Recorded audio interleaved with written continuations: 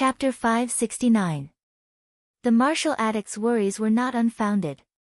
He had just swallowed the phlegm that Fang Yen spat out.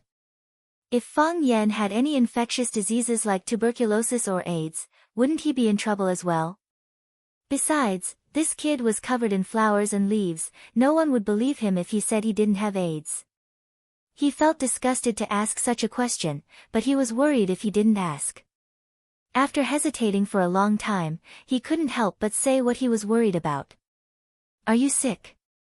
Fang Yen wasn't sick, even if he was, it would only be a psychological problem.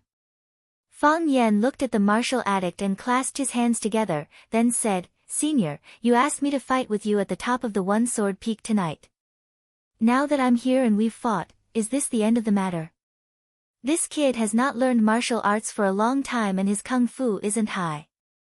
Elder, you should find someone more powerful to spar with. Only they can be your real opponent and satisfy your desire to fight.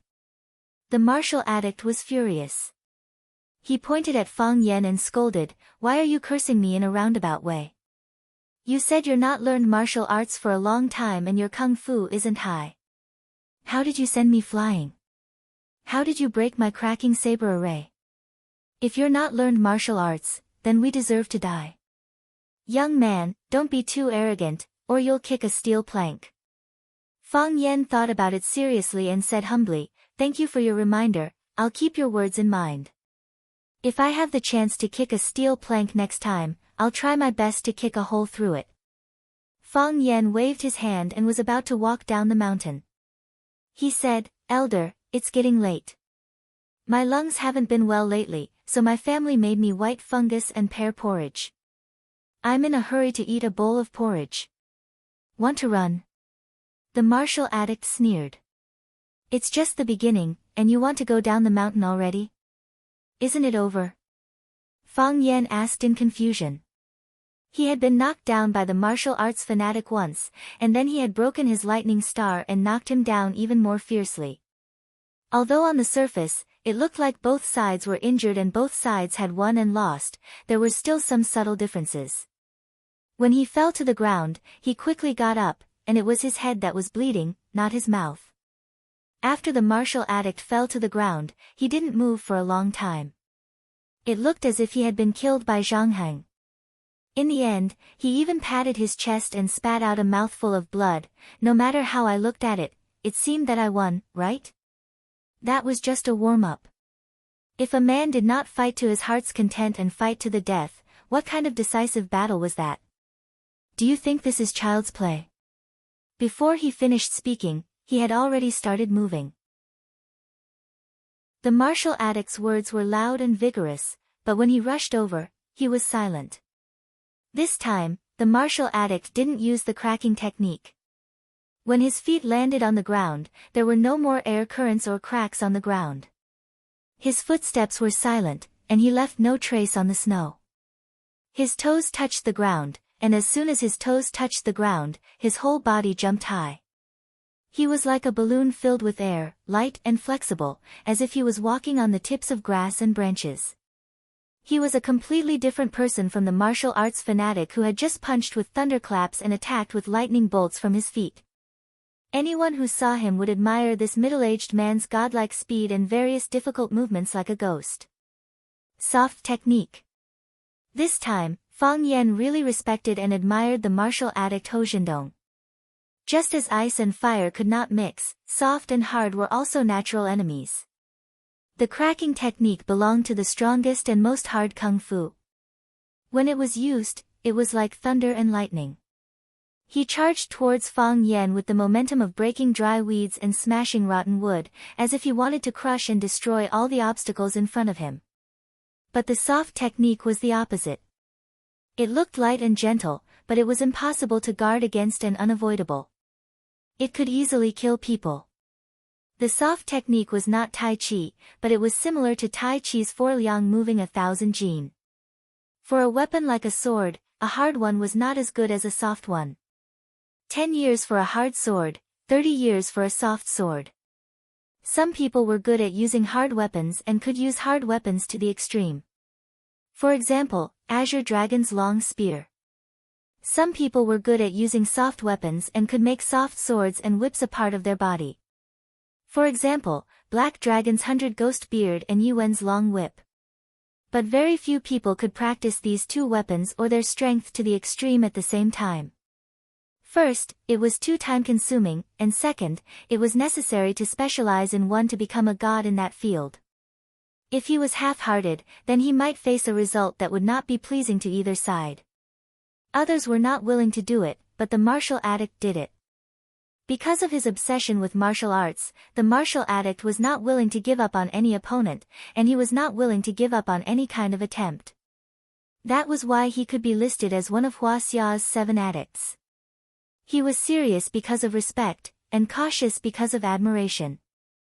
Seeing the martial addict's body rushing towards him as if it was floating, Fang Yan's long robe swayed slightly, and he displayed the Fang family's triangular plum blossom steps, taking the initiative to meet the martial addict. As the distance closed, the little dragon catcher hand went to buckle the martial addict's wrist. The martial addict flipped, and Fang Yan buckled again. The martial addict flipped again, and when Fang Yan dodged, he buckled again. There was no sound of airflow, and there was no sword light or shadow. One wanted to buckle the opponent's wrist, and the other wanted to counterattack when he flipped and dodged. If he failed, he buckled again. If he failed again, he buckled again. His wrists flipped, and his fingers moved like lightning. In just a short period of time, they had already exchanged blows 368 times. Every move contained both offensive and defensive movements, and these two movements contained endless variations. This was the simplest duel, because it was just the two of them standing there and flipping their hands and feet.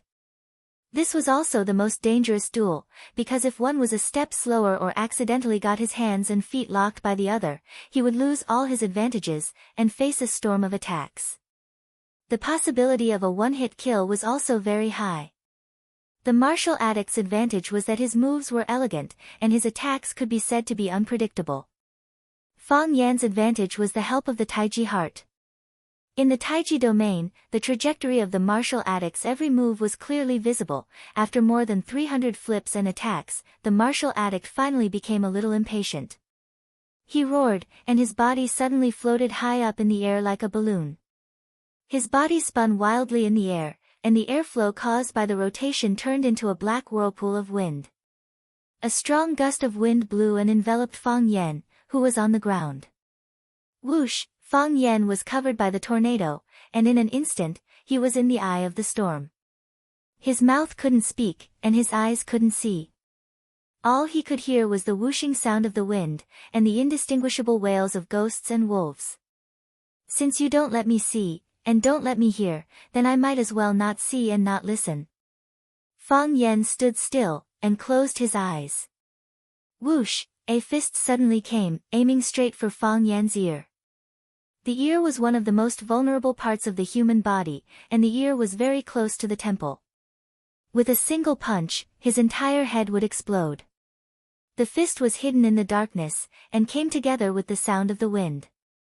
It was very difficult for people to notice its existence.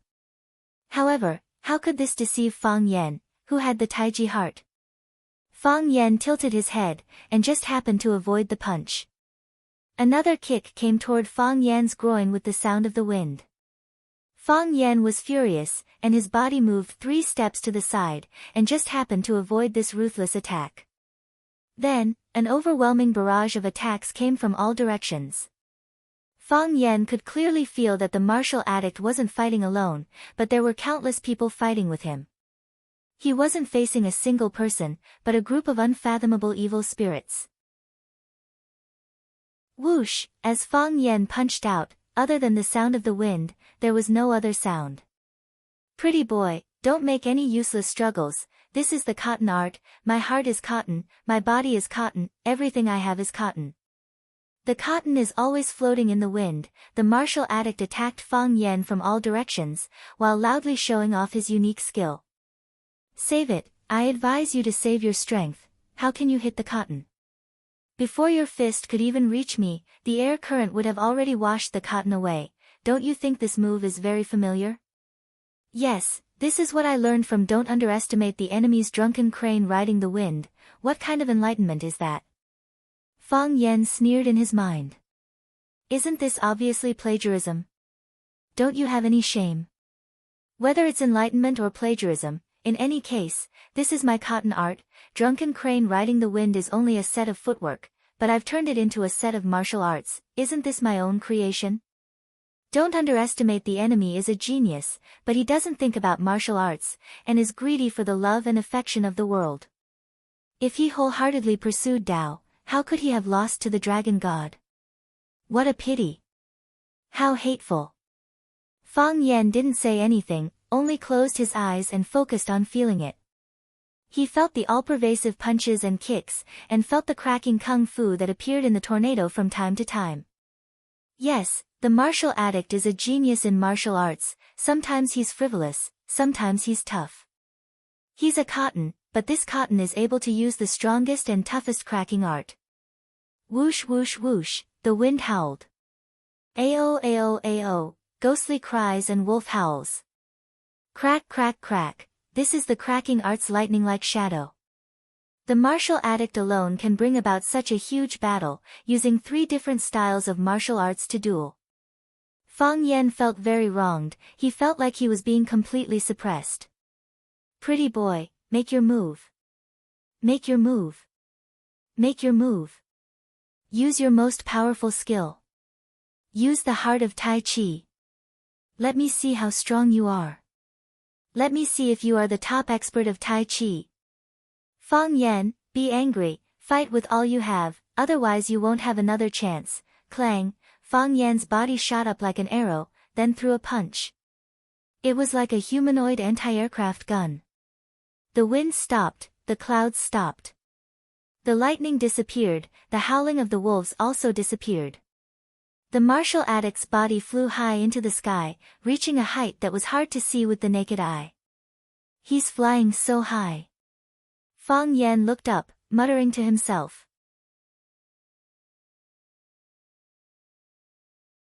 Chapter 570. Bam! Like a bull falling from the sky, Ho Jindong's body slammed into the mountain peak. Crack! There was a protruding rock under his body that was crushed by his huge body. Fang Yan could feel the earth trembling, as if the entire sword peak was about to be turned into a sword field. The martial addict laid there motionlessly, his body was surrounded by flying dust. Senior, Fang Yan called out. No one answered. Senior, are you all right? Still no one answered. Don't tell me he's dead. Fang Yan frowned. And he didn't sign a, I won't take any responsibility if you die, agreement before the fight. If the martial addict really died, wouldn't I have to take responsibility if the police came looking for me? Uncle Police, that man forced me to fight, he used my family to threaten me, and said that if I don't come, he'll harm my girlfriend. I already told him to stop fighting, but he wouldn't let me go, saying that it was only a warm-up. Why is my life so bitter? Fang Yan's eyes became hot, almost tearing up. I'm not dead. A hoarse voice came from where the martial addict was lying. The martial addict slowly sat up with his hands on the ground, but he didn't have the strength to get up. His expression was a mess, his face was split open one after another. Blood stained his cheeks, and even his eyes were bloodshot. It wasn't until now that Fang Yan noticed that he was sitting there naked. His clothes had already been burned away during the high-speed rotation, turning into invisible dust. A naked middle-aged man sitting on top of an empty valley, this scene really made people want to turn around and run. The martial addict looked at Fang Yan with a bitter expression and asked, How did you find me? I wanted to find you, so I found you, Fang Yan replied. Impossible, I hid in the middle of the tornado, my heart was like cotton, my body was also cotton. Fang Yan laughed and said, You say you are cotton, do you really think you are cotton? I have to admit, your cotton martial art is indeed very powerful. You have reached the pinnacle of using your body and strength.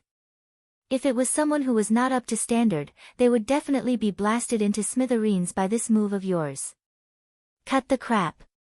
The martial addict said, You suddenly punched out, my body hadn't moved to the space above you yet, I only had that thought. How did you know I would get there? I have the heart of Tai Chi, Fang Yan said. The heart of Tai Chi contains the realm of Tai Chi. I've recorded all of your movements and analyzed them. Finally, I found your figure and sent you flying with a punch. That's it? The martial addict asked dejectedly. Who was he? He was the martial arts addict, one of the 7 addicts of Huaxia. He was the best at martial arts among the 7. Of course, the music addict was also the best at music among the 7. The medicine addict was also the best at medical skills among the 7. He knew that Fang Yan was quite strong, otherwise he wouldn't have asked him to spar with him. He also knew that he was quite strong, otherwise, how could he become one of the 7 addicts of Huaxia? There would always be a winner and a loser in a battle, but who would be willing to lose rather than win? There's also the most important point, Fang Yan said. What is it? You talk too much. Fang Yan answered truthfully, when you were fighting me, you kept showing off the origin of your martial arts. I was able to accurately lock onto you based on the position of your voice. Fang Yan looked at the martial addict whose head was covered in blood and said, Senior, thank you for letting me win. Can I go down the mountain now? There really is porridge at home. I need to go back and eat a bowl while it's still hot. The martial addict waved his hand and said, Go, go, I hope you still have the strength to go back and eat a bowl of porridge. Fang Yan smiled and said, I don't have the strength to fight, but I still have the strength to eat porridge.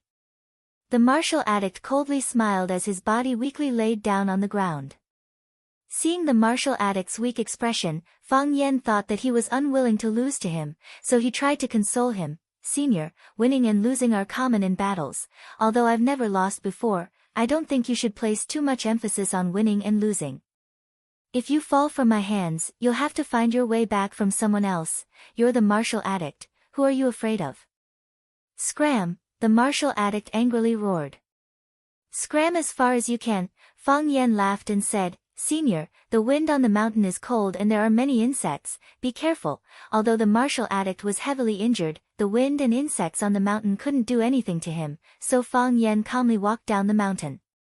The martial addict opened his eyes and looked up at the starry sky with a bitter expression and softly said, Brat, I'm sorry, love will be like a hungry wolf. How can I hug him to sleep? He'll definitely leave me with severe wounds as a souvenir. Love will be like a hungry wolf, his mouth is sweet. If I come closer to play, his ferocious face will appear. Fang Yan was very happy. Fang Yan liked to drink and sing whenever he was happy. His Cantonese wasn't very good, he only started to learn it after he arrived at Huacheng. That's why Heavenly King Zhang's classic Cantonese song, Legend of the Hungry Wolf, was sung by him in Huaxia language. You don't say, it really does have a different kind of unpleasant taste. While singing Legend of the Hungry Wolf, Fang Yan happily walked down the steep mountain path. If someone looked at him from afar, they would definitely think that he was a pervert in heat. As he walked, Fang Yan suddenly remembered something very important. Where's Snake Lord? Fang Yan thought to himself. Although he didn't let the Snake Lord follow him, his intention was to let the Snake Lord protect him in secret. Now that he was safe and sound and had defeated one of the 7 addicts of Huaxia, Hozhendong, shouldn't the Snake Lord quickly stand up and flatter him by saying something like, I knew you would win. This child really doesn't know anything. Fang Yan turned around and it was pitch black behind him. If Fang Yan was an ordinary person, he would have already shouted Snake Lord's name at the top of his lungs. But Fang Yan wasn't an ordinary person, he was a man who defeated the martial addict. Therefore, Fang Yan decided to call the martial addict. Thanks to technology. Fang Yan wanted to take out his phone from his pocket, but he found that his phone had already disappeared. After thinking for a long time, he remembered that he didn't bring his phone with him when he went out. It wasn't the first time he had a duel, and every time after a duel, he would lose a phone. Later, after he gained experience, he didn't take his phone with him when he went out to fight. If the police picked up his phone, wouldn't it prove that he was at the scene of the crime?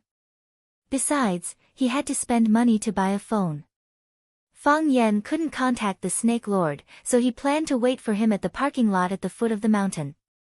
Although he was the master of the Snake Lord was just his snake slave. However, Fang Yan was not a heartless employer. He still cared about the life and death of his follower.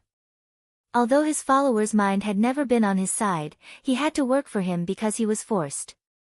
Sometimes Fang Yan was really curious about what kind of woman the sister of the Snake Lord was and why she could make the Snake Lord make such a big sacrifice. If she was good-looking, he would go and court her. If she was not good-looking, he would let Fang Yingying court her. In that case, he or Fang Yingying would become the brother-in-law of the Snake Lord. Of course, Fang Yan couldn't do such a thing. He already had a girlfriend, and he couldn't let Yu Rou down. He didn't dare. She turned off the evening light, covered her shoulders, intertwined sparks, imprisoned in precipitation. Fang Yan sang his Hua Xia version of the passionate song again. Clang, the sound of stones rolling came from behind him. Fang Yan turned around as fast as lightning and shouted, "Who is it? Come out."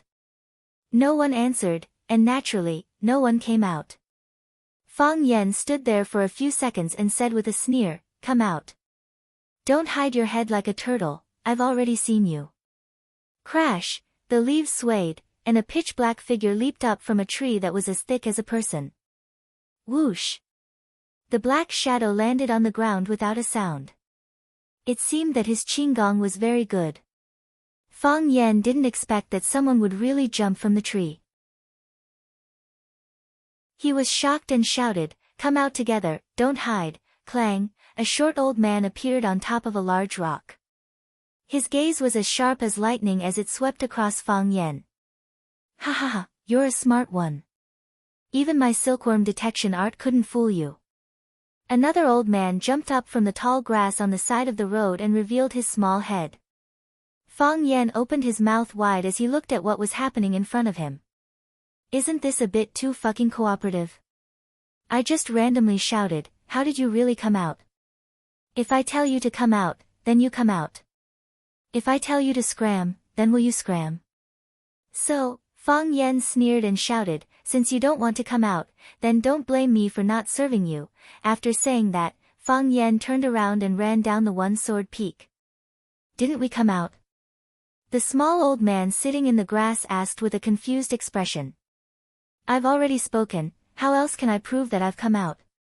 The big old man sitting on top of the large rock sneered and said, that brat is playing tricks, he's afraid that we'll wrap him up like a dumpling. Humph. The small old man in the grass snorted and said, I'm afraid he won't be able to leave One Sword Peak tonight. That's not necessarily true, the man in black with a black veil said with disdain. The two old men, one with a big head and one with a small head, were furious. The small head old man said angrily, whose side are you on? The big old man coldly looked at the man in black and said, no matter what, this brat is going to die today, why aren't you going to chase him? Before he finished speaking, he tapped the ground with the tip of his foot and leaped high up from the boulder. Like a rock spreading its wings, he chased after Fang Yan fiercely. The little old man's sharp eyes swept over the black-robed man, and he also chased after him. The man in black stood still and looked at the distant star in the sky and sighed. Chapter 571. When Fang Yan punched Ho Zhendong into the sky, he felt that he had turned martial fanatic into Grey Wolf. Now Fang Yan ran as fast as he could, feeling like Happy Goat who was about to be eaten by Grey Wolf.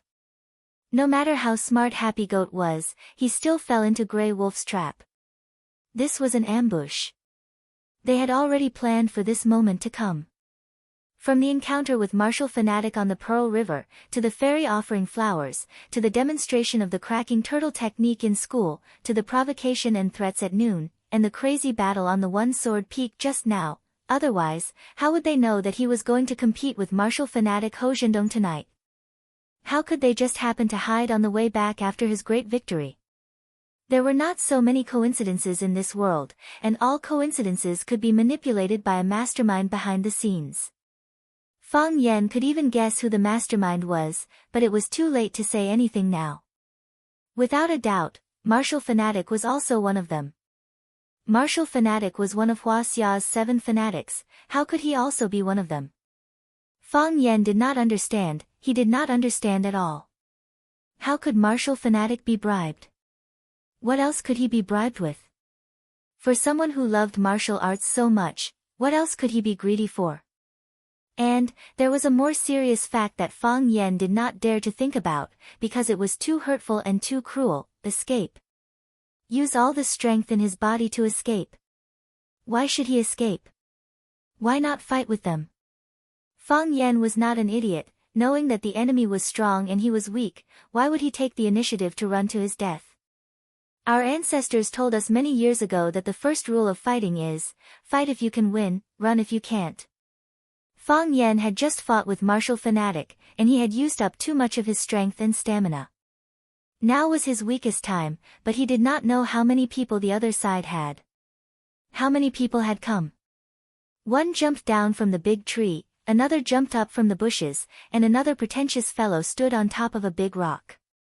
What was this? Run!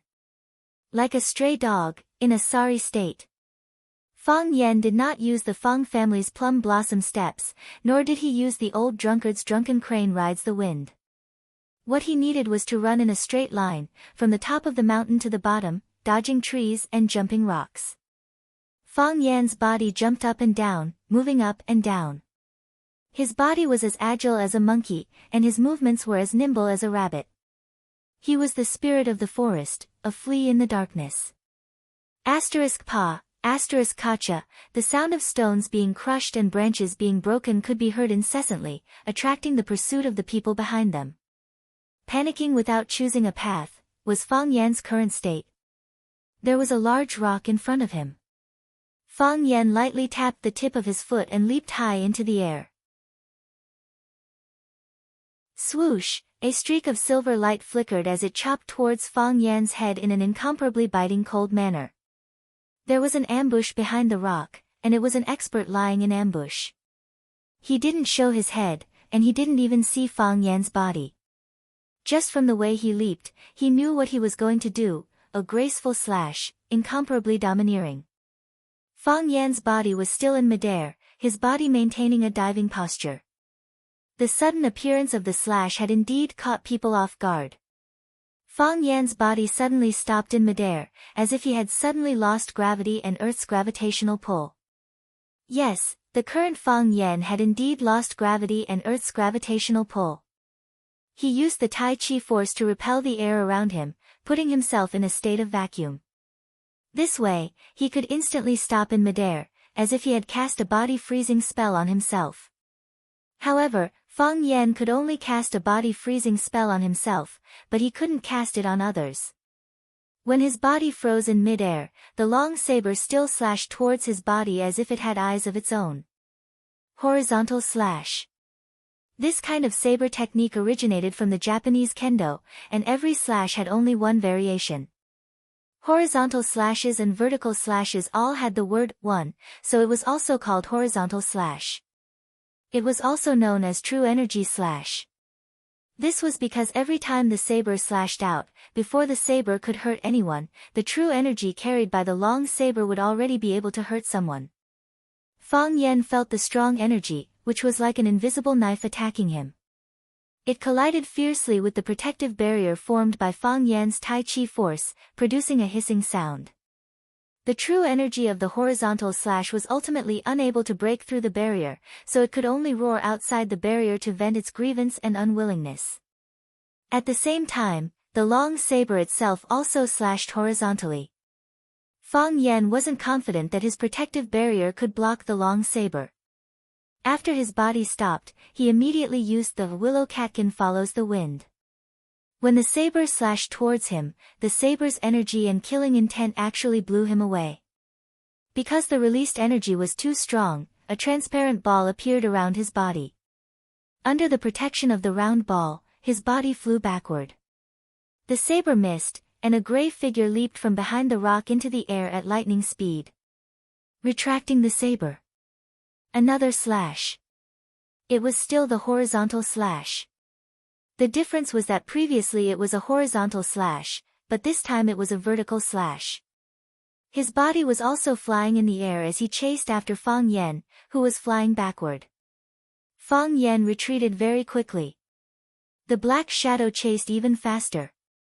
Whoosh, whoosh, whoosh. In the process of chasing, the black figure consecutively slashed out 3 times, 1 horizontal slash, 1 vertical slash, and 1 demonic slash. The 3 slashes formed a rice shape, which happened to lock Fang Yan's body in the middle. Merciless rice slash. Pa! The energy barrier on Fang Yan's body shattered, and his body also fell backwards to the ground. Fang Yan's body landed on the ground, and the black figure's body also landed at the same time. From the time when Fang Yan encountered the rock to the sudden attack of the horizontal slash, it was only a blink of an eye. However, in such a short period of time, the black figure slashed out 5 times, and Fang Yan also dodged 5 times. The black figure held the long saber, and the tip of the long saber was pointed at the ground. The unfamiliar face was someone that Fang Yan had never seen before. But with the 5 slashes he had just made, he was certainly not an unknown person. Fang Yan smiled bitterly. His old friend was really willing to spend a lot of money this time. Couldn't wait any longer. Must he make me stay on this one sword peak tonight? While Fang Yan and the mysterious sabersman were confronting each other, there was the sound of hurried footsteps coming from behind. Obviously, the ambushers had also caught up. Sneaky brat. The small-headed old man ran in front of Fang Yan, and angrily stared at him, and said, "You ran without saying a word. Brat, why don't you run? Continue running." Fang Yan looked at him with a smile, and said, "Who said I didn't say a word? I shouted at the time that if you didn't show up, I wouldn't accompany you. Who said I didn't show up? I'm standing in front of you, and I've talked to you, and you still dare to say I didn't show up?" Fang Yan smiled, and said, "But I didn't see you. Maybe you're too short." "Bastard brat, who are you calling short? Say it clearly." The small-headed old man was irascible, and when he heard Fang Yan say he was short, he was full of dissatisfaction, and wanted to argue with him. The big-headed old man frowned slightly, and said, "Why are you talking to him? Let's fight quickly and waste time." They wanted to fight quickly, but Fang Yan didn't want to fight quickly at all, because if he fought quickly, he would soon be finished by these people. He had just fought with the martial addict, and he needed more time to rest. Every minute of rest would increase his chances of winning or escaping in the battle. "Wait!" Fang Yan shouted. "I have no enmity with you, why do you treat me like this?" The big-headed old man sneered, and said, "This question is unnecessary. If someone wants you to die, you have to die. Aren't these words too overbearing?" Fang Yan retorted bluntly. "If I tell you to eat sh*t, do you have to eat sh*t too? Presumptuous." The big-headed old man shouted angrily. "Brat, you're courting death, don't blame me for being merciless, Kongzhu." Fang Yan thought for a moment, and said, "King of Hell holds Kongzhu?" Kongzhu was stunned, and said coldly, "So what if you know Grandpa's name? Anyway, don't even think about leaving this sword peak today. You're Kongzhu." Fang Yan pointed to the grumpy small-headed old man, and said, "You're Kongzhu's twin brother, Arhat Fist Xiaomu, right?" "That's me, Grandpa." Xiaomu nodded proudly. "Sure enough, rotten wood can't be carved," Fang Yan said with a smile. "Your brother has much more temperament than you, and he's also much better looking than you." Xiaomu flew into a rage, pointed at Kongzhu, and shouted, "Who said he has more temperament than me? Who said he's better looking than me? How can you tell? I'm obviously more handsome, okay? Everyone says I'm more handsome, you're lying through your teeth." "He's stalling for time," the nameless swordsman said. "Luo Jin, shut up. I want to make things clear with this bastard.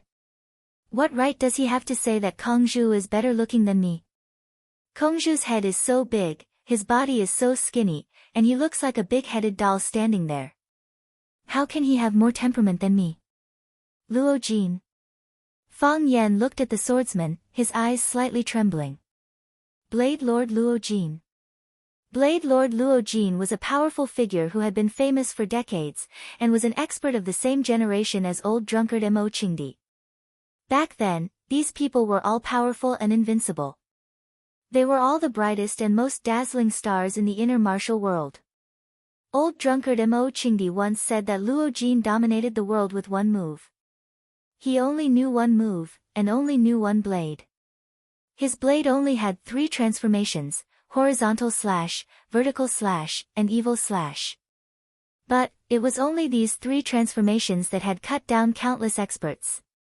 Luo Jin did not answer Fang Yan's question, and only looked at him coldly, as if he was looking at a corpse. Luo Jin did not talk to dead people, because he felt that it was a very inauspicious thing to do. Fang Yan laughed, and said, "What an honor, I didn't think that I would meet so many famous experts in one night. Snake Lord, where the hell did you go?"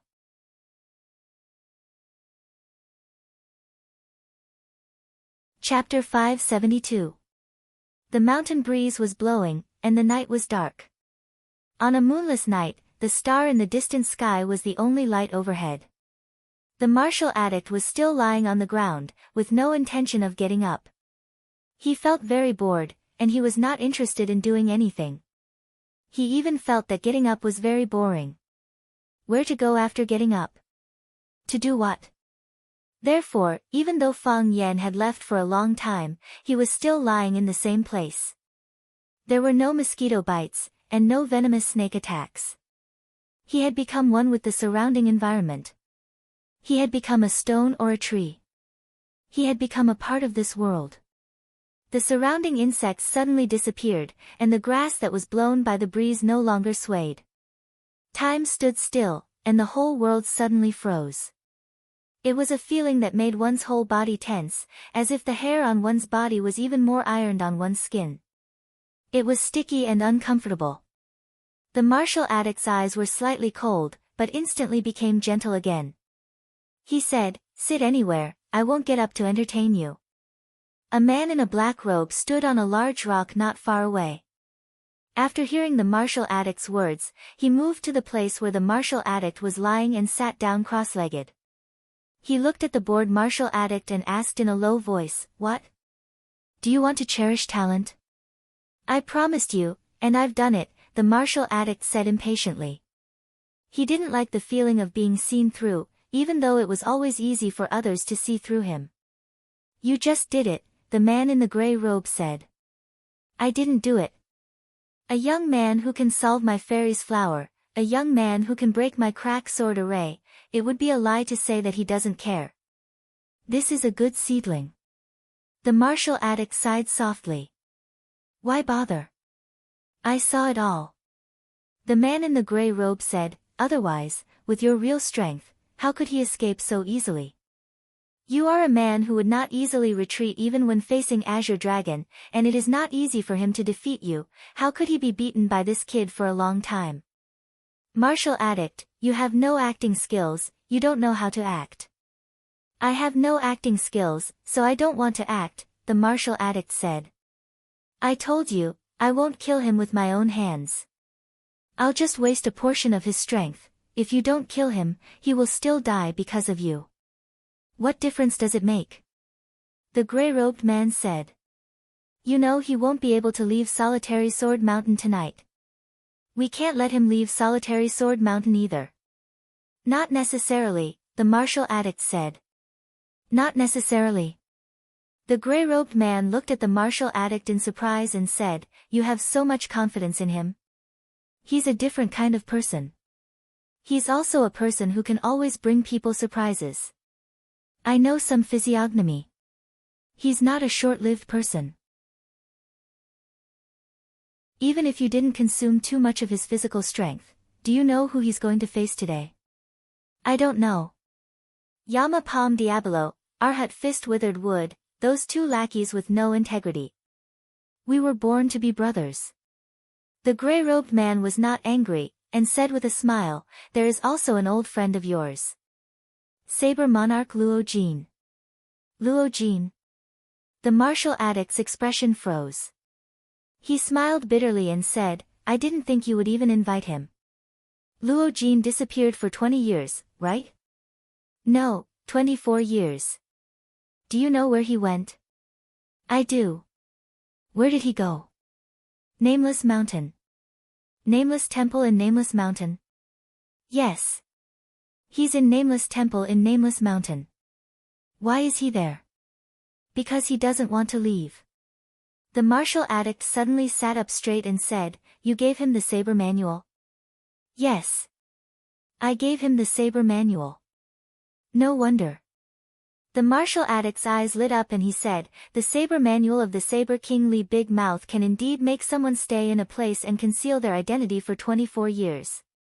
It's definitely worth entrusting one's life to. Beauty is given to beauties, sword is given to heroes. The saber manual should have been given to Luo Jin. Only he has the right to take it."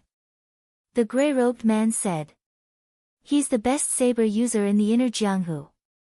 The martial addict finally crawled up from the ground. He looked at the gray-robed man sitting cross-legged in front of him and said, "What do you want? Why did you gather so many experts to risk their lives for you?" "For a wish." "What wish?" "You'll know in the future." The gray-robed man said. 20 years ago, you lost to the Azure Dragon and fell into the martial barrier. You traveled hundreds of miles to Nameless Mountain and asked me to guide you. I taught you a move. Yes. The martial addict nodded. You taught me the fairy flower offering. From the fairy flower offering, I comprehended 3,200 variations of martial arts and successfully broke through the barrier. So you agreed to do 3 things for me. I've already done the first one for you today.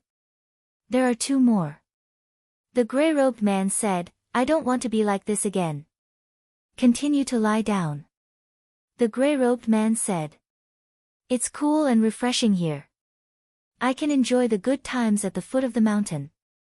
The show down there should be starting soon, right? Why didn't you do it yourself?" The martial addict suddenly asked. "Why didn't you kill him yourself?"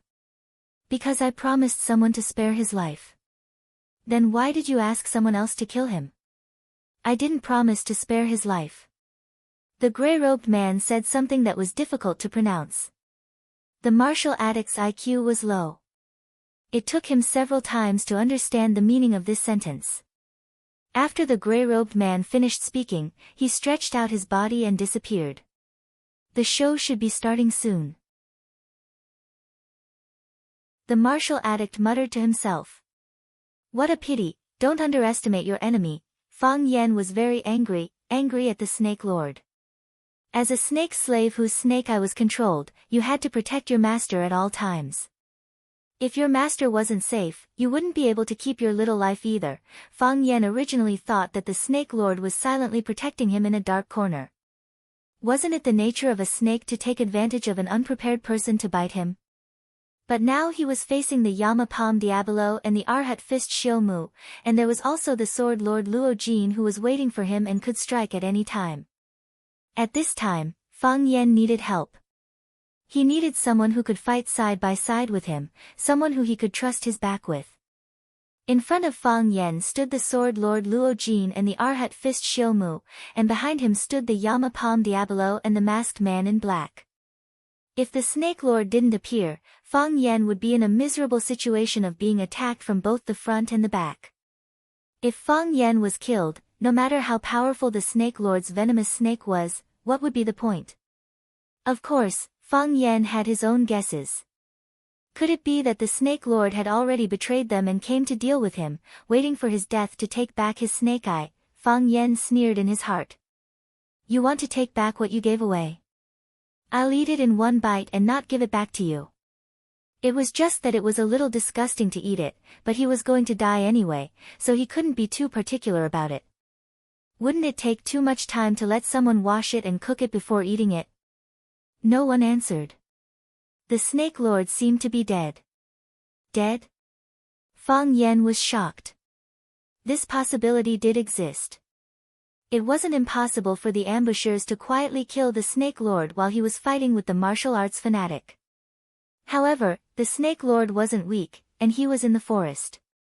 Every insect and beast here could be his subordinates. If they wanted to kill the Snake Lord, they would need to expend a lot of effort, right? And in the process, the Snake Lord couldn't even send a message. What happened in the middle that he didn't know? The Snake Lord. Fang Yan shouted again. Your sister is out. Fang Yan felt that it was better to lie to him. Maybe he wouldn't be able to hide anymore once he heard that his sister was out. No need to shout. Xiao Mu sneered. He's already dead. Dead? Fang Yan's guess was confirmed, but he still felt a little uncomfortable. You said too much. Diablo was very dissatisfied with his idiot brother. After scolding his brother, he looked at the Sword Lord and said, Are you going to attack first, or should we? I just attacked 5 times, Sword Lord Luo Jin said. I'll attack 5 more times. If I can't kill him in 5 times, then it's your turn. Okay, Diablo said. Why should he go first? Xiao Mu said unhappily. I also want to kill this kid. He said I'm not as good looking as you. You really aren't as good looking as your brother, Fang Yan said. He wanted to stall for a while longer. You bastard, shut up, Diablo shouted. If it weren't for the fact that this guy was his brother, he would have killed him. Diablo and Xiao Mu retreated, leaving the wide battlefield to Fang Yan and Luo Jin. They guarded the 2 sides, one on the left and one on the right, in case Fang Yan suddenly ran away while he was fighting. Fang Yan knew why they were doing this. He wanted to angrily ask them one question: where is the most basic trust between people? Sword Lord Luo Jin held his long blade, his dead fish eyes staring unblinkingly at Fang Yan. Fang Yan was also looking at Luo Jin, looking at Luo Jin's eyes. It was very strange, his eyes were very cold, but there was no killing intent in them. Could it be that he didn't want to kill him? Fang Yan knew that the possibility of this was very low. It wasn't that he didn't want to kill him, he just treated him like a pig or a chicken. Which butcher would have killing intent in their eyes when they were killing a pig or a chicken? They only treated it as a kind of profession, a habit, a way to make a living. To them, stabbing a knife into the neck of a pig or cutting off the neck of a chicken was a very insignificant matter. Why would they need killing intent, killing intent, killing intent? Fang Yan felt threatened. He felt the huge deterrence brought about by the saber in the man's hand. Luo Jin held his long blade, walking step by step towards Fang Yan. That's right, he was walking. He did not run, nor did he bend over to dive. He was like an idiot, walking step by step towards Fang Yan. He stopped in front of Fang Yan, then slashed his blade towards Fang Yan's head.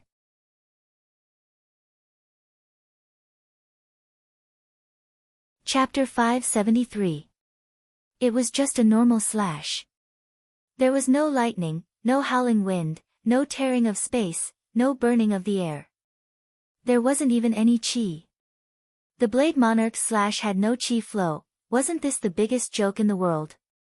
How could one injure someone without chi flow? How could one defeat the enemy without chi flow? It was like a woodcutter chopping firewood or a boorish man hoeing the ground.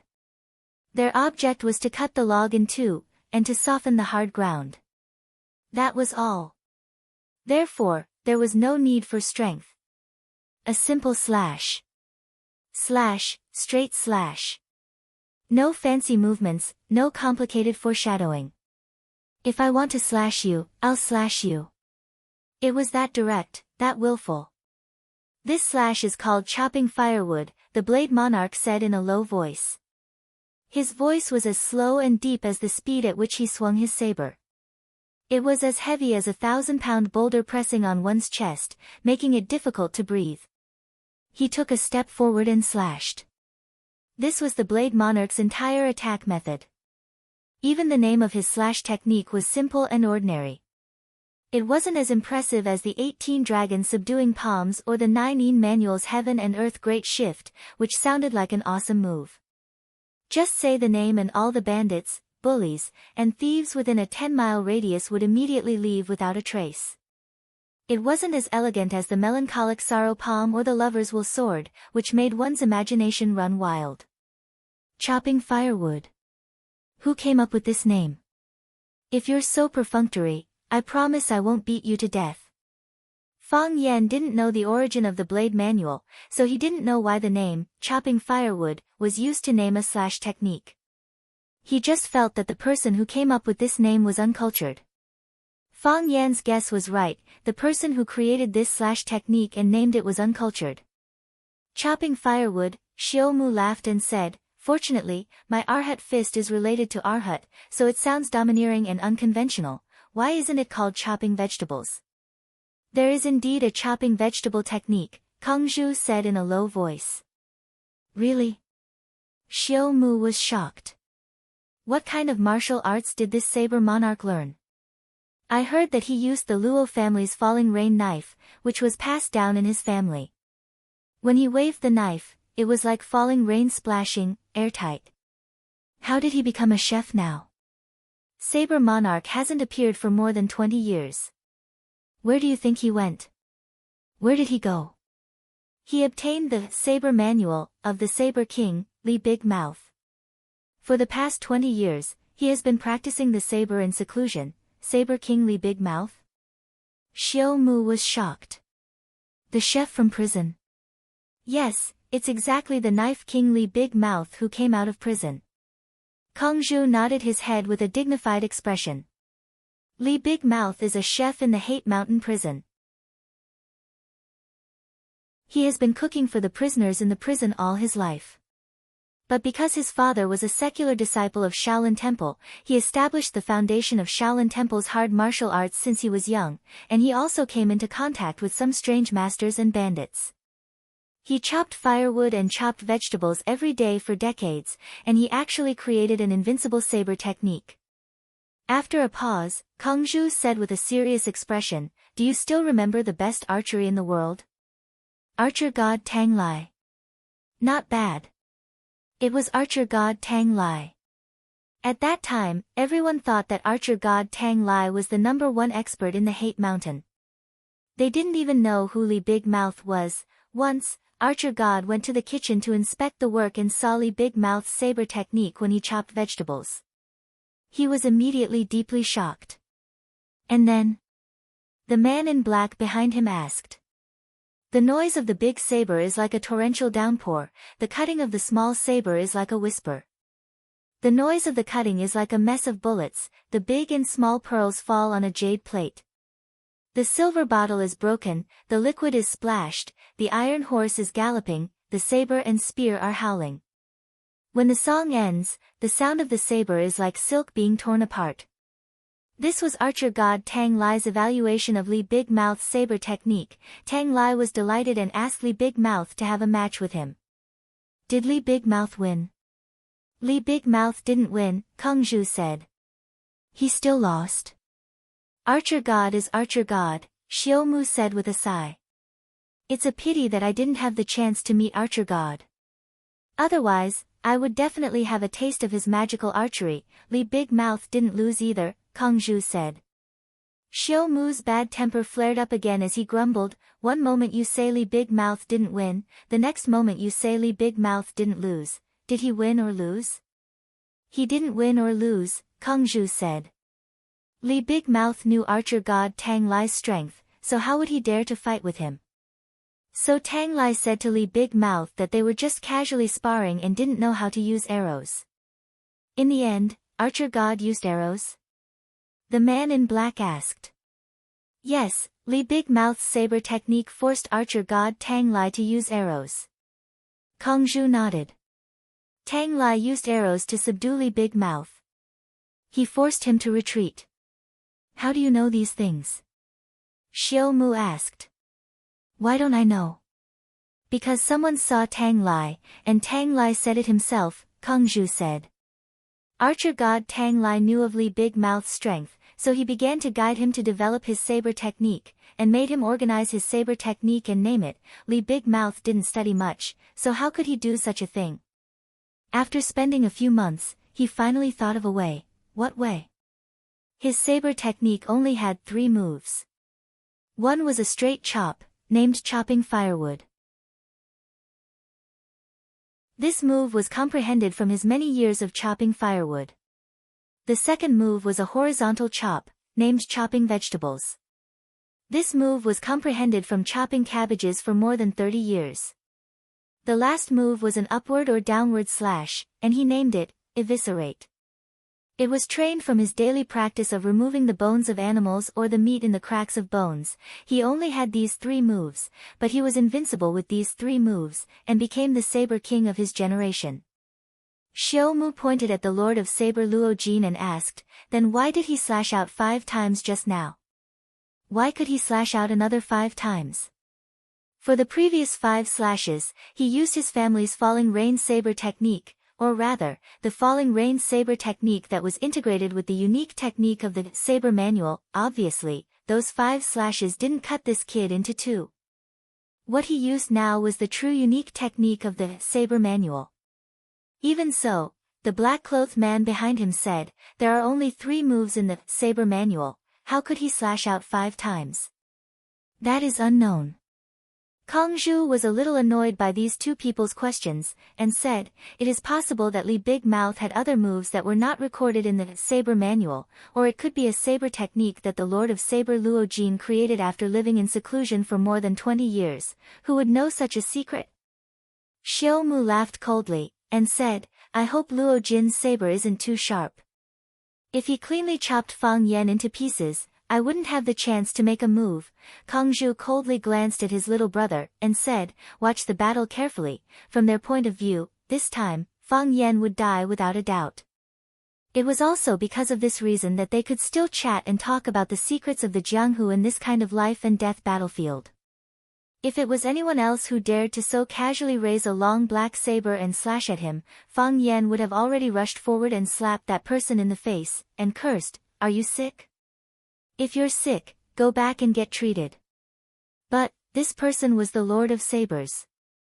Although his saber was not beautiful, and the name of his saber technique was not flashy, this person was the Lord of Sabers. He was a saber expert who had been famous for decades. Fang Yan had no choice but to be careful. When he walked towards him, Fang Yan was already on guard. His legs spread apart, his body slightly bowed, and his body swayed left and right, making a roly-poly toy posture. When the Lord of Sabers slashed out with his saber, Fang Yan felt that this saber technique was even more strange. It was too strange. Even the most useless member of the Fang family, Fang Yingxiong, could easily subdue it with brute force or skillful attacks without the use of qi. Perhaps even the most useless member of the Fang family, Fang Yingxiong, could easily defeat it. Fang Yan could completely avoid this saber, and he could use drunken crane riding the wind to deal with it, making it impossible for the Lord to find his real body. But, Fang Yan didn't do this. The Taiji heart made his 5 senses extremely sharp, and there was a voice in his heart telling him not to do such a thing. Fang Yan didn't dodge, his body moved, and he faced the Lord of Sabers head-on. Facing the saber with both hands, it looked extremely stupid. The Lord of Sabers' eyes slightly trembled, and a trace of doubt flashed on his face. Then, his expression became even colder, and the strength of his saber became even fiercer. The long saber arrived in an instant. Apart from the blunt wind brought by the heavy blade, there was still no abnormality. He still couldn't feel a trace of energy. Not even a trace of killing intent. Fang Yan's body entered the range of the long saber. He wanted to use his speed advantage to enter the blind spot of the Lord of Sabers. The human body's organs were fixed, and the range of movement was also limited. Therefore, everyone's body had some blind spots that were hard to reach. For example, your back, your ribs, or any other place. When the Lord of Sabers fiercely slashed, his chest was the blind spot. Because if he stretched out his arm and raised the long saber, he wouldn't be able to use his arm and the long saber to protect his chest. Therefore, Fang Yan wanted to give him a fatal blow there. This was the attack route that he had already calculated. Everything went as he expected. No, it was even smoother than he had imagined. He easily entered the blind spot, and his fist was already aimed at the Lord of Sabers' heart. As long as his fist hit the Lord of Saber's heart, the Lord of Saber's heart might be blasted out of his body. Whoosh! Fang Yan suddenly sensed danger. He felt a piercingly cold killing intent coming at him. All the pores on his body stood up, and he could feel his heart beating violently. A majestic killing intent came at him. It locked onto him from all directions. Fang Yan was like a puppet whose acupoints had been sealed, or a magician had cast a spell on him. He couldn't move his body at all. Fang Yan finally understood that this was a scam. This was the biggest scam.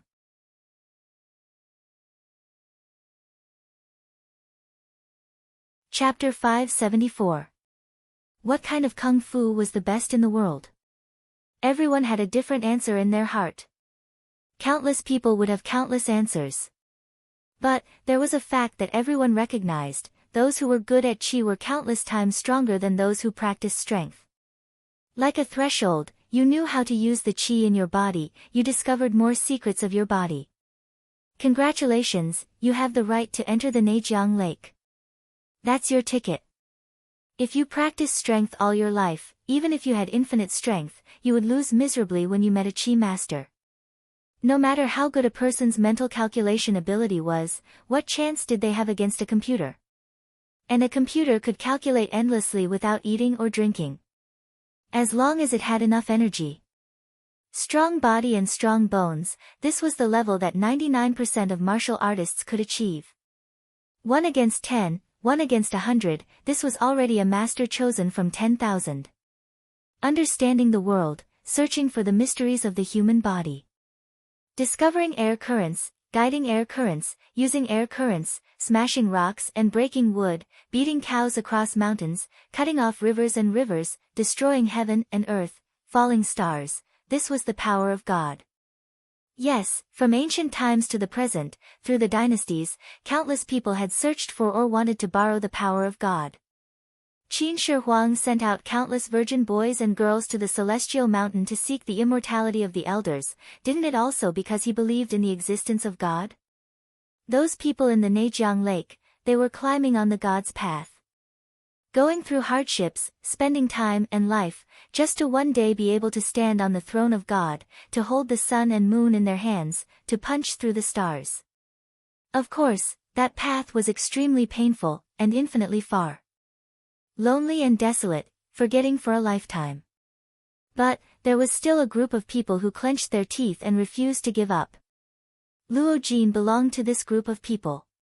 He was one of the countless people who sought the Tao. The Blade King Li Dazue didn't practice using qi, but self-taught and comprehended a supreme blade technique.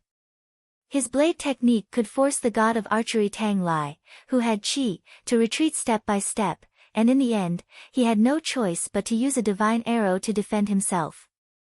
In other words, Li Dazue subverted people's understanding: not only qi could enter the Nejiang Lake. Li Big Mouth did not have any strength, so with the strength he displayed, could it be that he could not enter the inner river lake? Most importantly, through the research of Tang Lai and the others, when Li Big Mouth wielded his sword, he could use the most primitive qi of heaven and earth that had not been refined or guided by his body, which was the brute force that the people of Jianghu despised. There was another classic example in history. Li Yuan's fourth son, Li Xuanba, wielded 2 sledgehammers and dominated the world. He was known as the first hero of the Sui and Tang dynasties. However, due to his murderous intent, he went against his teacher's teachings and killed Yuan Cheng, who had 3 years of dragon life. The 9 heavens responding thunder heavenly lord Puhua took revenge and died under the wrath of the heavens. Li Xianba was the kind of hero who relied on brute force to conquer the world. Although he suffered the wrath of the heavens, he opened another path for future generations to practice martial arts and seek the Tao, the strength of the body itself. The Saber King Li Big Mouth belonged to this type of person, and so did the Saber Monarch Luo Jin. After Luo Jin received the Saber Manual, he cried bitterly. It was not a pleasant surprise, but a choice. Because he was very clear that if he wanted to learn the peerless saber technique of the Saber Manual, the first thing he had to do was to release all of his inner qi from his sea of qi, turning himself into a normal person, with only strength. Just like Lin Pingji, the first thing he had to do after receiving the Bixia swordplay was to castrate himself in order to learn this technique. Of course, Lin Pingji, Yu Buchuan, and the others had complicated feelings at the time. In the end, Luo Jin made a choice. He pierced through his sea of qi, turning himself into a useless cripple. For a long period of time, Luo Jin could not even lift his chopping knife. He had used more than 20 years to establish his name as the Saber Monarch, but it was destroyed in one night. Then, he used another 20 years to slowly regain what he had lost. Every successful person was worthy of respect, and the Saber Monarch was a role model. Therefore, he slashed with his saber. He chopped out Li Big Mouth's chopping knife. Li Big Mouth had no killing intent, and neither did Luo Jin. Li Big Mouth had no inner qi, and Luo Jin had no inner qi from his sea of qi. Li Big Mouth's knife used the power of his body to attract the power of nature, and the power of nature was Li Big Mouth's inner qi. Luo Jin's knife was the same. People fighting with each other, there was endless joy. People fighting with nature, they were looking for trouble. Fang Yan was feeling unspeakably bitter. It was only now that he deeply felt the profoundness and power of the chopping knife.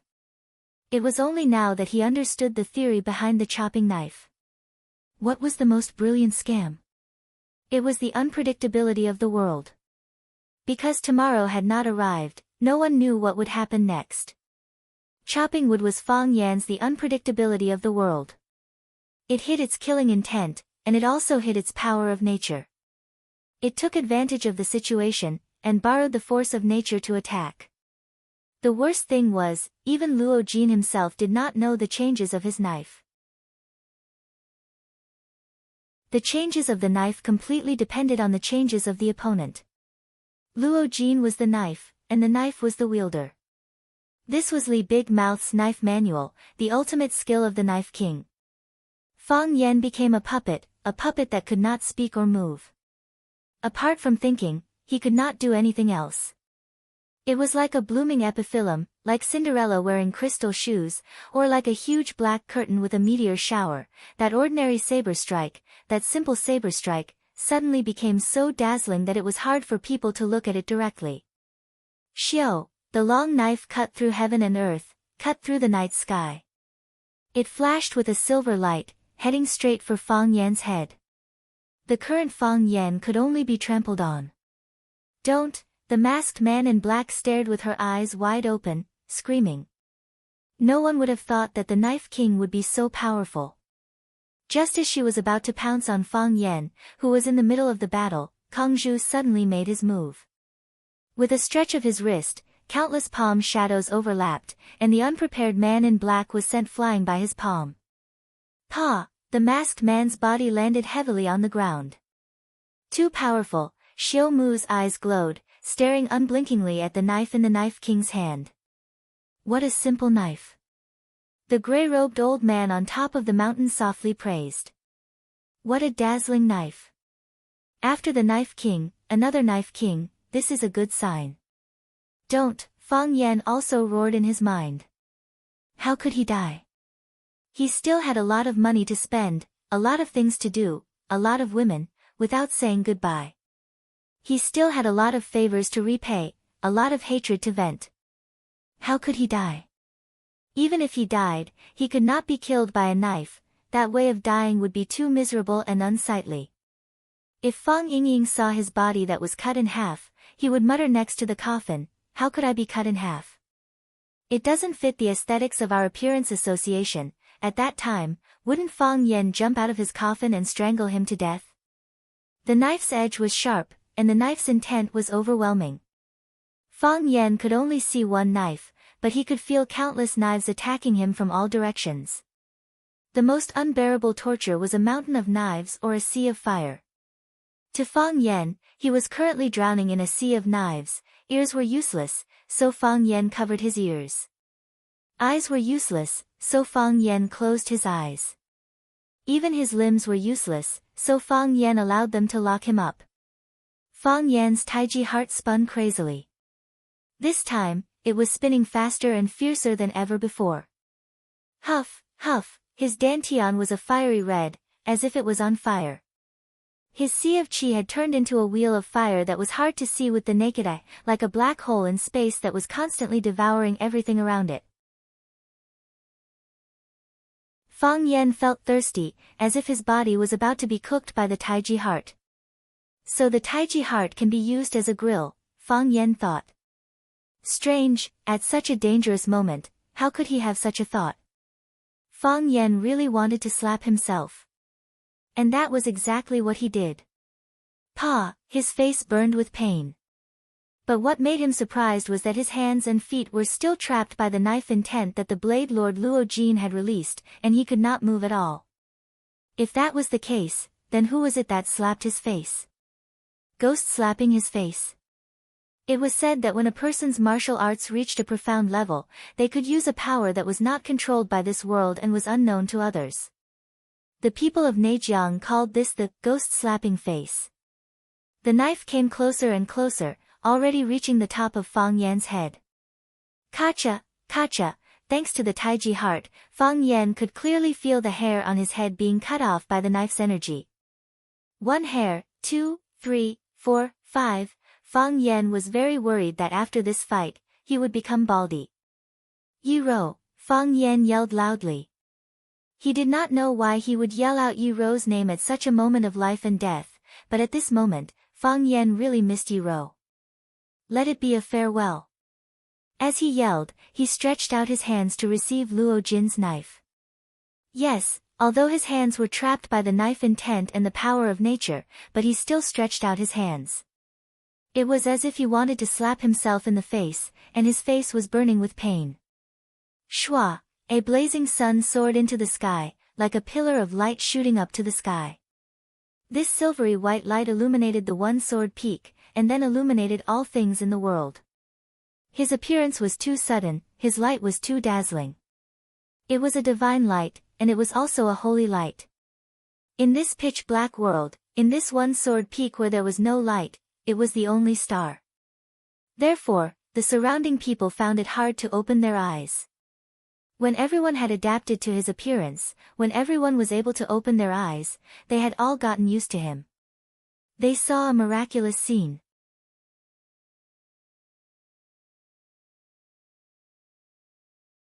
Chapter 575.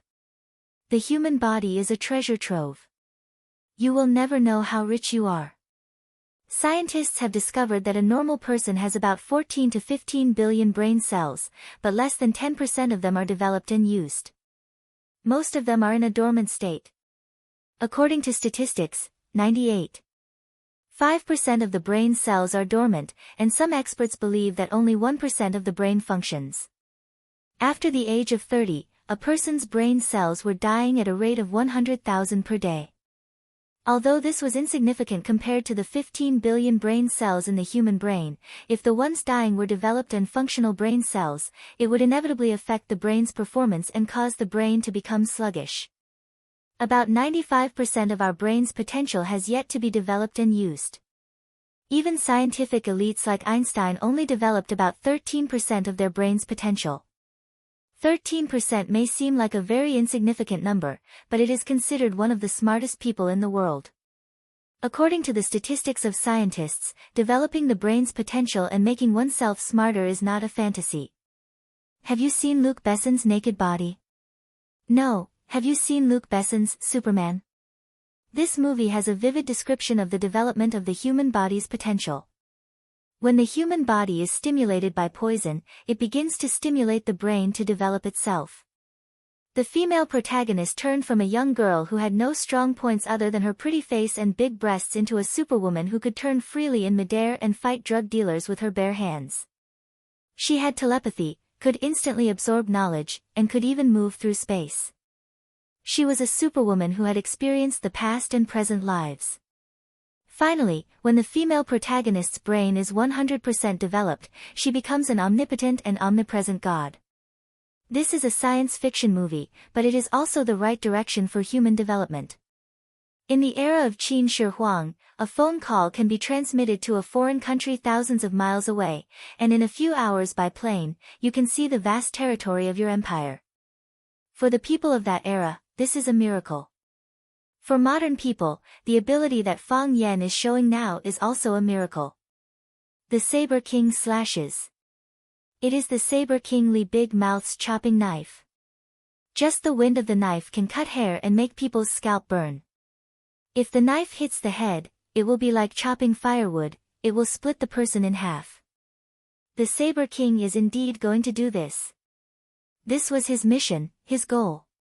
He owed that man a great debt of gratitude. That man was his second parent. No, not even his parents could give him what he had now.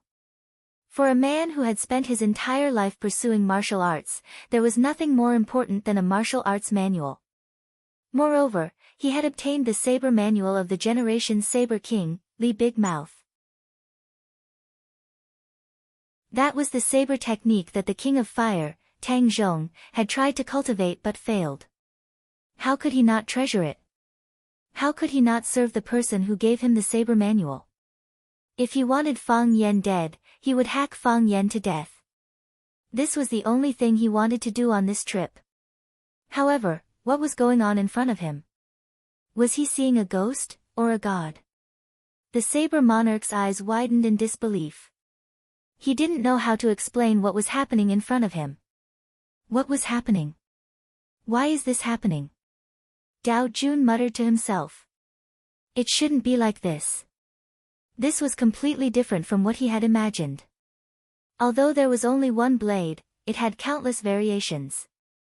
Before he made this strike, he had already thought about Fang Yan's reaction. Escape and retreat. If he did that, his second strike, the chopping knife, would follow. After the heavy strike, it changed into a horizontal slash, cutting his retreating body into two. Of course, in the process of changing the move, there was a sudden acceleration.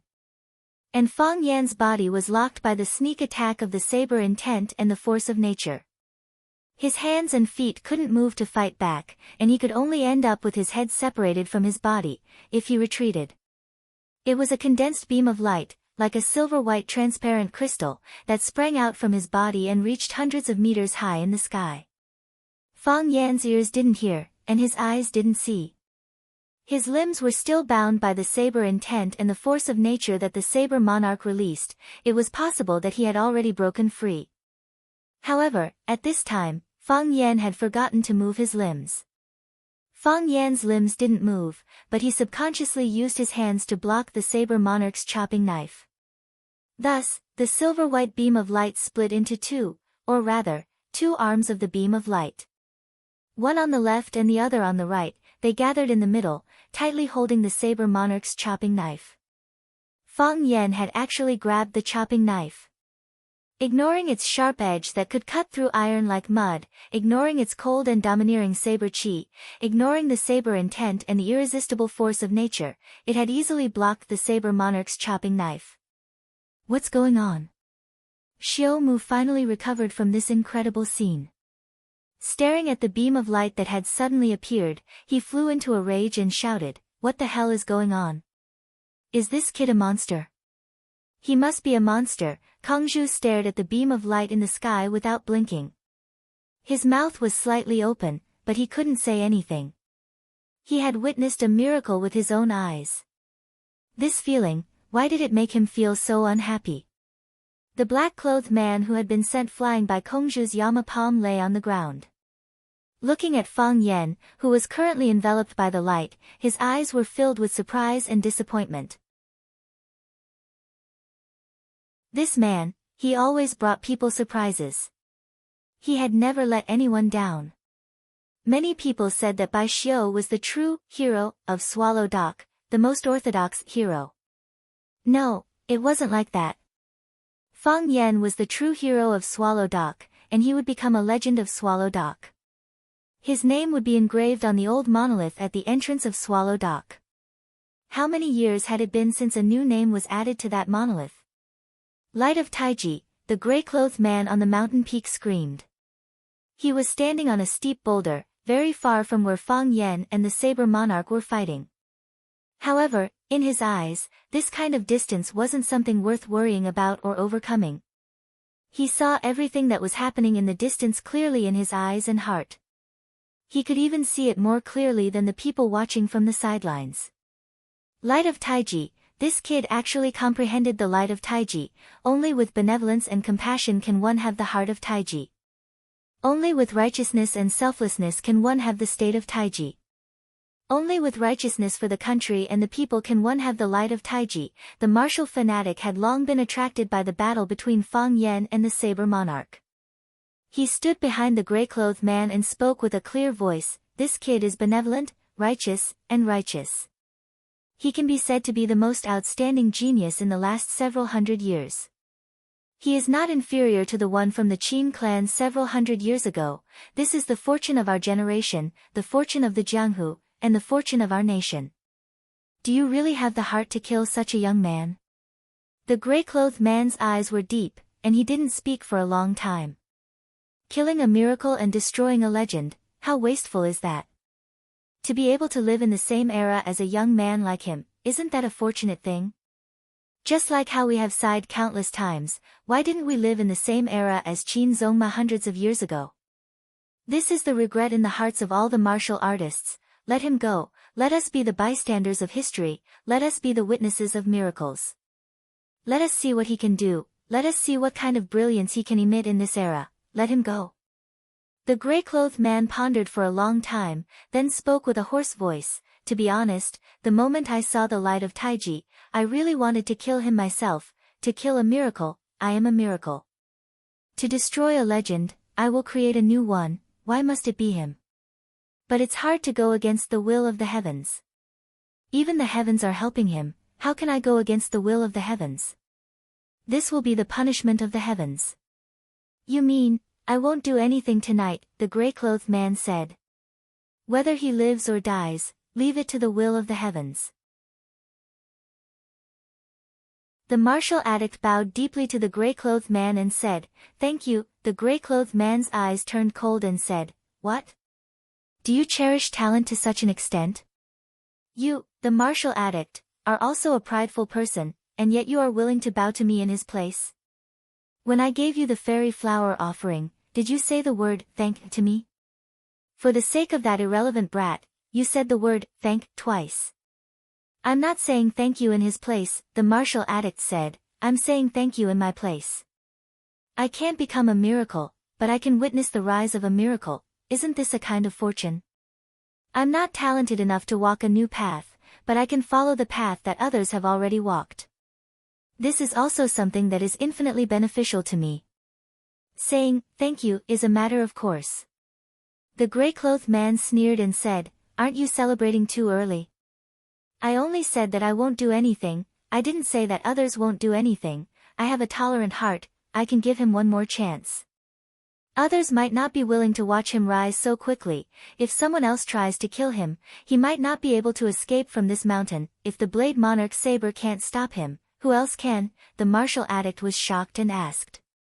"Let's just watch." The gray-clothed man's mouth curled into a strange smile. "The show has only just begun."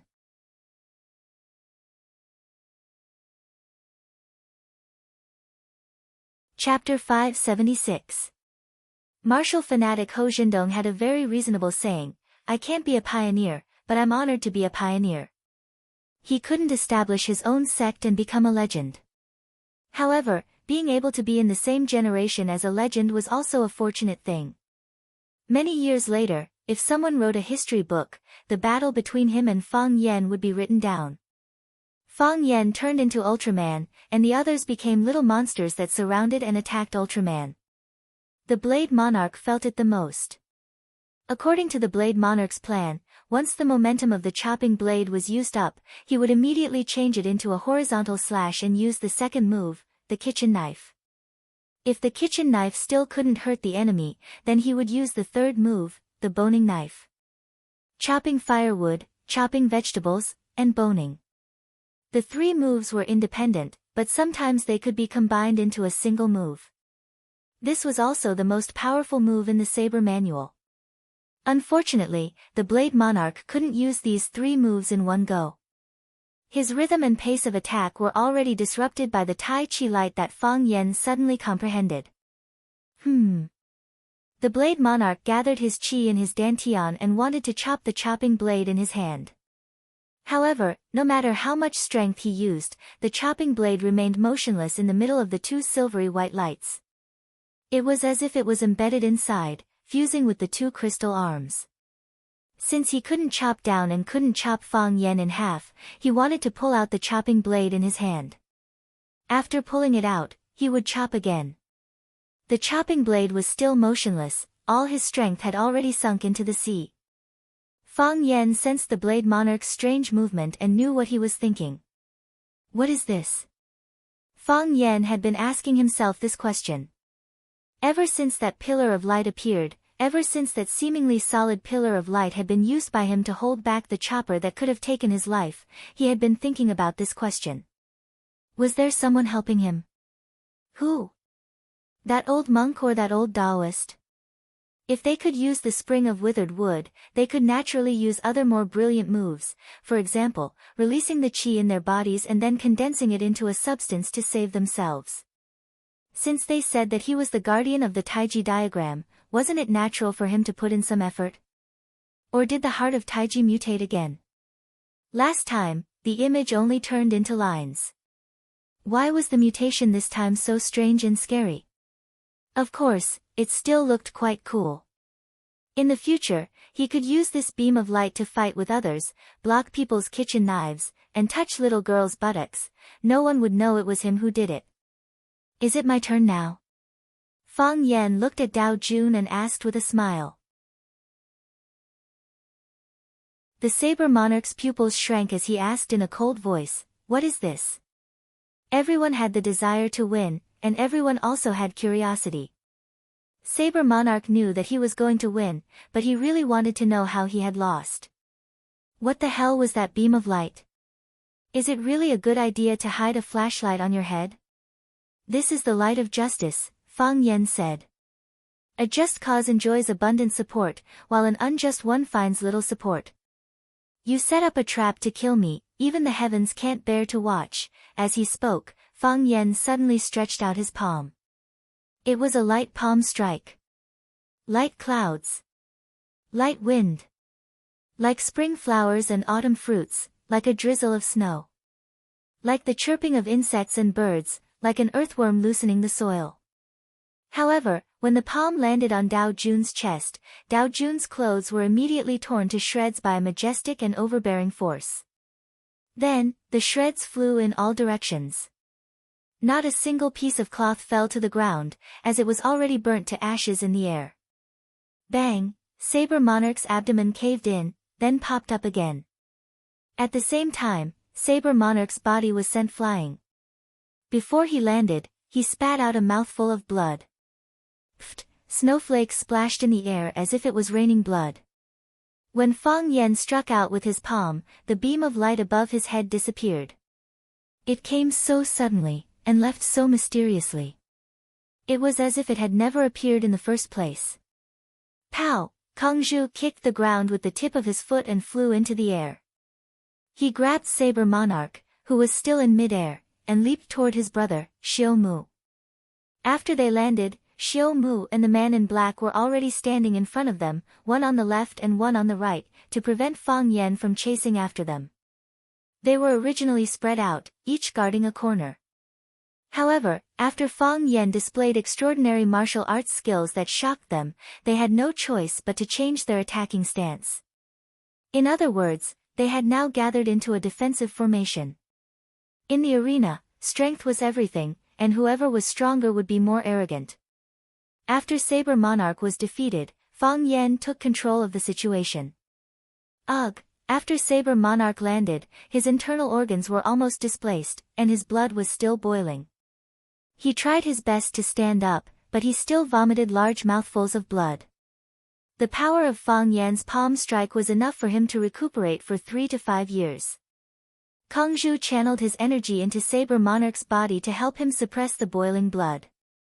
He waited until Saber Monarch's emotions calmed down, and the purplish-red color on his face gradually disappeared before he withdrew his hand. He walked in front of Fang Yan and looked at him with a sharp gaze. The heart of Taiji has mutated again. This is the light of justice, Fang Yan said shamelessly. The light of justice would naturally only descend on righteous people. People like them who wanted to ambush and kill righteous people were naturally not good people. This was teacher Fang Yan's principle. If I can't beat you, I'll scold you. If I can't scold you, I'll beat you to death. If I can't beat you or scold you, I'll draw circles to curse you. Kang Zhu knew that this was not the light of justice. How could there be such a thing in this world? He was clear about Saber Monarch's strength, but Saber Monarch couldn't even slash at him. This filled his heart with uncertainty. In a fight on the battlefield, it was either life or death. He couldn't afford to be careless. Kang Zhu stared at Fang Yan with a sharp gaze and said, "This guy is troublesome, let's attack together." "That's not a good idea, is it?" Xiao Mu said. "What's the point of us old people ganging up on a young one? How about I go up and test his strength?" "I don't believe that, shut up." Kang Zhu angrily shouted.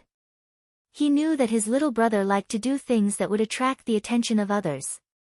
If it was before, he would let him do as he pleased. A leopard can't change its spots. He knew that his little brother was like this, and he didn't want to force him to do something he didn't want to do. But this time was different.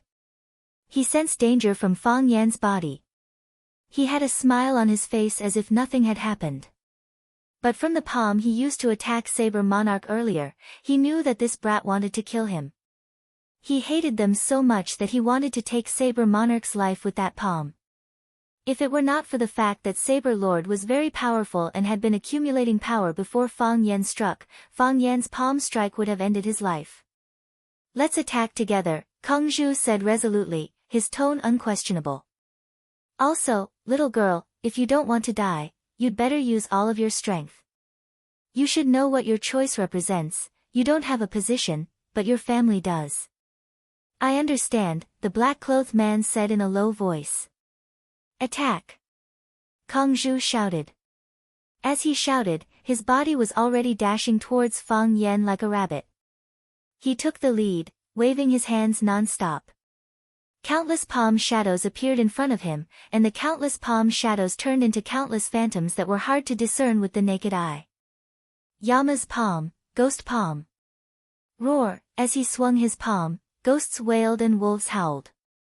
"I'm coming," Xiao Mu shouted, attacking Fang Yan from the side. Xiao Mu had an intense personality, so the moves he used were also unusually decisive and fierce.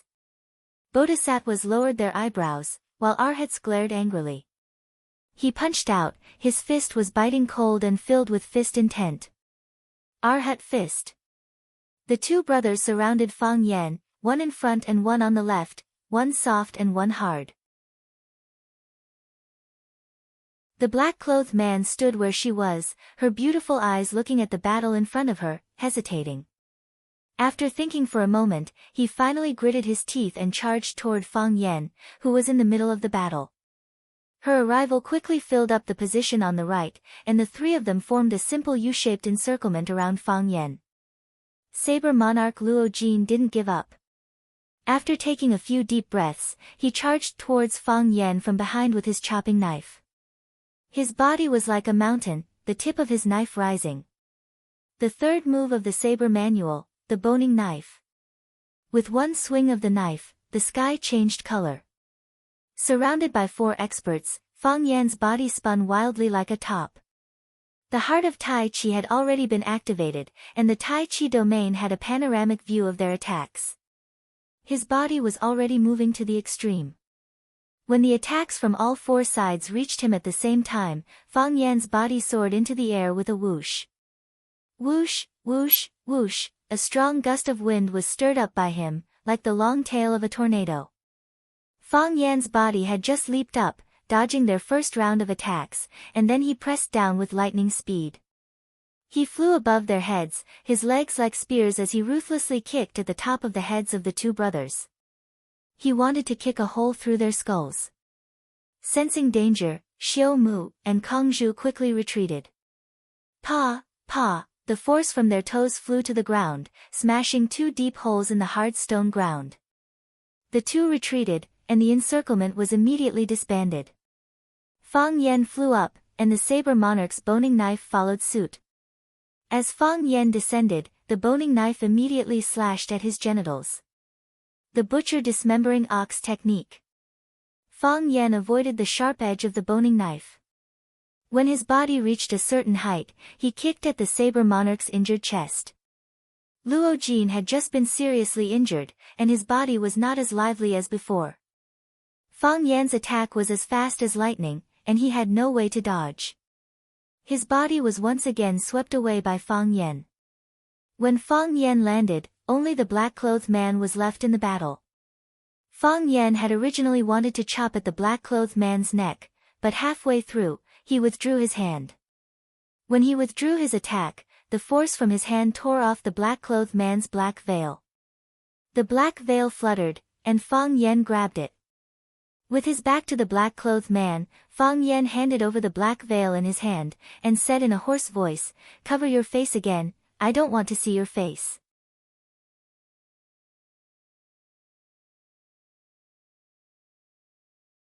Chapter 577. A lonely pavilion, a gust of autumn wind. To the left of Single Sword Mountain, there was another perilous peak that stood side by side with Single Sword Peak. It was called Sword Cometh Peak. Sword Cometh Peak was not as tall and straight as the first Sword Peak, nor was it as steep and strange as the first Sword Peak. Therefore, many people would head straight to Single Sword Peak when they arrived at Single Sword Mountain. Very few people would even think of visiting Sword Cometh Peak. Sword Cometh Peak was a natural supporting role, a vassal of Single Sword Peak. However, Sword Cometh Peak was not lonely today. Because it also welcomed travelers who knew how to appreciate it. If life is only like the first time we met, why does the autumn wind grieve the painting fan? The heart of an old friend is always changing, but the heart of an old friend is always changing. A young man in a black suit stood at the side of the gazebo, holding a high-powered telescope in his hand. He was looking at the top of one sword peak in the distance. He was reciting Nailan Rongrua's Ode of Mulan, and it sounded like he was thinking about something else. No one answered, except for the whistling of the autumn wind and the rustling of the grass. Money can't buy a person's heart. The hardest thing to buy is the human heart. It's also the most volatile thing. The man in the suit sighed softly. He handed the binoculars in his hand to an old man in a black tang suit beside him, turned to look at a man in white behind him, and asked, "What do you think? This song is a bit too sad." The white-robed man's face was as clear as jade as he said calmly, "I prefer the lines, friends and relatives in Luoyang ask each other, a heart of ice in a jade pot. A piece of ice heart in the jade pot. How many people are willing to put their hearts in a jade pot?" The man in the suit sighed. "What about you? Is your ice heart in the jade pot?" "Young master, you know the answer," the white-robed man said.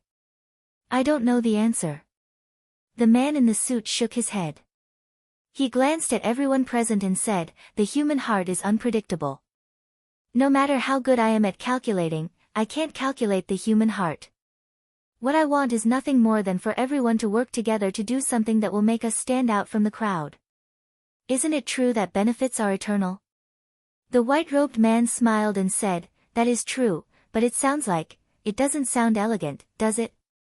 The man in the suit asked. "Young master is wise." "I'm not wise." The suited man shook his head. "I used to think I was smart." There were countless halos above his head, and he did a few things that he felt good about himself. At that time, he felt that he was unparalleled in the world and that nothing could stump him. The riches and honor of the human world are freely available. At this stage, it's very easy for people to lose control, and it's very easy for them to miss a step. Later, I met Fang Yan, a man I had to call an opponent. The slap in the face at the Maple Leaf Club was really memorable. For a long time, there was a bloody taste in my mouth. That slap had completely awakened me. It had pushed me down from midair, letting me know that I wasn't omnipotent, and that I could also be knocked down by others. Most importantly, he told me not to underestimate anyone, because there's a saying that goes, it's better to be safe than sorry. Fang Yan hid in Swallow Dock for 3 years, but I was busy in the outside world for 3 years. Why? To do a few more things, to succeed a few more times, because only by doing a lot of successful things would people forget the scene at the Maple Leaf Club. I wanted to wash away the shame. Later, I found out that I was wrong. No matter how many things you did, no matter how many times you succeeded. As long as you met Fang Yan, as long as someone mentioned Fang Yan, they would mention that failure and the fact that you're not as good as Fang Yan. Fang Yan had become a thorn in my side, a deep ravine that I had no choice but to face. So, when Fang Yan came to Huacheng, I also followed him to Huacheng. Young master, Fang Yan is just a grasshopper after autumn. There are only a few days left until autumn. He won't be jumping around for much longer, a man in black said aloud. The suited man smiled silently and said, see, even you don't believe that we can keep him here tonight? Young master, I didn't mean that. The man in black repeatedly denied. He knew that General Jun Xian was gloomy. If he let General Jun Xian bear a grudge against him, he probably wouldn't have a good life in the future. We'll definitely keep him here tonight. He won't live to see tomorrow. The man in the suit waved his hand and said, after I arrived at Huacheng, I clashed with Fang Yan a few times. We fought a few times in the open and in the dark. You all know the result. I lost terribly. I'm not as good as Fang Yan. Everyone's expression was ugly. They didn't know how to respond to Jiang Junling's words. Jiang Junling's heart was higher than the sky, and he was arrogant. He said that he was not as good as Fang Yan in front of his subordinates. What was he playing at? He couldn't be thinking of silencing them after saying those words, right? Don't you think it's ridiculous? Jiang Junling pointed at his own head and said, when a person who only worshipped intelligence and thought that there was nothing that couldn't be solved with intelligence, had to place all his hopes on force, it's really ironic. The longer I stay in Huacheng, the more disadvantageous my situation is. Right now, there are all kinds of rumors against me in Yanjing City. They say that I've been imprisoned by Fang Yan in Huacheng and can't advance or retreat. My brother must have done a lot of things behind the scenes. Everyone was silent. This was an internal conflict of the general family. It wasn't something outsiders like them could interfere in. That's why we're gathered here tonight. I don't like to walk at night. But tonight, I ran with you to this barren mountain top. I thought I was prepared. I thought I prepared well enough. First, I let Senior Martial Addict waste his energy. Then, I sent enough people to ambush him. When he was at his weakest, I gave him a fatal blow. What was that silver light just now? Oh, someone told me that it was the light of Tai Chi. How ironic. His heart of Tai Chi has broken through again. Even the heavens are on his side. I don't believe in Buddha. I don't worship heaven and earth. I only believe in everything that I have. Jiang Junling pointed at his head again. And here. To me, this battle is very crucial. Very important. If we win, we will return with honor. If we lose, I will be hidden by the family and become an abandoned pawn. That's why. Jiang Junling bowed deeply to the people around him. Everyone hurriedly moved away.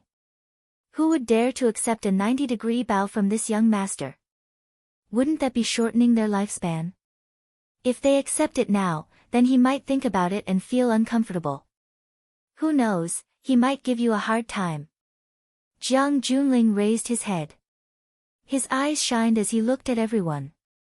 With an extremely serious tone, he said, everyone, you are my strongest friends. You are also my last hope. Please lend me your strength. Please lend me your luck. This battle, we will definitely win. We will definitely win.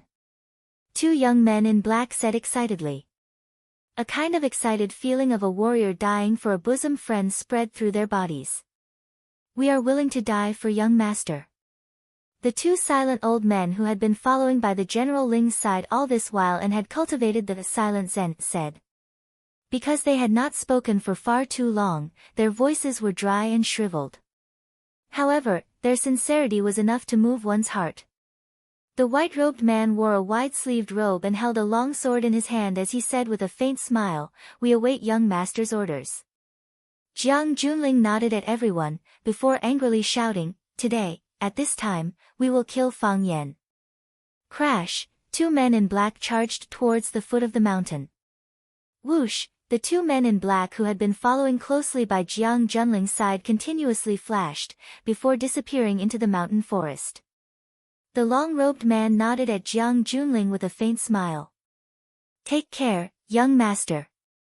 After speaking, he turned around and walked down the mountain.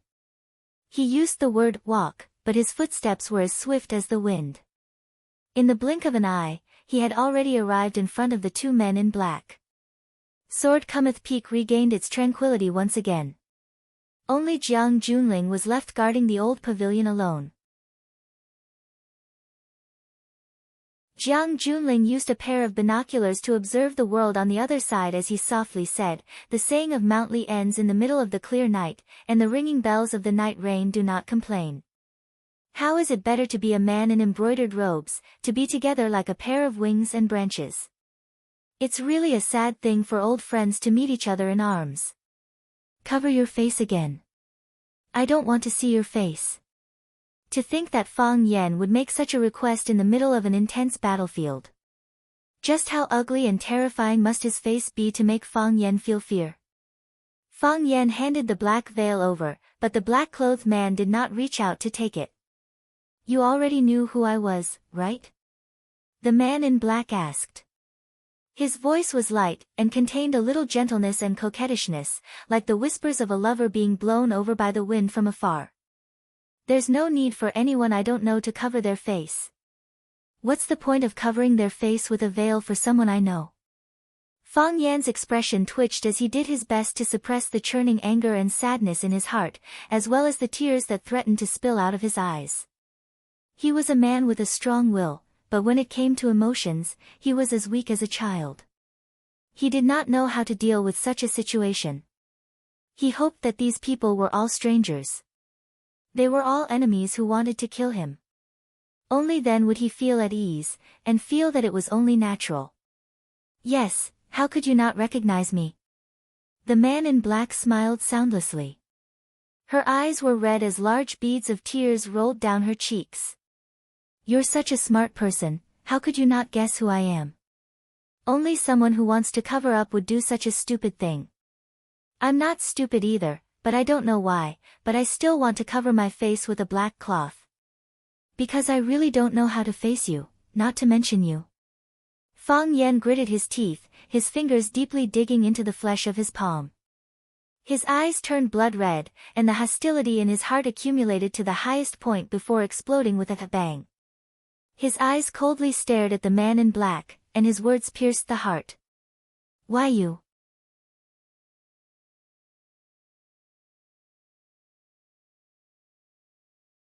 Chapter 578. Not to mention you. The first time I saw her, I had a confused feeling that my future wife should be this beautiful and cute. We played together, stole wine, hunted rabbits in the mountains, caught fish in the river, and hunted sparrows in the bamboo forest.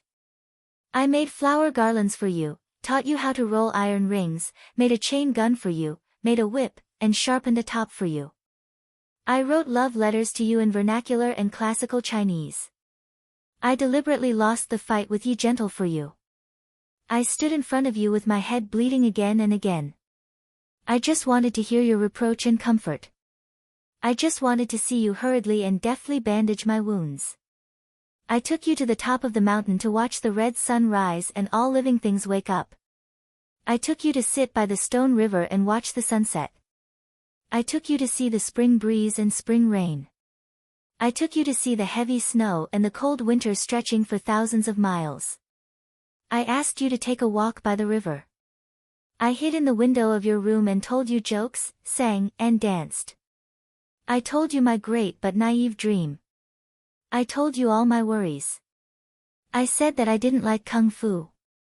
I preferred to write and read like my father. Everyone could only be young once, and they could only have their first love when they were young. I was willing to give you what I thought was the best because you were the person I liked. Because you were the person I liked for the first time. You were the person I liked when I knew I liked you. If you fell in love with someone, how could you have any reservations in front of her? You were willing to accompany her for eternity. You were willing to die for her. Why you? You refused my heart and refused to be with me. I don't blame you. I only blame myself for not being handsome enough, not smart enough, not hardworking enough, not despicable enough, not shameless enough, not good enough to get close to your heart. But, why you? You stabbed me once when you refused me, and now you want to stab me again. What was it for? What was the reason? Was it just because I loved the wrong person? I liked you. I don't accept it. Fang Yan roared in his heart. Why? Why should I be treated like this? Why does she want to kill me? And Yu Yao, tell me, why you?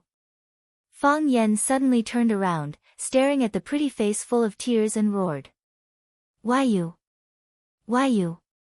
The redness in Fang Yan's eyes deepened, and his face turned purplish red because he was too emotional. His not-so-long hair stood up like an enraged hedgehog. The heart of Tai Chi spun naturally, trying to expel and suppress the evil chi that had boiled to the peak in his body again and again. However, not only did the evil chi not disappear, it accumulated more and more, and the speed at which it gathered was also getting faster and faster. Soon, the whirlpool of the Supreme Ultimate Core was enveloped by a layer of black. The heart of Tai Chi was covered in dust, so the Tai Chi realm naturally lost its effect. Sorry. The tears in the girl's eyes flowed faster and faster. Her voice was choked with sobs as she kept saying, I'm sorry, I'm sorry, I'm sorry, why must it be you? Fang Yan looked at her tearful face and said with grief and indignation. He clenched his fists so tightly that his bones crackled. They already have so many people, are you still afraid that they won't be able to kill me? Even if you stand with them, even if you are also the mastermind, you hide in Yanjing and don't come, you hide behind a rock and don't show yourself, even if that's the case, it's fine. Why must you jump out yourself? Why must you let me see your face? Seeing you stand together with those executioners, Fang Yan, I'm sorry, the phoenix sobbed. She didn't know what to say. She had already come this far, what else could she say? She also didn't know what to explain. She had already stabbed him with her sword, what else was there to explain? Some things were done, some things were done, and some things were done.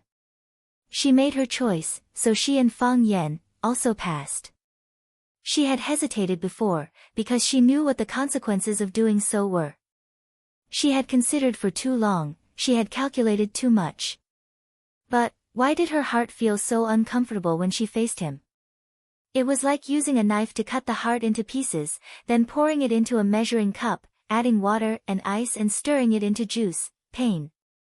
Bitterness. Coldness. Except for the words, I'm sorry, she had already lost the ability to speak. If you want me to answer, then it should be for you? A clear and elegant voice came over. The voice came first, then a white light flashed. A white figure appeared in front of the two brothers, Kongzhu and Xiaomu. The white-robed man first nodded to Kongzhu and Xiaomu, then helped the fallen Blade Lord Luo Jin up. Luo Jin kept vomiting blood, his face as pale as a ghost. It was clear that his internal injuries were extremely serious. The white-robed man placed one hand on Luo Jin's back, and then a warm current flowed into Luo Jin's body. Luo Jin only felt that his body was very comfortable, as if he was sunbathing. That warm current spread throughout his body, unblocking all the blood vessels and meridians that had been blocked because of his serious injuries. Bai Xiu's hand lightly patted him, and Luo Jin felt a wave of nausea in his chest. He opened his mouth again, wanting to vomit, but nothing came out. Only now did he feel comfortable all over. He felt that the turbid air that had been stuck in his chest for a long time had finally disappeared. "Thank you," Blade Lord Luo Jin said gratefully.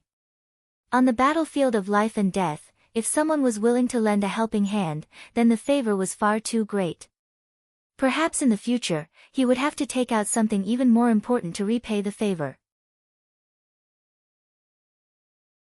But, this kind of help was hard to refuse. The white-robed man smiled, walking directly in front of the black-clothed man. He took out a piece of white silk from his pocket and gently wiped away the tears on the black-clothed man's face, saying softly, "See, I told you not to come, but you insisted on coming." The phoenix only cared about crying, unable to answer any questions. The white-robed man wiped away the tears on the phoenix's face, then put the handkerchief back into his pocket. Only then did he look seriously at Fang Yan, saying, "Long time no see." "Bai Xiu," Fang Yan said through gritted teeth. "Don't feel surprised," Bai Xiu silently smiled. His facial features were handsome, his posture calm, and when he smiled, 2 deep dimples could be seen. His long hair was loose, and he wore a white robe with wide sleeves. The long sword in his hand was simple and quiet, and the blade glowed with a green light. One look and anyone could tell that this was not an ordinary sword. It had to be said that this was indeed a very outstanding and charming man. If such a man were to wear this attire and sit in a coffee shop or walk on the street, who knew how many female perverts would drool and want to pin him against the wall? But, this was Fang Yan's mortal enemy. How is it just a surprise? Fang Yan laughed coldly. It's a huge surprise. In the past, people said that the scholar Bai Xiu was the most arrogant person in Swallow Fort, but those who said this must not know that Bai Xiu is also a lackey of someone else. Isn't this too disappointing? I am not the most arrogant person in Swallow Fort, and I should not underestimate my enemy. Who else is more arrogant than him? Also, when you say someone else, are you referring to the Jiang family? Bai Xiu asked. The Jiang family is not worthy of me being their lackey. Then who is it? Fang Yan, don't you know anything? Bai Xiu looked at Fang Yan and asked with a trace of pity in his eyes. I only know what I should know, Fang Yan said. Bai Xiu, don't make yourself out to be so great and superior. You're just a lackey of the Jiang family, what? You don't want to admit this fact. You don't want to admit that you actually listened to an idiotic megalomaniac like Jiang Junling? Scholar Bai Xiu, have all the books you've read gone into a dog's stomach? Bai Xiu shook his head and sighed. It seems that you really don't know. What do I need to know? Since you don't know, then don't ever know. Bai Xiu said with a comforting expression, do you know what the happiest animal in this world is? Is this guy retarded? Why is he asking such a childish question at this time? Why do I have to waste time answering your question? Besides, what's the happiest animal in the world? Is it a cat? Crawling all over its mistress's chest all day long, giving it a foot massage when it's free? It's a pig, Bai Xiu said. When humans think, God laughs. A pig doesn't think about anything. It eats, sleeps, and eats. In the end, it's stabbed through the neck. If the butcher's knife skills are good enough, it won't be a painful death. Look, isn't being a pig very blissful? Why don't you be a pig? Does Swallow Doc know what you're doing? Fang Yan asked. This was the question he was most concerned about and wanted to know the answer to. Phoenix was here, and so was Bai Xiu. Then, who else from Swallow Doc was involved? Most importantly, was Sir involved in this? If Mr. was also involved, was he representing his own position or Swallow Doc's? There were too many questions that needed answers, too many puzzles that needed to be solved. Fang Yan felt like dark clouds were roiling above his head. His world was completely dark. Not a single ray of light could enter. For the first time, Fang Yan felt like his IQ wasn't enough. Those who should know, those who don't know, Bai Xiu said. He looked at Fang Yan with a smile and said, what you want to know the most is whether or not Mr. is involved in this plan, right?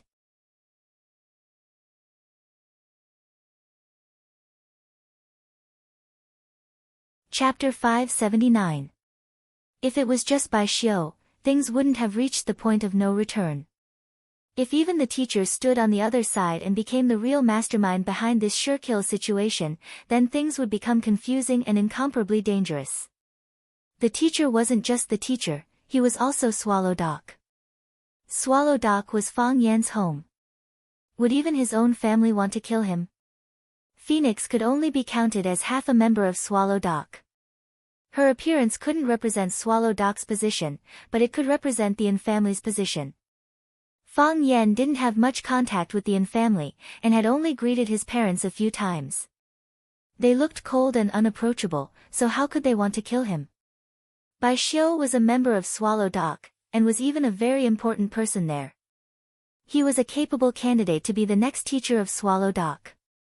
Now that he stood up and expressed his position, was his position also the teacher's position?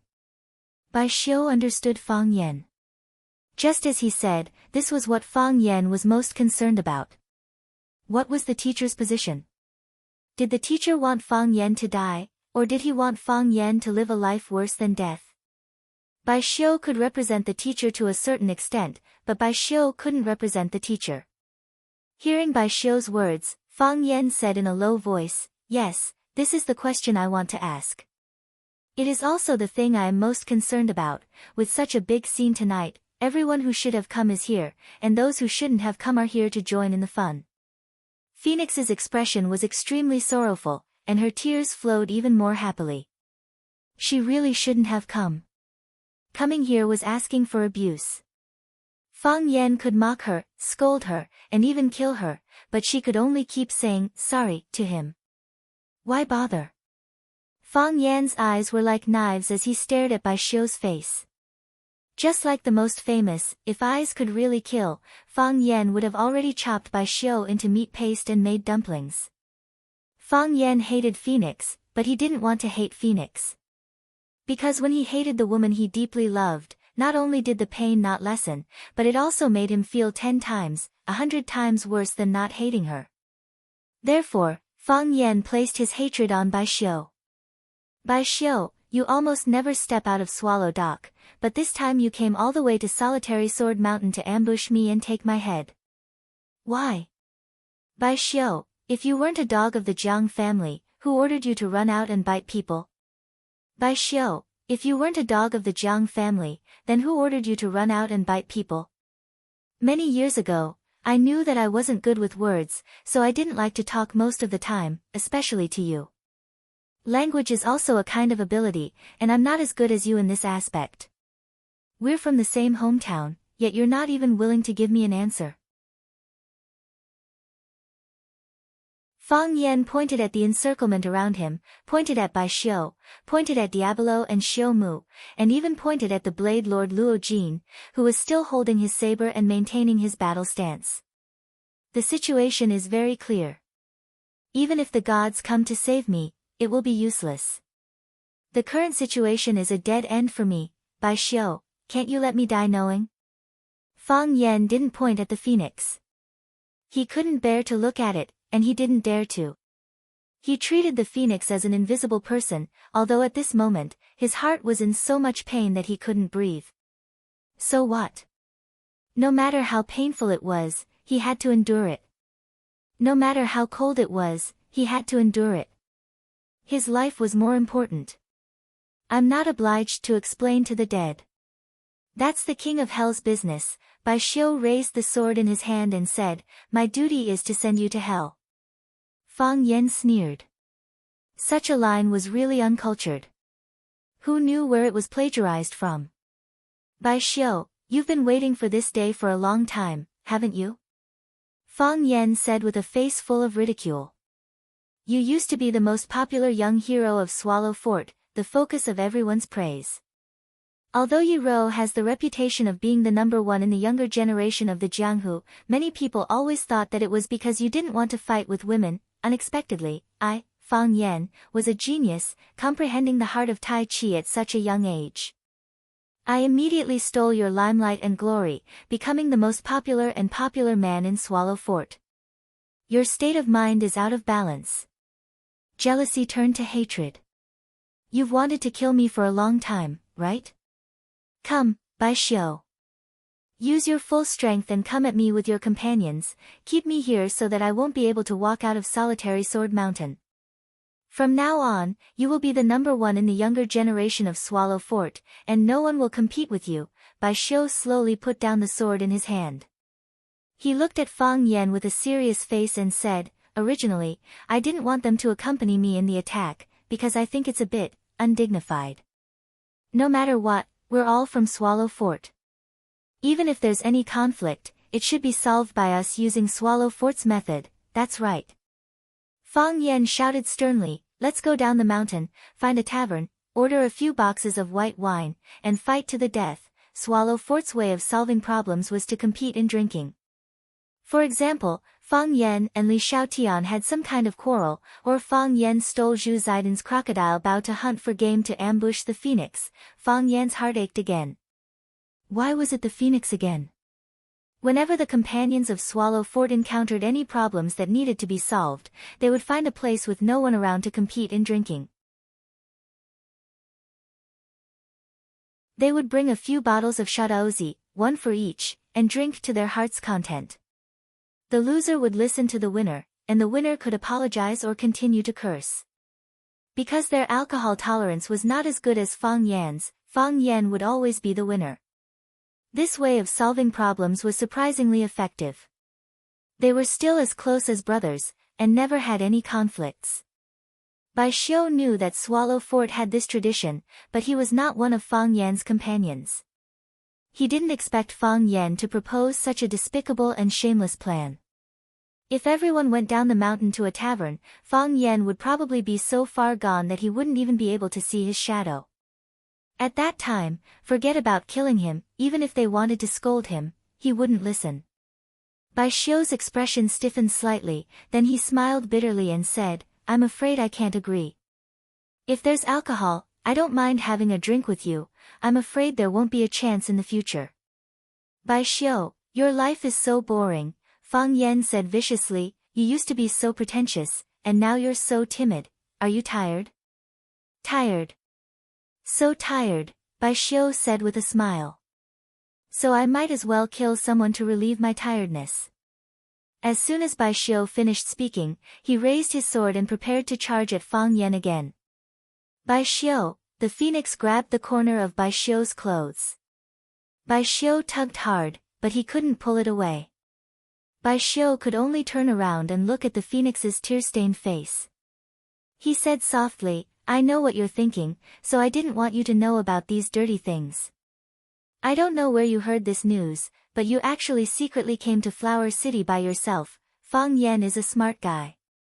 If you keep reminding him, he might notice something. If you ruin this plan, how are you going to explain it to your family? Why would they let you go? You've already made your choice from the beginning, so why can't you make up your mind at the crucial moment?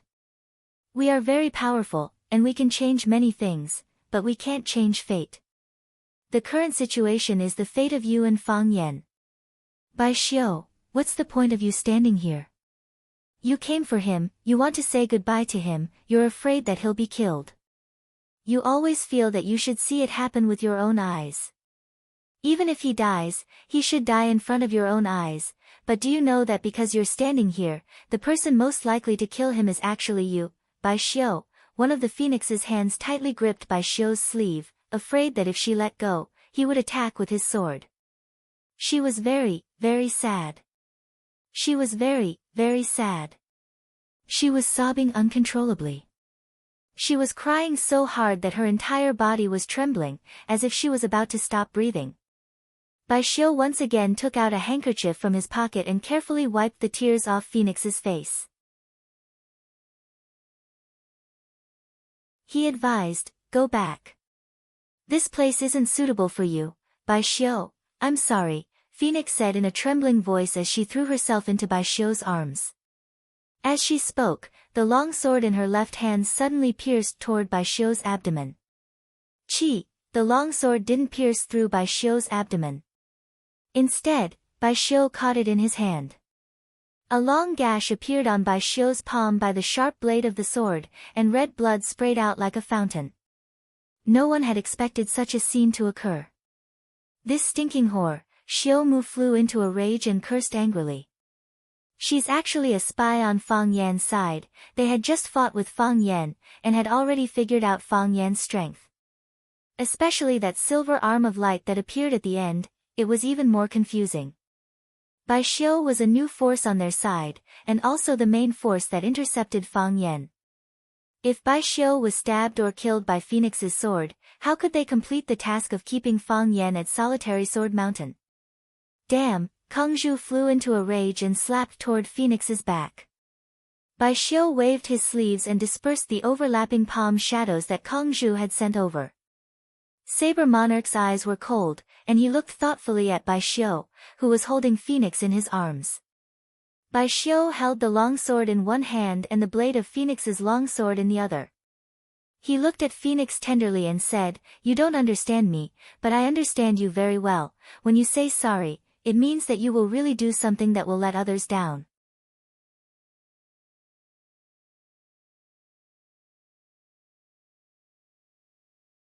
Chapter 580. You would only take the initiative to get to know someone if you like someone. If you didn't like someone, that person would always be a passerby. You could lie to someone about anything, but loving someone or not was as easy as drinking water. "You don't know me, but I know you very well." Bai Xiu said this in a relaxed and natural manner, but how much hardship and regret did he have in his heart? Phoenix was only Fang Yan's first love, but she was Bai Xiu's girlfriend. His own girlfriend stabbed herself for someone else's boyfriend. Such a thing was rare in this world, right? Fang Yan could only blame Phoenix for being ruthless, because Phoenix had never given him any promises. However, Bai Xiu had the right to reprimand Phoenix for her betrayal.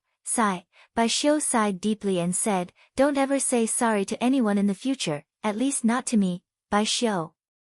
Phoenix was already in tears, and her voice was already starting to hiccup. Everything that she had experienced today was a nightmare to her. The cruelest and most heartless nightmare.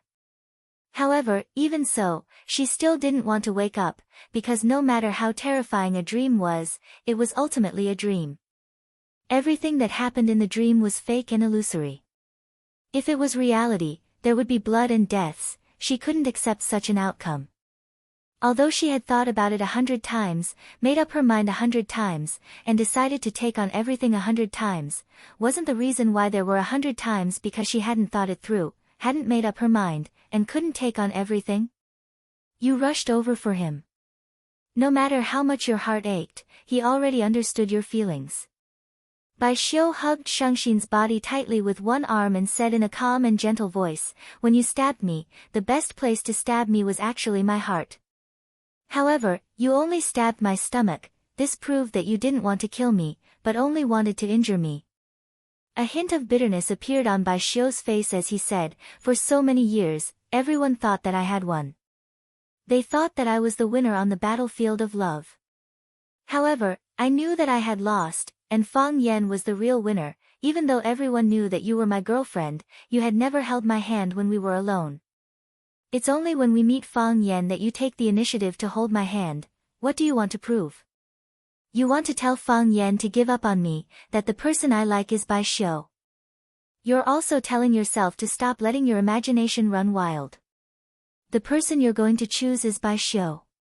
You're just doing that to strengthen your belief in Fang Yan and yourself. Why is it necessary to be firm? If you like it, then you like it. If you don't like it, then you don't like it. Why do you need to be firm? Because in your heart, you still care more about Fang Yan. Although because of your family's standpoint, you can only exclude him. But have you ever thought about what I am? What am I? Bai Xiu. Bai Xiu gently kissed Phoenix's black hair fluttering in the wind and said, "Am I also a proud person? I also have the self-esteem of a man. The time I liked the most was when I walked shoulder to shoulder with you by the Stone River. The time I felt the most sad was when you suddenly ran over and held my hand. Because I knew that Fang Yan must be coming. I don't have any experience in love, and I don't know what love is. But I read in a book that when you are with the person you like the most, she is your independent kingdom, your line of sight is imprisoned by her, and you can't come into contact with anything outside. My eyes only have you, and your eyes are always the first to discover traces of Fang Yan. My martial arts are better than yours.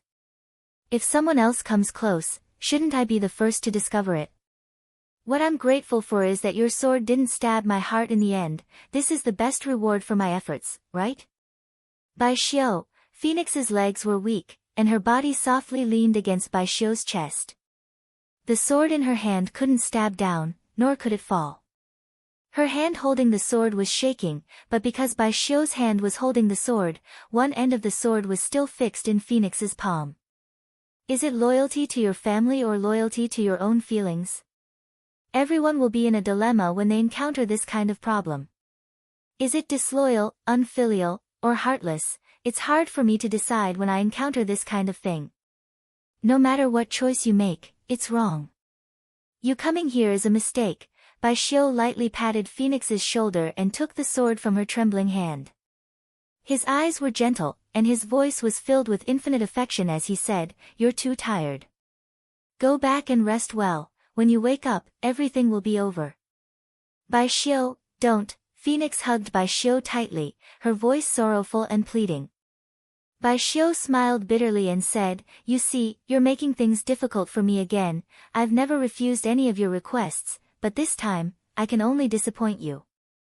Bai Xiu pushed Phoenix's body away from him, looked at Phoenix's collapsed body on the ground, and said, "Go back. Don't let me see you cry, and don't let him see you cry. You look very ugly when you cry." Phoenix shook her head. She didn't want to leave. But if she didn't leave, what else could she do? She watched as they plotted step by step to lure Fang Yan into the insect, but she couldn't bear to see him die. She wanted to stab Bai Xiu so that Fang Yan could escape with less resistance, but her actions were seen through by Bai Xiu. Not only did she fail to save Fang Yan, but she also hurt this man who had wholeheartedly loved and cared for her for many years. And Xiao Xiao, she roared angrily in her heart. She felt that the owner of this name was the world's stupidest, most selfish, and most despicable woman. She hated herself. A deep-rooted hatred. While Bai Xiu was pacifying Phoenix, the other generals by Jiang Junling's side had all arrived. Two tall men in suits stood there like two towering mountains, two old men in grey robes with shriveled cheeks who didn't say a word, the two brothers Kongzhu and Xiao Mu whose strength seemed to have not been depleted, and the saber monarch Luo Jin, who had recovered his energy for a short period of time and was once again on guard, ready to enter the battle at any time. These people surrounded Fang Yan in the middle, forming a human wall that could both attack and defend. Bai Xiu's hand was bleeding profusely. He used the handkerchief he had used to wipe Phoenix's tears to simply bandage his hand. His movements were simple and practiced. It seemed that he had done this kind of thing many times before. After the wound on his hand was tightly bandaged, Bai Xiu once again raised his long sword and looked at Fang Yan, who was in the middle of the battle, and asked with a smile, "How much have you recovered?" Bai Xiu's guess was correct. Fang Yan was indeed resting. He was resting when he was talking to Bai Xiu, he was resting when he was distressed by Phoenix, and he was resting when Phoenix stopped Bai Xiu from comforting Phoenix. Just now, in the battle with martial maniac Hou Zhendong at the summit of Single Sword Peak, Fang Yan had expended too much energy and essence. Martial maniac Hou Zhendong was one of the world's top experts, and one of Hua Xia's 7 maniacs. His entire body was covered in cracks, and it was true that Fang Yan felt a great deal of pressure. If Fang Yan hadn't won through trickery, the two of them might have fought to the death.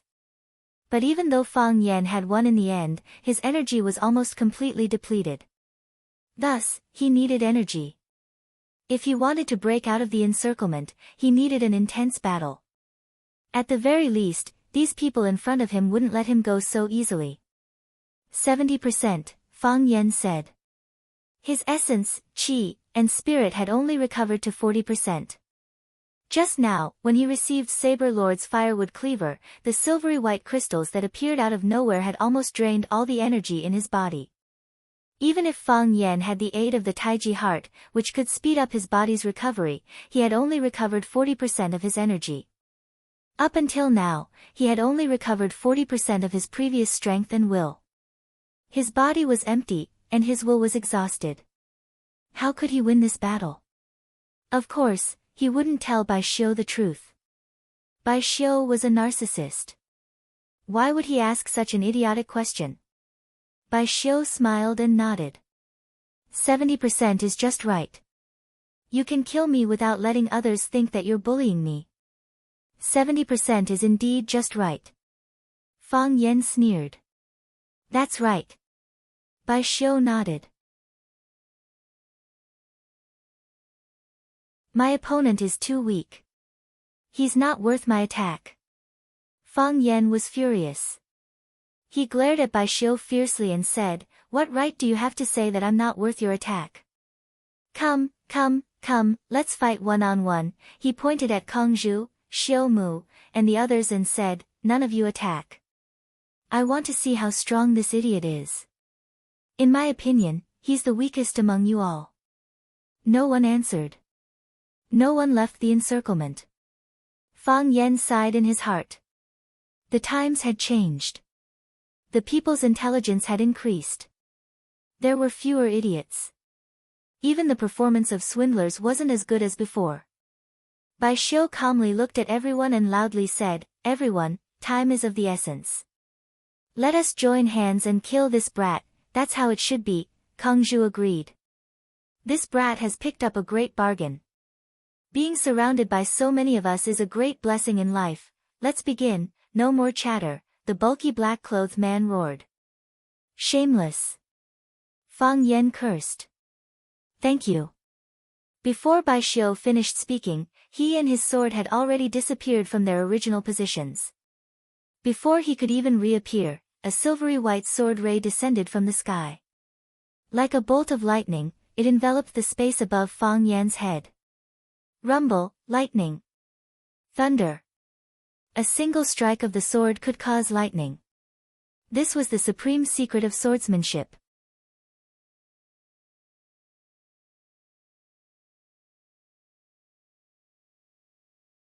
Chapter 581. Too careless. They were all heroes and swordsmen of the martial arts world, and fairness was the most important thing when they came out.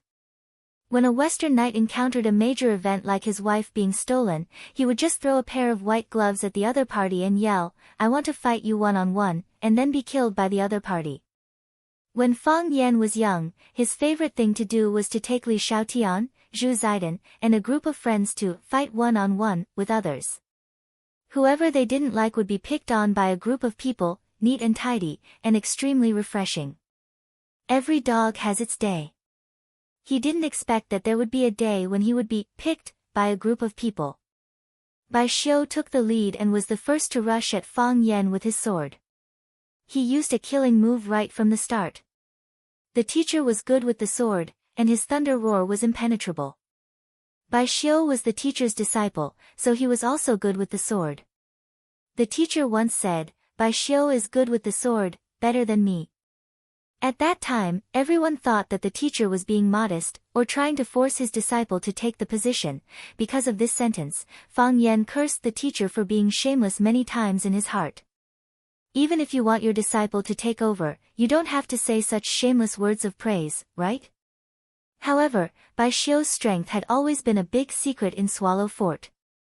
Everyone knew that Bai Xiu was strong, but they didn't know how strong he was. Bai Xiu wore loose clothes. He liked to read. He liked to read ancient books. He wasn't competitive, didn't show off, and treated people gently and elegantly. Almost no one had ever heard of him getting angry with anyone, except Bai Xiu. The most valuable reference was when Bai Xiu wrote a love letter to Yi Rou when he was young and naive. In the end, he was beaten up by Yi Rou, who was cold and merciless. Hence, Yi Rou became the strongest player in the game, and Bai Xiu was known as the most outstanding man among the younger generation in the game. Of course, there were many people who were not convinced by this saying that Bai Xiu deliberately admitted defeat because a good man didn't fight with a woman, and that he just didn't want to fight to the death with Yi Rou, so he let her win. Bai Xiu wasn't Fang Yan, he wouldn't fight for those meaningless titles. Bai Xiu was Mr's disciple. Because of Mr., there were still many bootlickers who stood up to speak up for Bai Xiu.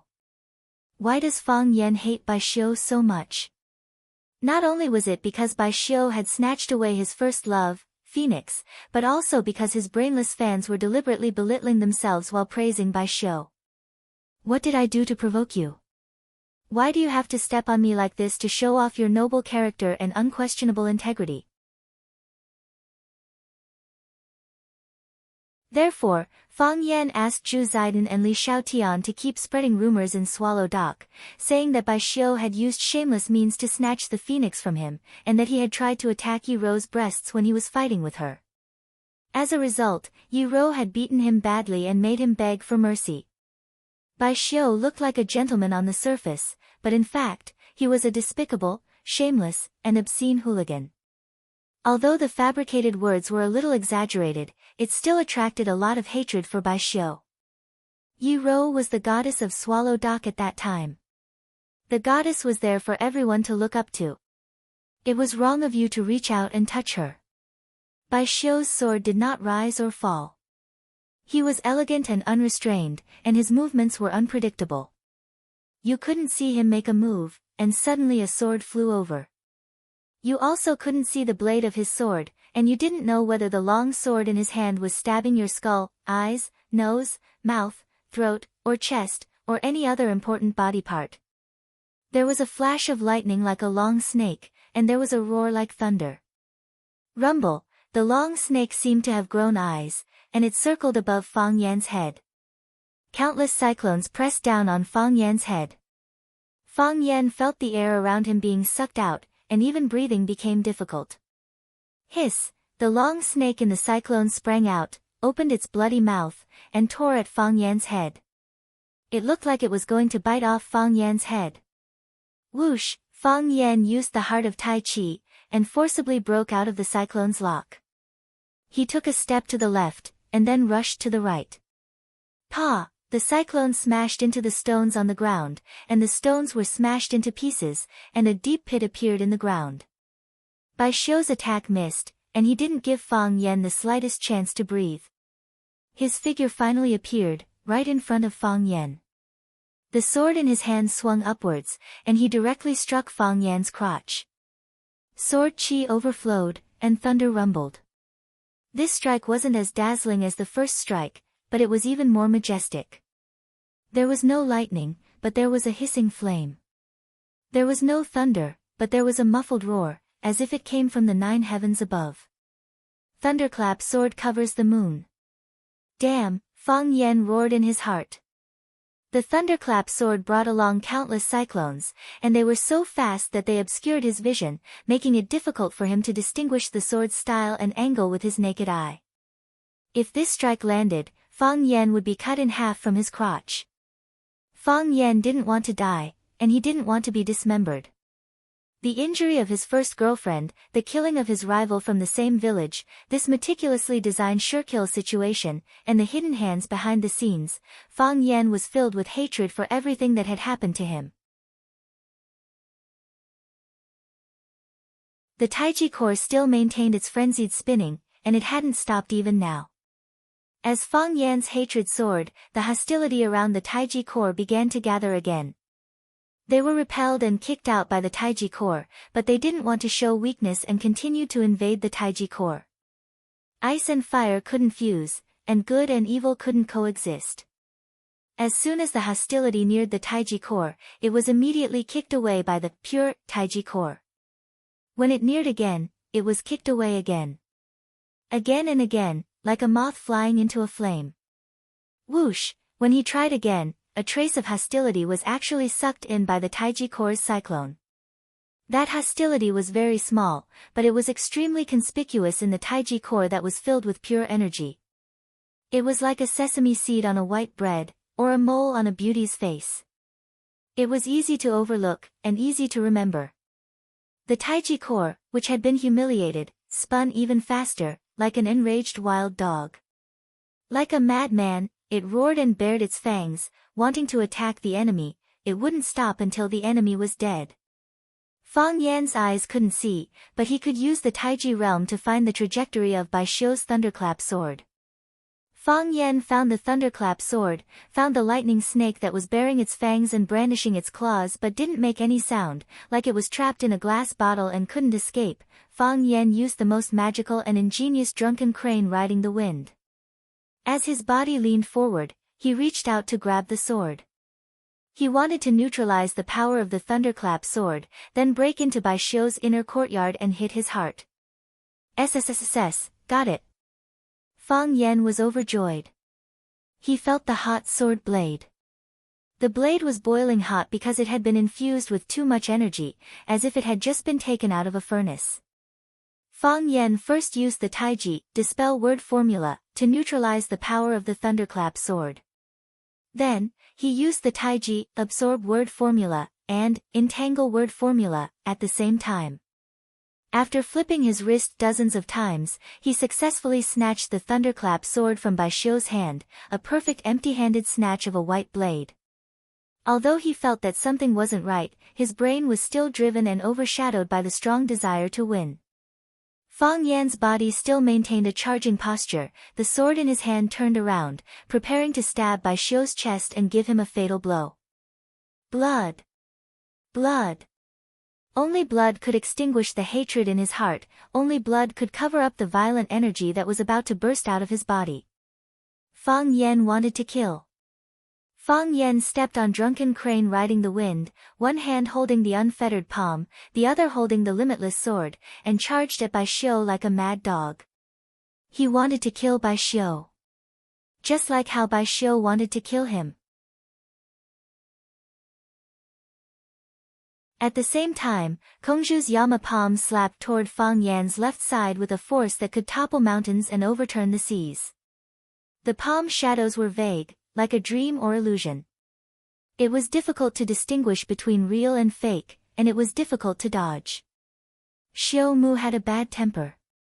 Although he was the first to charge out, and the second person to attack Fang Yan after Bai Xiu, his brother beat him to it. This made Xiu Mu lose face, and he cursed and swore, but no one knew what he was saying. But he clenched his fists, and his fists suddenly turned scarlet red. After expanding several times, he suddenly punched toward Fang Yan's back. Arhat subduing demons. The two old consecrators who had accompanied Jiang Junling all year round also moved. Their faces were so shriveled and old, but their speed was so fast and ghostly, and their moves were so deep and majestic, the two of them worked together and attacked at the same time. One used chess pieces. 9 black chess pieces, 9 white chess pieces. The 18 chess pieces lined up in the air in the shape of a 3, covering more than 160 acupoints on Fang Yan's body. The other person held a copper plate in his hand, which was used to hold the chess pieces. The plate flew out of his hand, broke through the airflow, and started to spin. Then, with a whistling sound, it smashed toward the lower half of Fang Yan's body. Buzz, buzz, buzz, as the plate spun, it emitted a righteous and grand Buddhist sound. Countless buzzing sounds came together, like the voice of an enlightened monk who was chanting Amitabha at lightning speed.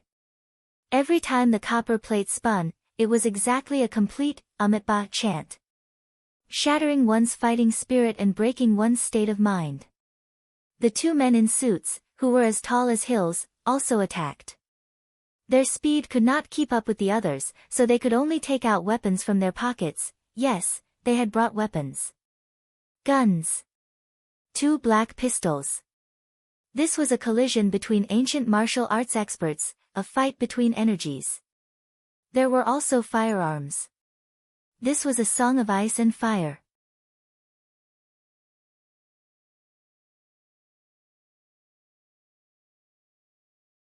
Chapter 582. The gun was called Proud World, an ace-calibrated pistol produced in Russia. Proud World was originally the standard gun for members of the Russian royal family. Later, when the royal family suffered a disaster, the technology to make Proud World pistols also spread to the outside world.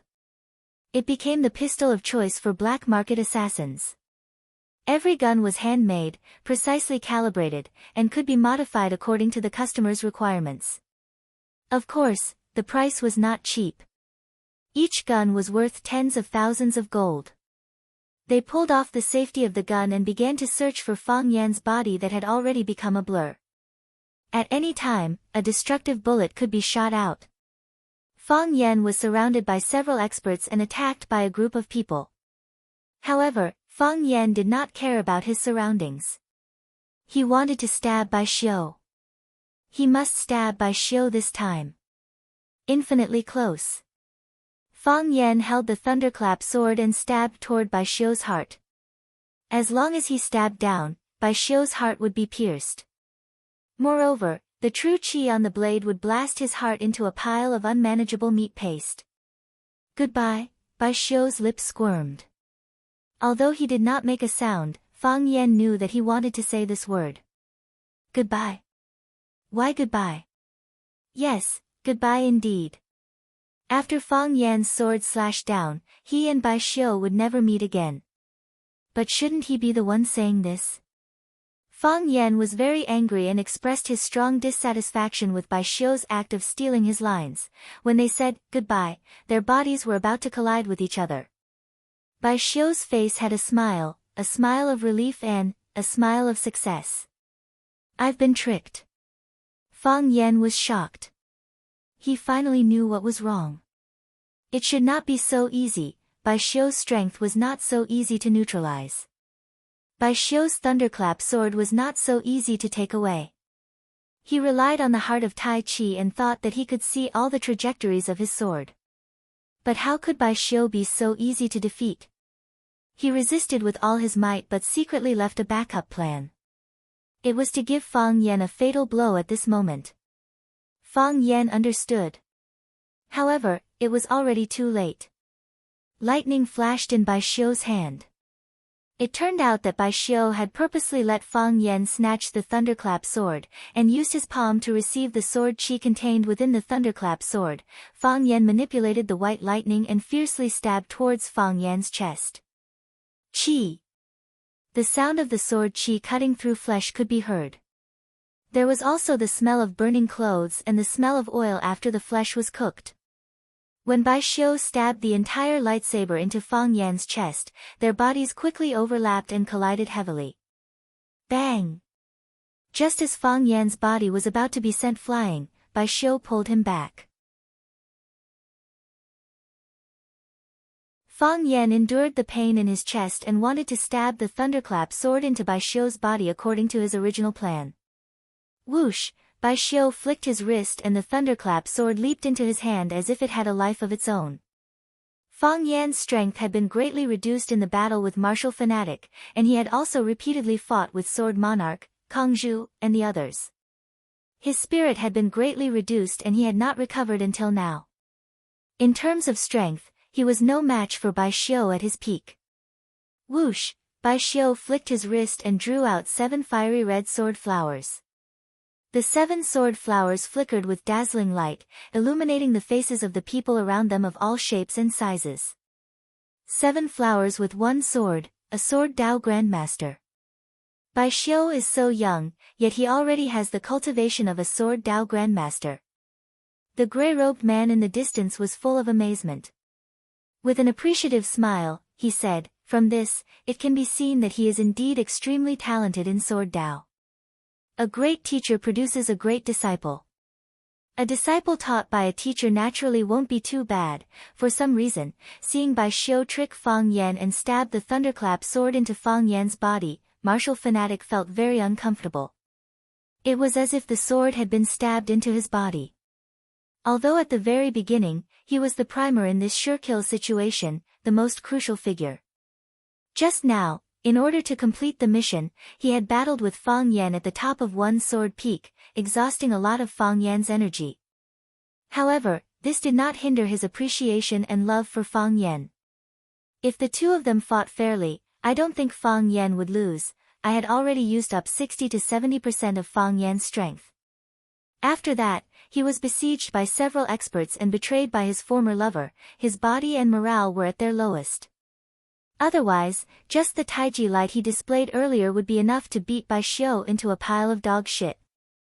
You should know that the Taiji light is rare for hundreds of years, but in the past 100 years, Bai Xiu was not the only one to use the thunderclap sword well, even teacher is better than him. The grey-robed man heard the contempt in martial fanatic's words and said with a smile, "Why? Do you want to stand up for that kid? I still feel that it's unfair." Fair?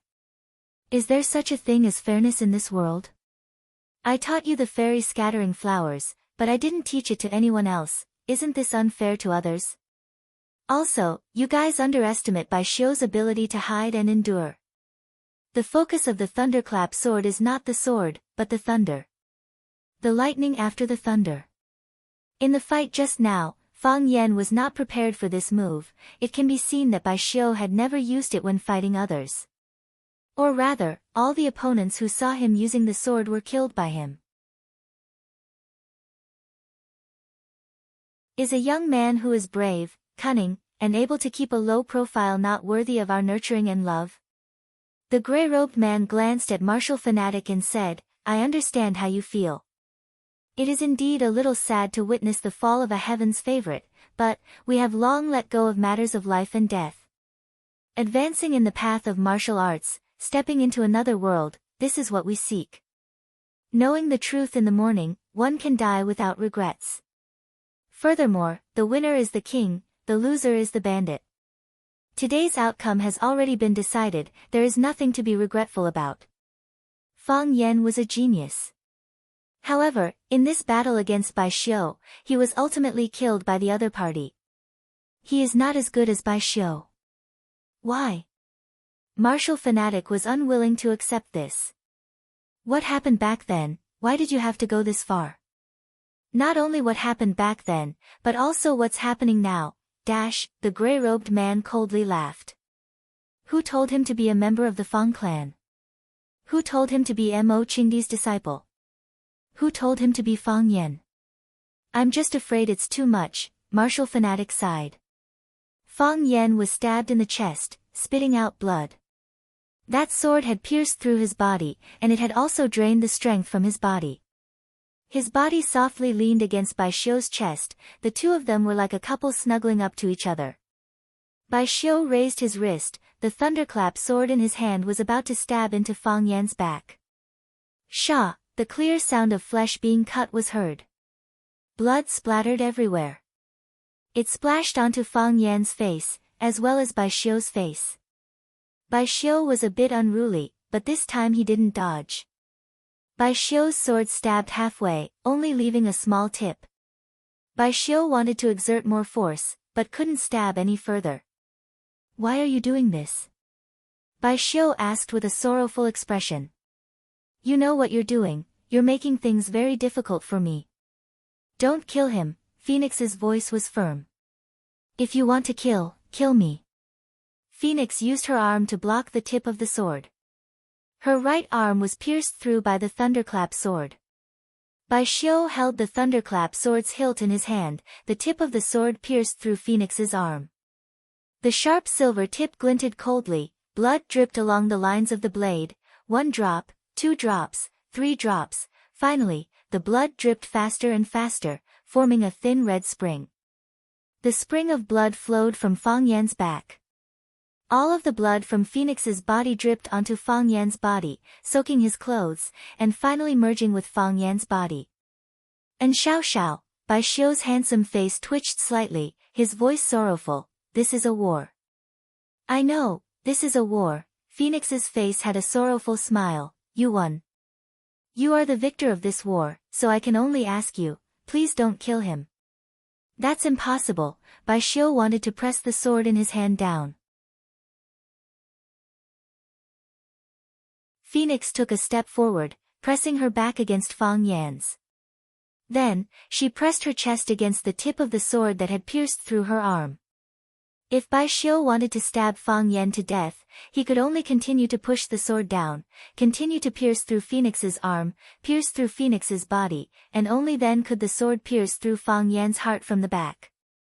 Very difficult. And a very long process. The muscles on Bai Xiu's face began to twitch, his voice filled with uncontrollable rage, "And Xiao Xiao, this is your decision, you are willing to die for him?" "I didn't die for him," Phoenix said. "If you don't kill me, I won't die, but if you kill me, I'll die. How could you do such a thing? How could you be so selfish?" Bai Xiu's patience was extremely strong, but at this moment, he was also tempted by this crazy woman, to go on a killing spree. "You know I can't kill you, I know," Phoenix's voice was filled with apology, "so, I can only beg you like this, let him go." "You've already won." "That's impossible, I can't let him go." "Then just kill me," Phoenix said. She looked at the sword in Bai Xiu's hand with her eyes that were red and swollen from crying and said, "You only need to gently push the thunderclap sword down, kill me, and then kill him, you bitch." Bai Xiu wanted to curse, wanted to call Phoenix a bitch, but the words couldn't come out no matter how hard he tried. He had never cursed anyone. He had never cursed Phoenix. And he would never curse Phoenix. After taking a few deep breaths, he did his best to suppress the ruthlessness in his heart and coldly said, "Do you really think I don't dare to kill you? If you kill me, it'll be a kind of," Phoenix said with a smile, "at least, the two of us will die together, this way, he won't be able to escape. When I was alive, I didn't get this kind of treatment."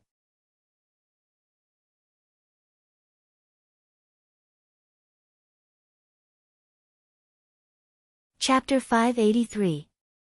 The person I love the most hurts me the most. I don't have the right to choose. Tightly close the door to my heart, leaving behind a moment of tenderness. I'm afraid there's still a next life. Just like Zhang Yuxing's song, the person I love the most hurts me the most. If the person who attacked wasn't Bai Xiu, if the person begging wasn't Phoenix, how could such a painful and tangled scene have happened? Bai Xiu loved Phoenix, and it was because of this deep love that he was heartbroken by Phoenix's choice at this moment. Phoenix knew that Bai Xiu loved her, and it was because she knew he loved her that she made such a crazy decision. Either release Fang Yan, or kill her and Fang Yan together. Good people are human, bad people are human. Good people have feelings, bad people have feelings. Good people will be sad, bad people will be sad. At this moment, how cruel was this for Bai Xiu? Bai Xiu raised his sword, but he couldn't stab it down. Using the thunderclap sword to pierce the chest of the girl he liked, if he did such a thing, he would probably never be able to forgive himself. It would become a demon in his heart, and he would never be able to make any progress on the path of martial arts for the rest of his life.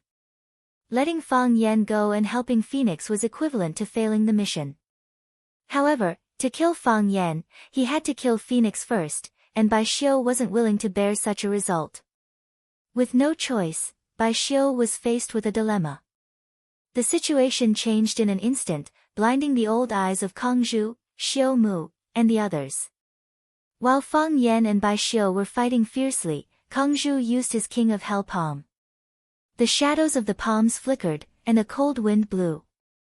He struck out 81 palms in a row, each one aimed at vital acupoints on Fang Yan's body. However, before his palms could touch Fang Yan's body, Fang Yan was already lying in Bai Xiu's body. This was the difference in realm. Fang Yan and Bai Xiu exchanged a few quick blows. When Bai Xiu delivered the thunderclap sword to Fang Yan's hand and received the thunderclap sword's sword energy that pierced through Fang Yan's body, Diablo's move had just begun to show its power. In other words, Fang Yan and Bai Xiu's speed were several times faster than the others. Others could strike 3 times in a second, but the two of them could strike 30 times. However, when they hit the spot where Fang Yan was standing, all they could hurt was an afterimage. Xiu Mu's Arhat subduing demon fist also struck out at the same time. Fiery red clouds tore through the space, burning the air until it sizzled. The 18 chess pieces kept changing shapes in the air and finally turned into a pair of flying wings. Their wings flapped towards Fang Yan's Tianhai, Qitu, Lingshu, Yuhai, and other major acupuncture points. But by the time they landed, Fang Yan's body had already changed countless times. The chess piece would cut through the air and hit a tree trunk or a rock. Whoosh, Whoosh, whoosh, the chess piece passed through the tree trunk and continued to fly, disappearing into the rock. Everything was settled. When the two men in black caught Fang Yan's body with their proud spears and aimed at Fang Yan's head, Fang Yan had already collapsed weakly on top of Bai Xiu's body. The proud spears didn't fire any bullets. In the eyes of the two big men in black, Fang Yan had completely lost the ability to fight. There was no point in firing any more bullets. Moreover, the proud spear's bullets had extremely strong piercing abilities. If they pierced through Fang Yan's head, it would be a matter of course. If they accidentally pierced through Bai Xiu's body as well, then they would have to bear the consequences when they returned. The two men in black looked at each other and put away the proud spears in their hands. Obviously, Bai Xiu had already taken control of the situation. What they needed to do was to witness Bai Xiu's victory. They were also a little stunned in their hearts. They didn't expect Bai Xiu, this pretty boy, to be so skilled. They were all hardcore confidants of Jiang Junling and knew that Jiang Junling usually thought highly of himself and rarely really paid attention to anyone.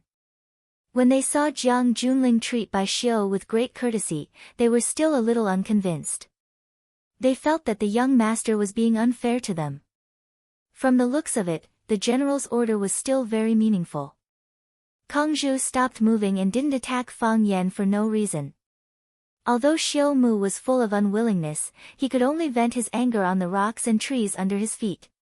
One of the old men in black robes put away his copper plate, and the other old man in black robes also stopped waving his chess pieces that could take someone's life.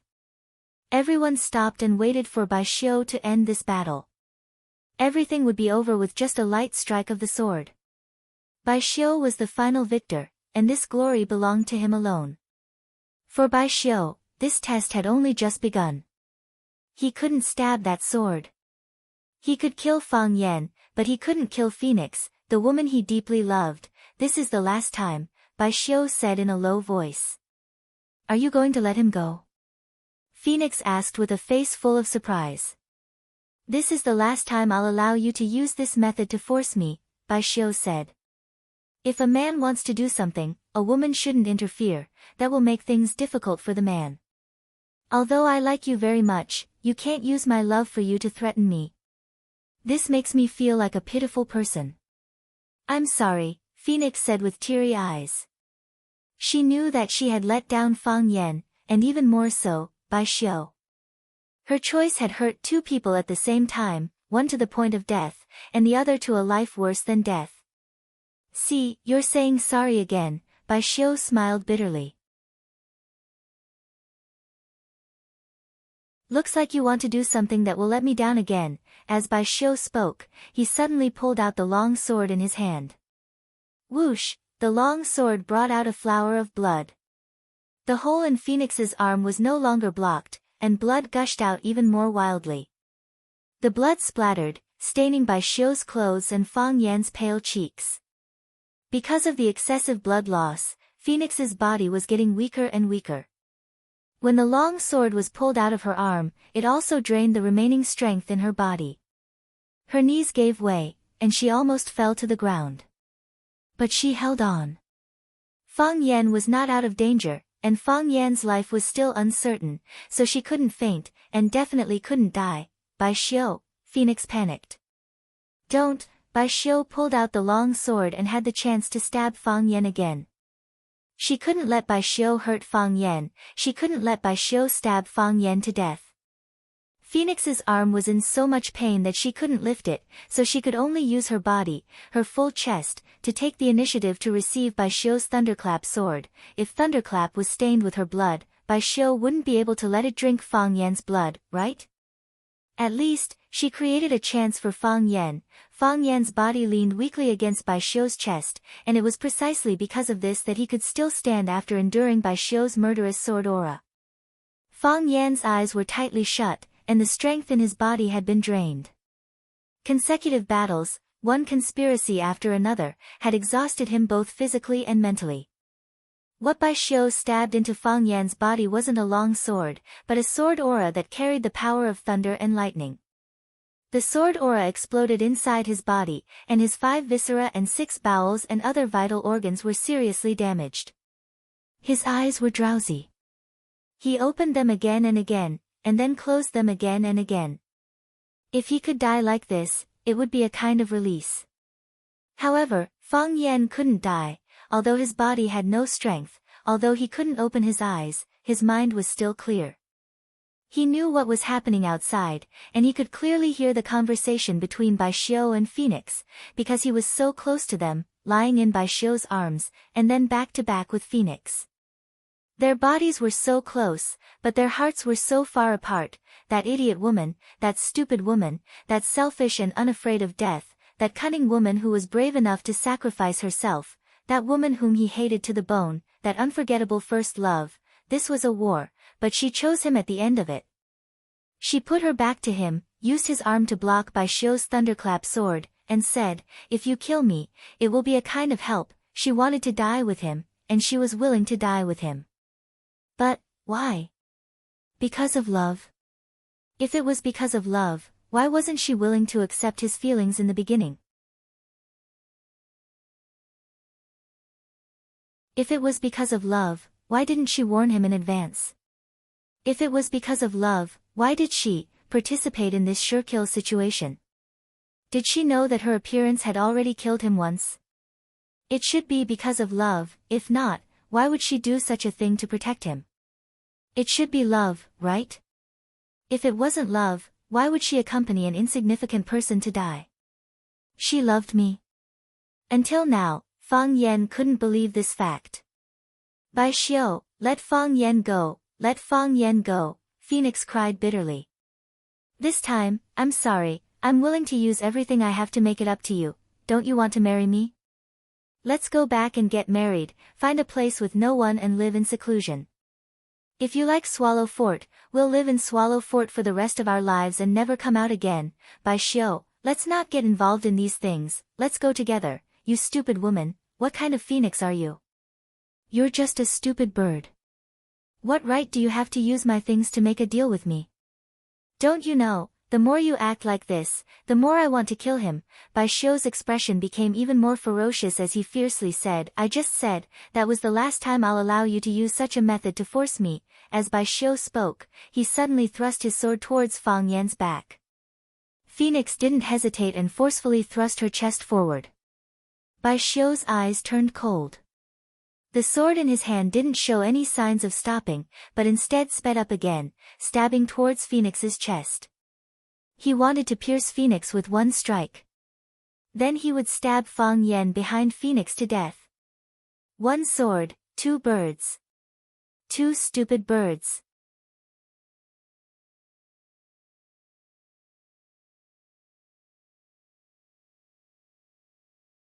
Chapter 584. When the Snake Lord opened his eyes, the world in front of him was dark. It was a moonless night. Even the farthest star in the sky was nowhere to be seen. Perhaps it couldn't bear to see the tragedies in this world, so it closed its eyes early to rest. The Snake Lord struggled, wanting to move his hands and feet, but he couldn't move his hands, nor could he move his feet. His body was poisoned, and it was a poison that he couldn't cure. How could the Snake Lord be poisoned? What a joke! Of course, the Snake Lord didn't laugh. He wanted to cry.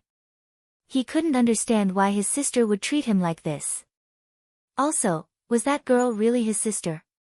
The sister who wholeheartedly attached herself to him and took care of him.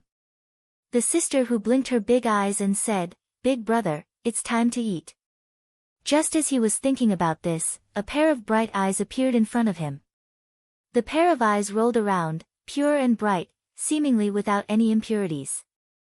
The Snake Lord's withered yellow eyes fixed on her, looking at the pair of eyes that he remembered deeply. Yes, these were his sister's eyes. In the past, he also found it very strange. He and his sister ate the same food, did the same things, and spent day and night with all kinds of poisonous snakes and animals. Why were his eyes black and yellow, and the whites of his eyes were bloodshot? They were like the eyes of a snake. But his sister's eyes were black and white. Her pupils were as black as ink, and the whites of her eyes were as white as the first snow. He could accept that the heavens were unfair to him. Even Mother Nature was so biased that it made people feel bitterly disappointed. The Snake Lord also wanted to be a quiet, handsome man. The Snake Lord opened his mouth, but no sound came out. "Do you want to talk?" the owner of the eyes asked. The Snake Lord didn't answer. He didn't need to answer such a question. "The poison you were poisoned with is called red eccentric. It's made from the gallbladder of a red eccentric." The owner of the eyes explained softly, "You told me about this poison. You should have felt it. After being poisoned by red eccentric, your whole body is paralyzed, like a vegetable. Except for the brain, the rest of your body can't move, including your eyes." The Snake Lord's eyes were still staring at his sister, staring at the family that he missed day and night. The owner of the eyes looked at him for a while, sighed softly and said, "I know what you want to say." There was anger in the Snake Lord's eyes. He wanted to make the corners of his mouth twitch to express his disdain. However, he couldn't even do such a trivial action. How could she know what he wanted to say? Even he didn't know what he would say, so how could she know? Could she understand the pain and helplessness of watching one's only family being kidnapped and ordered around by others? Could she understand the indignation and humiliation of begging for a trade when one's life was about to end after failing a mission? Could she understand the cruelty and yearning of crying and begging her opponent to take her snake's eye and turn her into a snake slave without freedom and soul? The king of the snake species was still a king. Which king was not proud? "I sacrificed everything and sold myself as a slave because I was concerned about your safety and longed for your gentleness. I wanted to live to see you one last time. Do you know all this? If you knew, why did you kill your brother when you met him again? I have raised countless snakes and developed countless poisons. I often test the poisons on my own body, but have I ever hurt you?" It was as red as blood, and his heart was also bleeding. The Snake Lord felt sad, and his heart was throbbing with pain. Although many people thought that they had no heart. The owner of the eyes saw the change in the Snake Lord's eyes and said, "I know you are angry, and I am angry with myself. I shouldn't have done this. I should have told you in advance, but I was worried that you wouldn't listen to me. I had no other choice. No other choice." These 4 words were so heartless, shameless, and irresponsible. Just because you said, "no other choice," you poisoned your brother. When you were kidnapped, I had better choices, such as running away or hiding in the mountains, but I chose to listen to their orders and became a cruel killer. When I was defeated, I could choose to die or jump into the river, but I chose to sacrifice my eyes and become a snake slave. Slave. It was an insult to the snake monarch race that the snake monarch race was reduced to such a title. But, he did it without hesitation. I can say that I had no other choice, but did I say that? "You know, our natural enemies are those snake catchers," the owner of the eyes continued. "I was hunted by the snake catchers. They should have dug out my eyes, but they didn't do that. They could have destroyed me, but they didn't. They trusted me and gave me freedom." The Snake Lord wanted to laugh. Although he looked uglier when he laughed than when he didn't laugh. But he couldn't raise the corner of his mouth, and his face didn't show any extra expression. He was like a zombie. The only expression he could make was an expressionless face. "In order to save you, I dug out my snake eyes and gave them away. Someone kidnapped you and only kept your snake eyes. Then, you became someone else's loyal servant. How cruel was this world? How unfair was it?" "Brother," the owner of the eyes gently touched the Snake Lord's face and said, "Rest well. I won't hurt you." A single tear appeared in his eye, then slid down his cheeks. Wasn't this kind of damage considered as damage? "Brother," seeing the Snake Lord's tears, the owner of the eyes finally panicked. She wiped the tears from the Snake Lord's face and said, "Brother, don't cry, I can't let you go, otherwise he'll be angry. Do you want to talk? Let me talk with you, okay?" The owner of the eyes took out a pill from her pocket. She took half of the pill and put it in the snake lord's mouth. Brother, this is half of the antidote. Even if you take the antidote, you'll only recover half of your strength, the owner of the eyes warned him. Don't even think about running away, otherwise I'll beat you down again. As soon as the antidote entered his throat, his body felt refreshed. The snake lord's burning body eased a bit. He could feel his eyeballs moving, then his hands and feet could move. The snake lord's tears flowed even faster, his voice was hoarse like sand rubbing against each other as he asked, "Why? Brother, why?" "Brother, he's the most handsome man in the world, as well as the most charismatic man, he's like my brother to me." At this moment, the snake lord's heart was dead. "That man is the most handsome man in the world, the most charismatic man in the world, that man is like my brother, then, what am I?" "Brother, don't be angry, okay? I don't want you to get hurt, I'll protect you. Once this is over, I'll take you to see him. He's a really, really good person, he'll take good care of you." The owner of the eyes spoke with concern. "When the time comes, I'll ask him to help me take back your snake's eye, he'll definitely agree. He's a very capable person, he'll never break his promise." "Kill me," the snake lord said. "Brother, I'll say." The snake lord gathered all his strength and roared at the owner of the eyes, "Kill me." At this moment, his heart was dead. It's said that when a person is close to death, they'll experience a moment of lucidity before death. Fang Yan felt like he was about to die, because his body's current condition was very strange. When Bai Xiu stabbed his chest with the thunderclap sword qi, his Tai Chi heart suddenly stopped, and the Tai Chi domain also disappeared. It was like when you were driving, but the car ran out of gas. It was like when you were watching TV, but the electricity went out in your house. This was the same situation as 3 years ago. The Tai Chi heart once again became a dead fetus. Ever since he comprehended the Tai Chi heart, it had become a part of Fang Yan's body. For him, the Tai Chi heart was one of the most important organs in his body, second only to the vital organ between his legs. However, now that this important part had disappeared, it was as if the body had suddenly lost its limbs, which was hard to accept. "Maybe I'm really going to die," Fang Yan dejectedly thought. The elders of Swallow Dock were right, I'm still not as good as Bai Xiu. While Fang Yan was in complete despair, the Tai Chi heart once again spun. When the Tai Chi heart died, the extreme yang energy quickly decreased and disappeared. The core of the Tai Chi heart lost its ability to resist, and the vicious and violent energy that had gathered around the Tai Chi heart in the past instantly filled the core. The Tai Chi heart spun again, and it was even more violent than before. It was like a tank without brakes, more like a plane that had lost control. Rumble, they whooshed, carrying a faint crimson glow.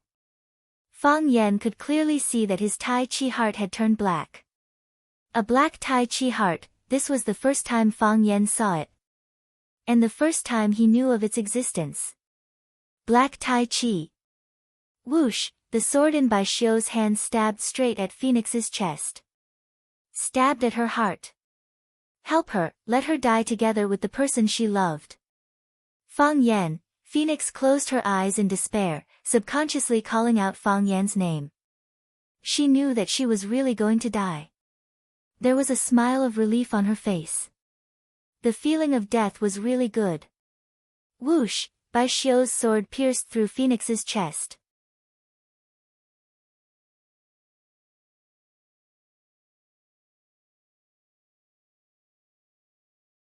Chapter 585. I'm sorry, Bai Xiu said these 3 words in his heart. He didn't like Phoenix saying these 3 words to him, because when Phoenix said sorry, she would really do something that would let him down.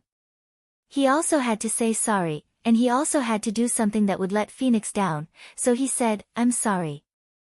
Bai Xiu closed his eyes in pain. Phoenix and Fang Yan were childhood sweethearts, so how could he and Phoenix not be childhood sweethearts? Although Phoenix and Fang Yan spent more time together when they were young, Phoenix spent more time with him after becoming sensible. After becoming his girlfriend, the time she spent with Fang Yan could be counted on one hand. Bai Xiu was a smart person. He understood Phoenix's thoughts and the meaning of her childish actions. But he also knew that Phoenix would eventually get together with him, they would get married, have children, and become lovers for life. In television dramas, when the female lead was molested by a bad guy, she would often shout, "Even if you have my body, don't even think about getting my heart." Bai Xiu always felt that there was something wrong with this line, "I love your body, where is your heart?" Although it was a little unpleasant, as long as you have me, it's fine. When your body has become mine, will your heart still be far away from me? Bai Xiu had confidence in himself. If Fang Yan died, all problems would no longer be problems. Phoenix would be sad for a while, but she would still hold his arm and walk into the wedding hall. However, the Phoenix's final decision disappointed him and made him feel despair. Bai Xiu was very sad. He felt that he was even sadder than Fang Yan. Compared to Bai Xiu, Fang Yan's sadness couldn't be considered sadness at all. At most, it could be considered as a kidney injury. If this sword fell, Fang Yan would die, and so would Phoenix. Bai Xiu believed in the sword in his hand. His thunderclap sword rarely appeared, and when it did, it never missed. Swish, Bai Xiu suddenly opened his eyes. Something was wrong. He saw his sword pierce Phoenix's chest with his own eyes, but he didn't hear the familiar sound of a sharp blade cutting through flesh. His sword was fast enough, and Phoenix's flesh was tender enough. If the thunderclap sword cut through flesh, it would be a clean and crisp sound of paper cutting, crack. The sword went straight to the top, clean and neat, without any sloppiness. Swoosh was the sound of an empty net. It was the sound of an empty net without a single fish being caught. It was the sound of a knife cutting through the air. The Phoenix had disappeared. Fang Yan had also disappeared. Bai Xiu broke out in cold sweat from shock. How could Fang Yan disappear? How could Fang Yan disappear? Just now, Bai Xiu's ingenious plan had deliberately allowed Fang Yan to snatch the thunderclap sword away, while he himself had hidden the sword chi of the thunderclap sword and stabbed it towards Fang Yan's abdomen. That sword strike was enough to take his life. Even if Fang Yan was not dead yet, it was impossible for him to escape and counterattack. What exactly happened? Not only did Fang Yan turn pale with fright, but the others were also panicking as they searched for traces of Fang Yan. Their target this time was Fang Yan, and their mission was to kill Fang Yan. If Fang Yan escaped, their mission would be declared a failure, and they would have to face endless revenge from Fang Yan in the future. Of course, they were not afraid of Fang Yan's revenge at all. At most, they would just wrap him up like a dumpling again. But who would want to do the same thing twice? Where is he? Where is he? Xiu Mu roared angrily, and punched a large rock that could be hiding nearby. Crack, the large rock was hit by the fiery red shadow of the fist, and broke into two from the middle. Kong Zhu did not yell at his brother, and he also continuously punched the dense thicket. Crack, crack, crack, grass and trees flew everywhere, and the sound of branches and grass breaking could be heard continuously. There was also the smell of grass spreading through the night wind, and it was a rich fragrance that entered the nose. Everyone, split up and search. The man in black once again took out the Proud World mobile phone from his pocket. Originally, they thought that they no longer needed guns, but looking at the current situation, the Proud World still had a chance to display its great strength. They did not feel too angry about Fang Yan's disappearance, but instead felt a tinge of joy. They had come to surround Fang Yan, but Bai Xiu alone had taken all the credit. Now that Bai Xiu had made a mistake, and Fang Yan had disappeared, if Fang Yan could fall under the muzzle of their Proud World gun, it would be the most beneficial for them. Where there were people, there would be Jianghu, and where there was Jianghu, there would be fights. The small team of a few people besieging them all had their own thoughts. The two old men who were practicing silent meditation were calm. After scanning the night sky, their eyes stopped on a slightly protruding rock. Whoosh, a piercingly cold gust of wind swept past, and a black figure appeared on the protruding rock. No, there were two. Because Fang Yan was holding the phoenix in his arms, it looked like the two of them had become one at first glance. Phoenix hugged Fang Yan's neck, and looked at Fang Yan's eyes with surprise. She asked in a daze, "You're not dead?" "I'm not dead," Fang Yan said. Phoenix saved Fang Yan. When Bai Xiu was about to stab Fang Yan's heart, Phoenix stepped forward and used her body to block Bai Xiu's thunderclap sword. Although Bai Xiu still decided to kill Fang Yan in the end, and he even killed the phoenix that was blocking his way, the phoenix bought time for Fang Yan, bought the most precious time. When Fang Yan's life was on the line, Fang Yan's Taiji heart's righteousness was reduced to 0, and the hostility and anger beside it poured in. These gases drove the core of the Taiji heart to spin again. However, this time, the Taiji heart was no longer white or green, but black. It was pitch black, so black that it was like the night, like a black eyeball. The black gas saved the Taiji heart, reviving it again. After reviving, the spinning Taiji heart once again produced righteousness and yang energy. These righteousness and yang energy began to repel the hostility and anger. They were natural enemies that would not rest until one side was dead. The two sides fought, you attack, I defend, and in the end, it turned into a situation of black and white defending one side. Half black and half white, it looked like a Taiji diagram. When Fang Yan first started cultivating, his grandfather, Fang Hui, gave him a Taiji diagram. Fang Yan felt that this gift was too common, and he was a bit unhappy. He even pulled his grandfather's hand and asked if he could change it. Fang Hui laughed and said to Fang Yan, "The Taiji diagram is ever-changing, and unfathomable. 20 years ago, I thought I understood it. 20 years later, I found that I couldn't understand it. Now I can only see the black and white Taiji fish. You should take a closer look and see what you can see." Fang Yan took the Taiji diagram and looked at it. He could only see the black and white arcs on the Taiji diagram. The circle of the Taiji diagram represented 1, the universe, and Wuji. Taiji was limited heaven, and Wuji was infinite heaven. Taiji was existence, and Wuji was nothingness. Taiji was 3, and Wuji was 1. The black and white colors of the diagram represented yin and yang, and heaven and earth. The boundary between black and white was the human division that divided the world of yin and yang. The black dot in the white represented yin and yang, and the white dot in the black represented yang and yin. The Taiji fish, 1 black and 1 white, 1 yin and 1 yang. Yin gave birth to yang, and yang gave birth to yin. Yin and yang restrained each other, and yin and yang gave birth to each other. Endless growth. A jar of water was half drunk, and there was only half left. A bag of rice was eaten by 5 kilograms, and it was naturally 10 years less. The same was true for the strength of the body. However, because Taiji and yin and yang gave birth to each other, Fang Yan's body was instantly filled with strength. Every time someone threw a punch, they would use up a punch's strength. However, with the eternal vitality, every time you threw a punch, the strength of your punch would be instantly replenished by the heart of Taiji, the strength of your body would never be exhausted. Fang Yan also saved Phoenix. At the most critical and dangerous moment, just as Bai Xiu's sword was about to pierce through her chest, Fang Yan moved like lightning, hugging Phoenix and escaping from the battle. Phoenix was injured. Although Bai Xiu's thunderclap sword hadn't pierced into Phoenix's flesh, the thunderclap sword, which was held by Bai Xiu, had already cut through Phoenix's clothes and left a deep wound on her chest.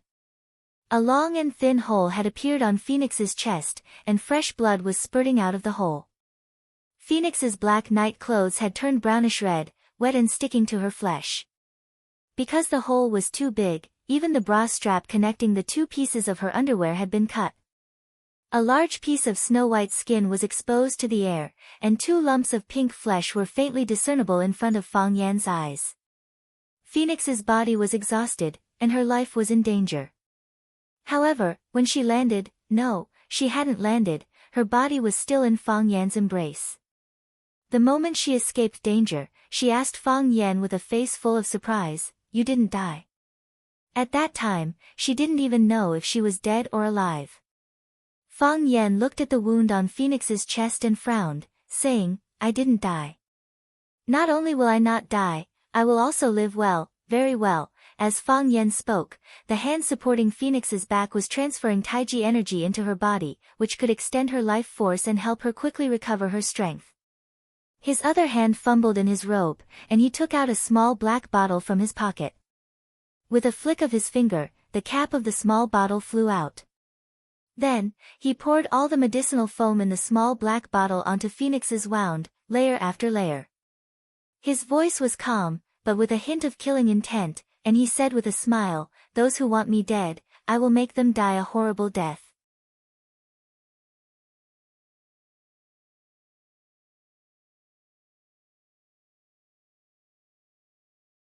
Chapter 586.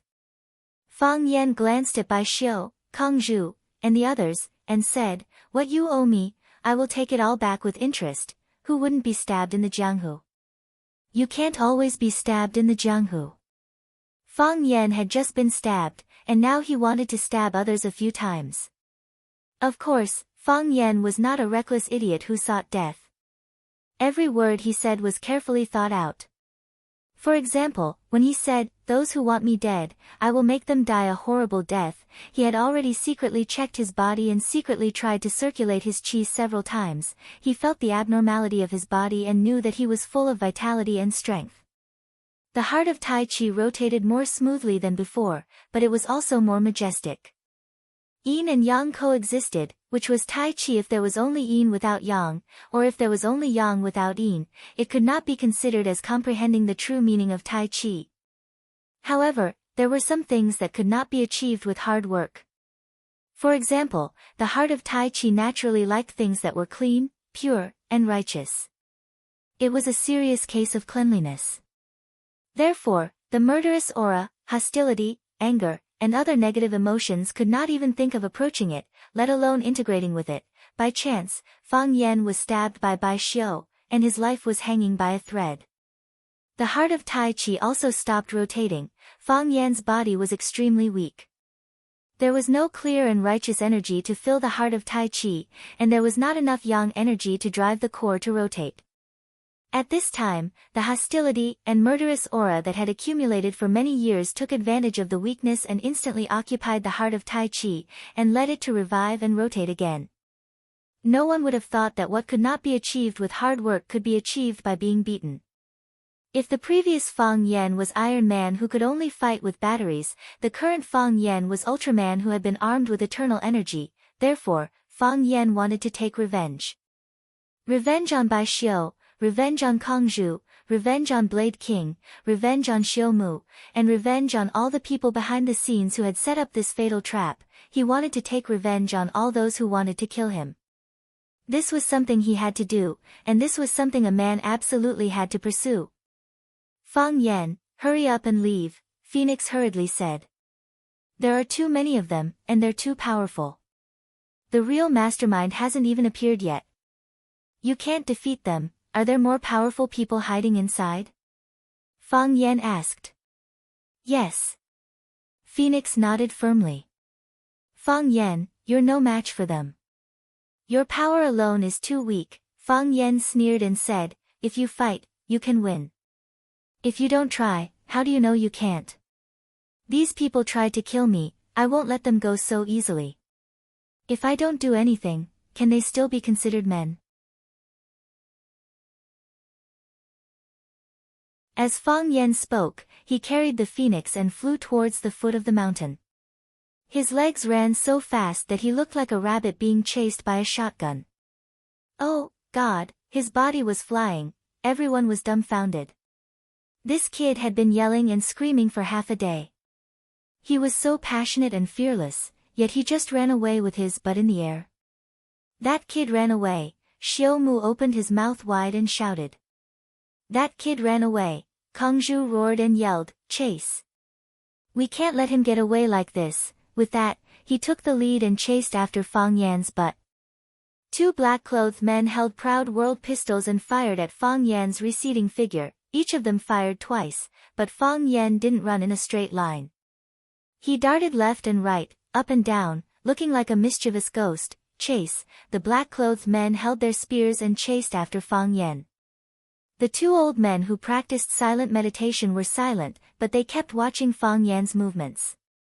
When they saw Fang Yan carrying the phoenix and running away, they reacted immediately. On the other hand, Bai Xiu's reaction was slower. Bai Xiu held the thunderclap sword and stood in place. He looked in the direction of solitary sword peak and sighed softly, 1 life, 2 luck, 3 feng shui. Looks like your father buried a good feng shui. Bai Xiu's long robe flapped and he dashed forward like lightning. Tonight, Fang Yan must die. Fang Yan ran very fast, very fast. He knew that he was full of energy now. He felt that he could defeat several people on his own. He even felt that he could wipe out a group in one go. If he was bullied, he would immediately be bullied 10 times or 100 times more. Shouldn't a man be so ruthless and domineering? Shouldn't blood for blood and a tooth for a tooth be like this? Shouldn't he take revenge on the spot and not let the hatred linger overnight? However, Fang Huohuo was Fang Huohuo. He always knew what he wanted the most. What he wanted the most now was to survive. As long as he lived, so did the phoenix. If Fang Yan chose to stay, he would have to face Bai Xiu, who he still didn't know his limits. He would have to face the strange brothers Diablo and Xiu Mu. He would have to face the pair of unfathomable old men. He would have to face the proud pistol. Most importantly, Fang Yan believed the phoenix's words. The phoenix said that the real culprit behind the scenes hadn't appeared yet. There were even more powerful experts who hadn't made a move. There were too many of them. They were too powerful. What kind of power was hidden behind the darkness? Fang Yan was a smart person. Smart to the point that he often lost his backbone. For example, at this time, Fang Yan should have fought with them without fear of death. He should have killed everyone who tried to harm him. Didn't that sound like an invincible hero? However, Fang Yan ran away shamelessly. He had to run.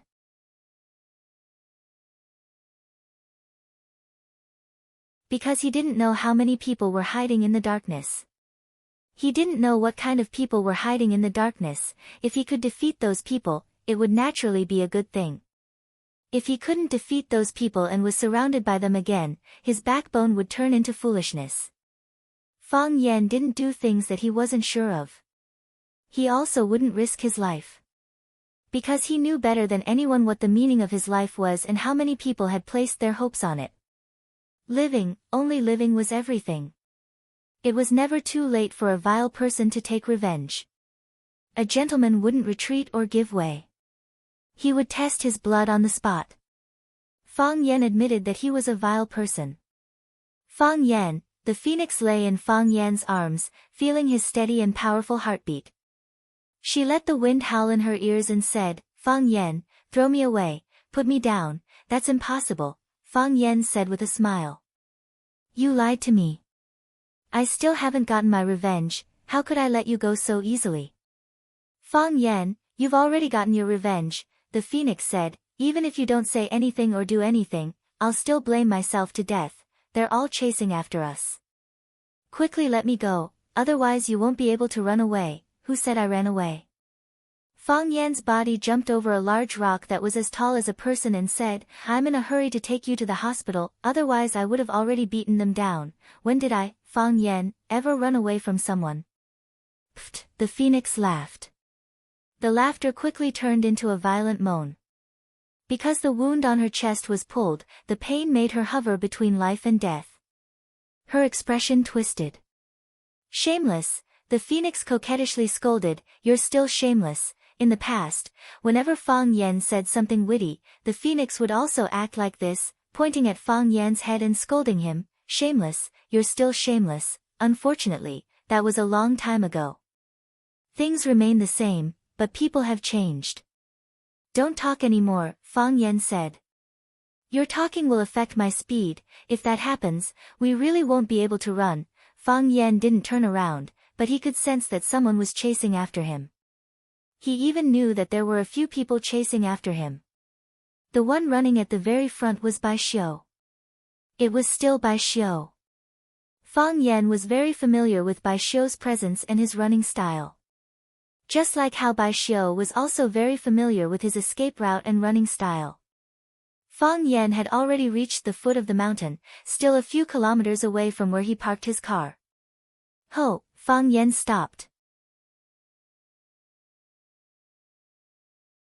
Fang Yan put the phoenix down on a large rock on the side of the road, gently stroked her face, and smiled. Wait a bit. The phoenix grabbed Fang Yan's hand, her eyes as soft as water, and softly said, Fang Yan, I might not be able to wait. Even if you can't wait, you still have to wait. Fang Yan pretended to be angry. On TV, even if the female lead is about to die, they'll still say a few words to the male lead to say their goodbyes. Wait until I get rid of Bai Xiu, then we'll have a few words to say our goodbyes. Fang Yan, don't worry about me, hurry.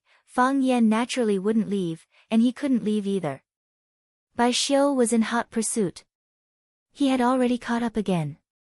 No, he wasn't chasing after him, he had already taken a shortcut to intercept him. Fang Yan would either have to jump off the cliff, or run back the way he came, back up the mountain. There was an interception in front, and a pursuer behind. Fang Yan was stuck between a rock and a hard place. Wait a bit, it won't be long. Fang Yan patted the back of the phoenix's hand, gesturing for her to let go. The phoenix squinted her eyes and smiled, asking, Do you know why I'm called the phoenix? Fang Yan shook his head, saying, You never told me before, just tell me in a bit. Fang Yan stood up, once again facing Bai Xiu, who was standing at a high place with his sword. Ho! With a leap, Bai Xiu jumped down from the hillside that was dozens of meters high. His long robe fluttered in the wind, as if he was a celestial being. Bai Xiu looked at Fang Yan, who was in a sorry state, but whose eyes were still bright, and smiled. I'll tell you a secret, I have another profession, snake catcher. Snake catcher. Fang Yan's expression froze, his pupils turned bloodshot, and his eyes instantly turned blood red as he gritted his teeth. Then, my dad, he was killed by you.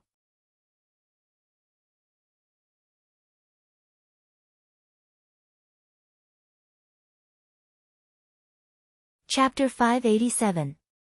Snake Lord's sister was called Wang Fang in the orphanage. It was the name given to her by the Fatso Dean. The Fatso Dean's surname was Wang. In order to express that she was a caring person and to let the outside world know that she was a family with the orphans, she gave all the children in the orphanage names like Wang Fang, Wang Chao, Wang Zhong, Wang Ling, etc. Because she was too careless, she even named the two girls Wang Yan and Wang Yan. Every time she screamed for Wang Yan, the two girls would look at her blankly, not knowing who she was looking for. After Snake Lord and Wang Fang escaped from the orphanage, Snake Lord only called Wang Fang little sister. Because he called her little sister for so long, he almost forgot her original name. But, at this moment, he suddenly remembered his little sister's name. Her name was Wang Fang. Kill me! Snake Lord used all the strength in his body and roared at Wang Fang. At this moment, he felt that living was the greatest torture. All of his efforts and sacrifices, his pursuit and goals, his happiness and faith, all collapsed at this moment. He didn't even know what was the point of living. If it wasn't for his little sister, he would already be a heartless dead man.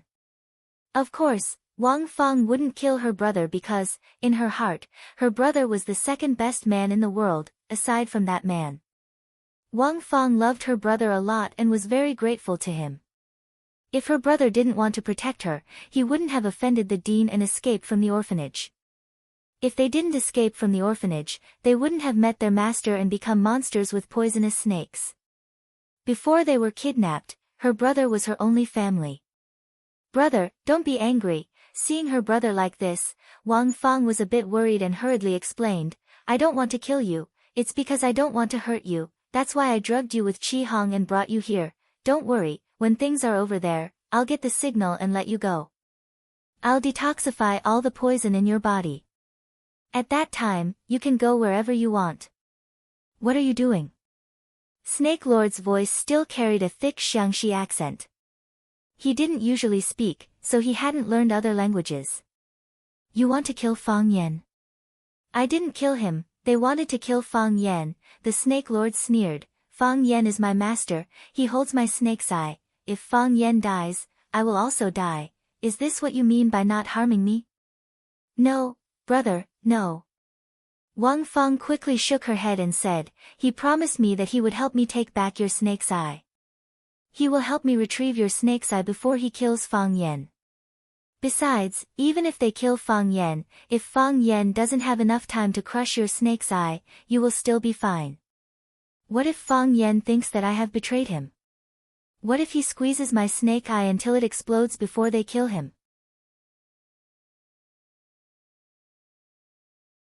Impossible. He's very powerful. He won't give Fang Yan a chance. He'll definitely do what he promised me. Others can't, but he can. Brother, just trust him like you trust me, just this once, okay? Snake Lord's face was full of bitterness, his voice was very rustling, like a poisonous snake walking on the ground. Who is he?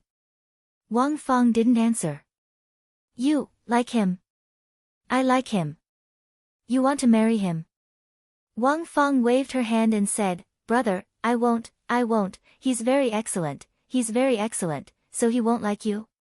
Wang Fang's expression became sad, he's only good to me, he treats me like a little sister. Snake Lord felt his chest become heavy, his heart was in so much pain that he couldn't breathe. He's only good to you, he only treats you like a little sister, why are you so loyal to him? Snake Lord tried his best to suppress the pain in his heart and looked at Wang Fang. Little sister, come with me, it's too dangerous outside, let's go back to Xiangxi. We won't care about anything, we won't get involved in anything, we'll just raise snakes like before. Brother, I don't want to go back, Wang Fang said. What's in the mountains? There's nothing in the mountains, you want to watch TV, there's not even electricity. Brother, I don't want to go back. We shouldn't live in the mountains, we should live in the city.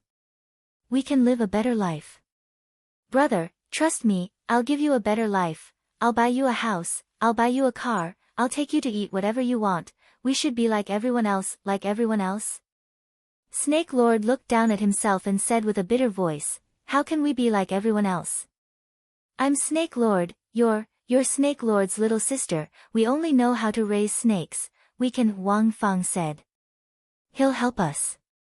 He'll help us settle down in the city, he'll help us get everything we want, as long as we're willing to listen to him and help him deal with some things. Brother, you can't go back anymore.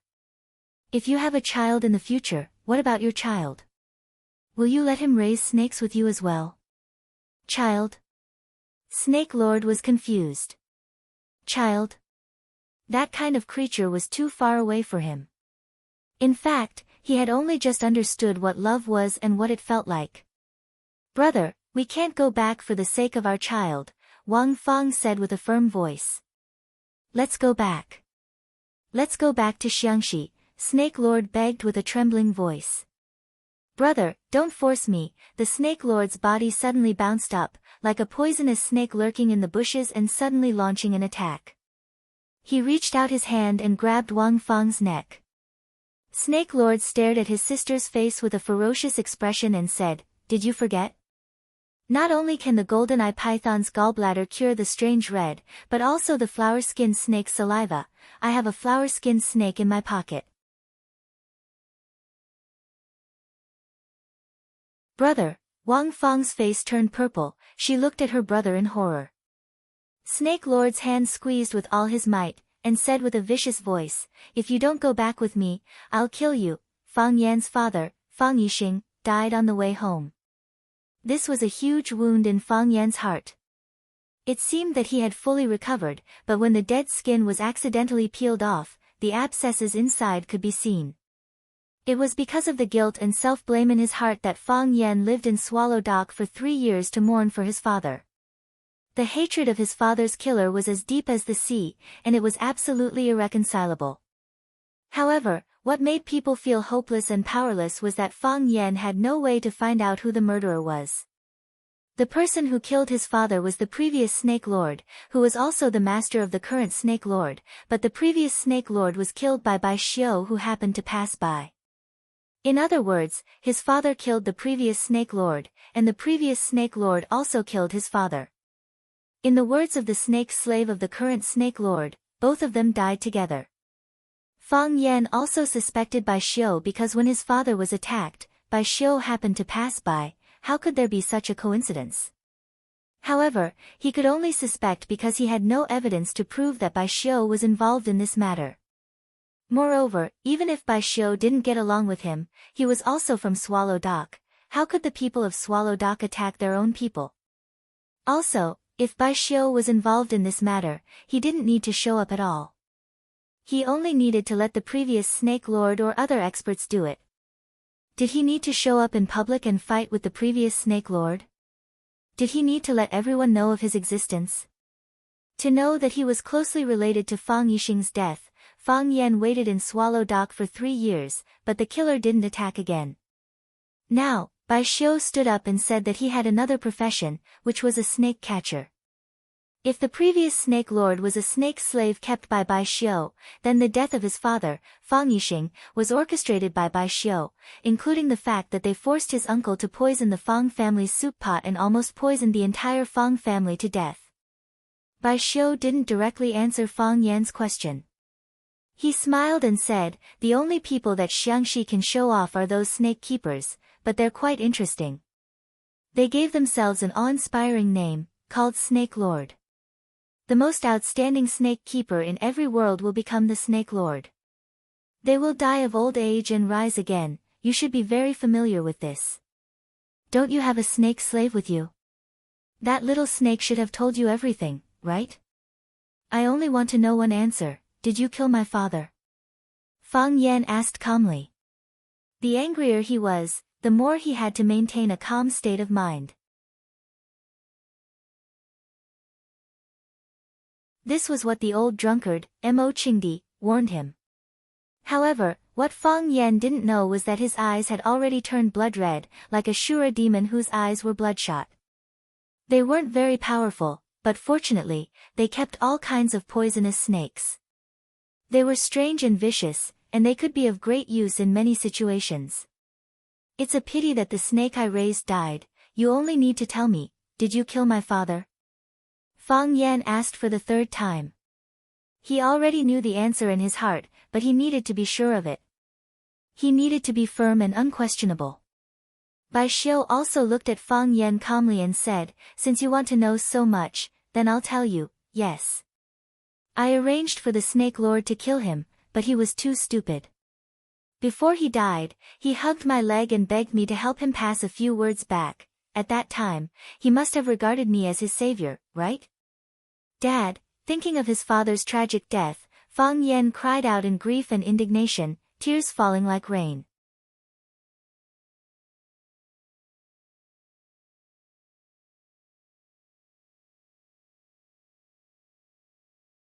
Chapter 588. He was humiliated when he was alive, and he was humiliated after he died. Any child who saw this scene would feel as if their heart was being cut by a knife. Fang Yan, your father died because of you. Don't you feel any guilt or remorse? If I were you, I would live in seclusion for the rest of my life and never step out of Swallow Dock, Bai Xiu said coldly.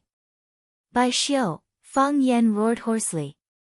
With a crisp crack, Fang Yan had actually crushed 2 teeth in his mouth.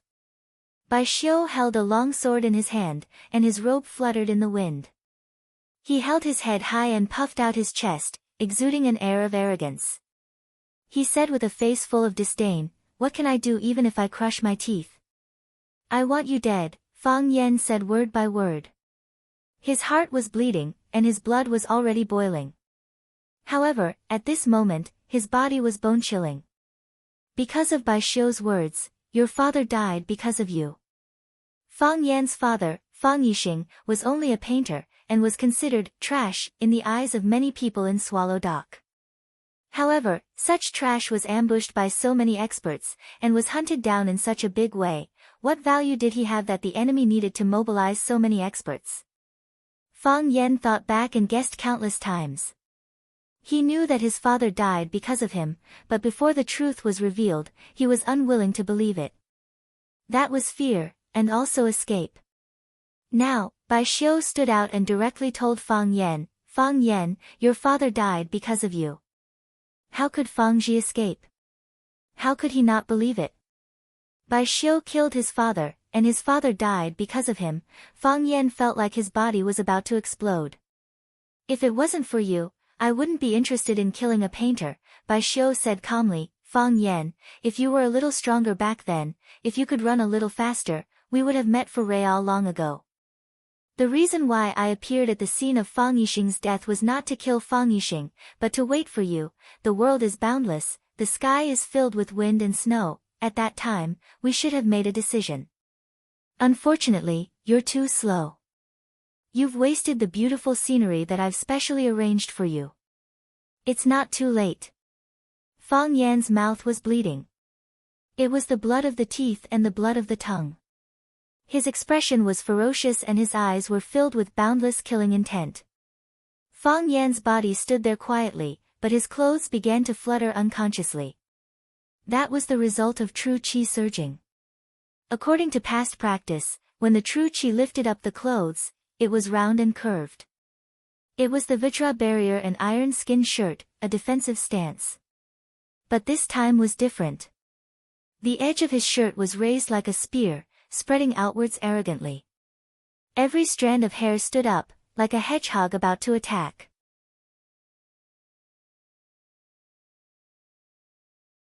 At this time, Fang Yan was full of savagery, swords and sabers on his body, ready to cut his enemies into pieces at any time. It's not too late yet, Fang Yan said with a heavy voice. He had never felt that he had to use so much energy to speak. You're not dead, I'm still alive, so it's not too late to make a decision. That's why I chose One Sword Peak. Bai Xiu smiled and said, 3 years ago, you fought against the Japanese sword god Chiba Hashirama at the top of One Sword Peak and won, instantly becoming famous. When the news reached Swallow Dock, everyone was excited, and your grandfather Fang Hui went to the village entrance to set off a string of firecrackers. Master drank a cup of wine on the spot, saying that the Fang family has a successor. That's why you're jealous of me? Jealous? Bai Xiu smiled and said, for people like us, if it's only because of jealousy, is it worth it to make such a big move? Then why is it? Because of benefits, Bai Xiu answered. When have I ever destroyed your benefits? You've destroyed a lot of people's benefits, you just don't know it. Bai Xiu chuckled and said, Fang Yan, you're too smart. People who are too smart don't have a good ending. A lot of people don't want you to continue living, because everyone knows that you're not on the same path as everyone else. Alright, you started One Sword Peak, and you'll end One Sword Peak. That's a start and an end. I've been loyal to you, haven't I? Come. Fang Yan waved his hand at Bai Xiu, assuming a defensive stance. Bai Xiu raised his sword, staring straight at Fang Yan, and said, One sword shocks the wind and thunder, now I'll let you see the true power of the thunderclap sword. Bai Xiu's body disappeared. Without any warning, without any movement, his body disappeared into thin air. Speed. This was the ultimate speed. When a person's speed reaches a certain limit, even the eyes will be deceived. When you see that he's still standing there, he's already preparing. When he's already in front of you, you're just surprised that he's already disappeared, just like the sword on the mountain peak. Bai Xiu's body was still hidden in the endless darkness. However, the sound of thunder could be faintly heard in the sky, and lightning streaked across the horizon. A flash of lightning appeared in Fang Yan's pupils. That lightning was originally far away, as if it came from high up in the sky. That lightning seemed to have grown antennae, extending infinitely downward. Rumble, the lightning arrived in an instant, fiercely striking at Fang Yan's head. Fang Yan's body jumped up high, as if he was actively welcoming the lightning. Jumping steps to beat the tiger, this was a very common stance in Tai Chi. However, when used by a Tai Chi expert like Fang Yan, it wasn't common at all. His body was like a crane, and he jumped like a soaring dragon.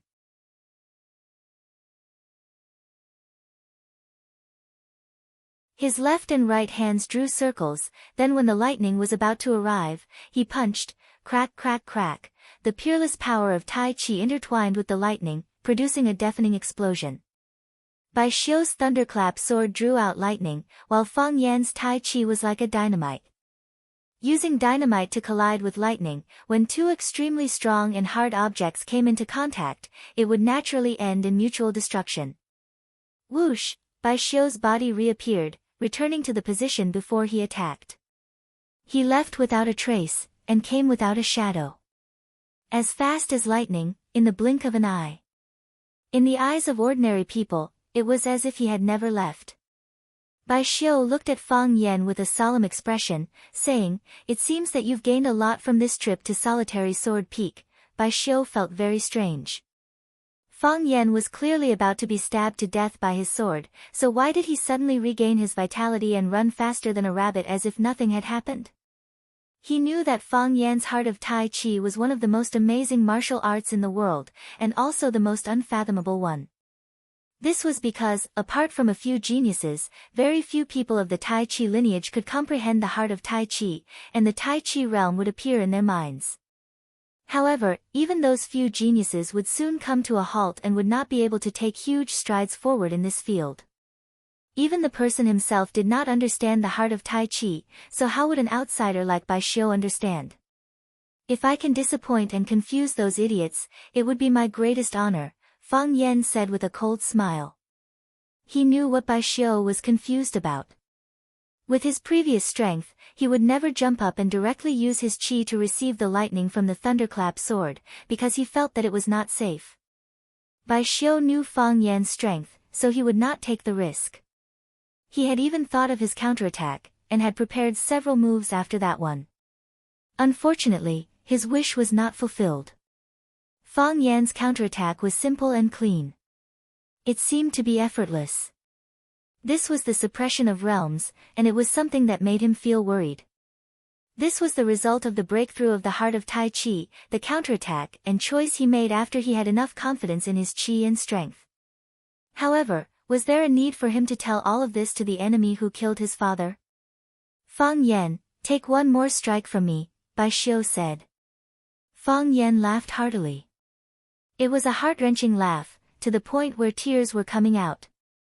"Bai Xiu, you shouldn't be called Bai Xiu, you should be called idiot. This is a decisive battle, the only result between us is to fight to the death.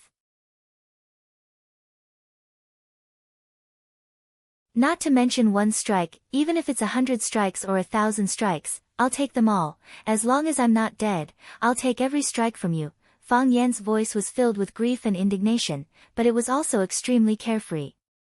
His father died a horrible death, but he didn't know who the murderer was, so he couldn't sleep every night. Most of the time, he could only bury his head in the bathtub, like a tortoise with its head in its shell.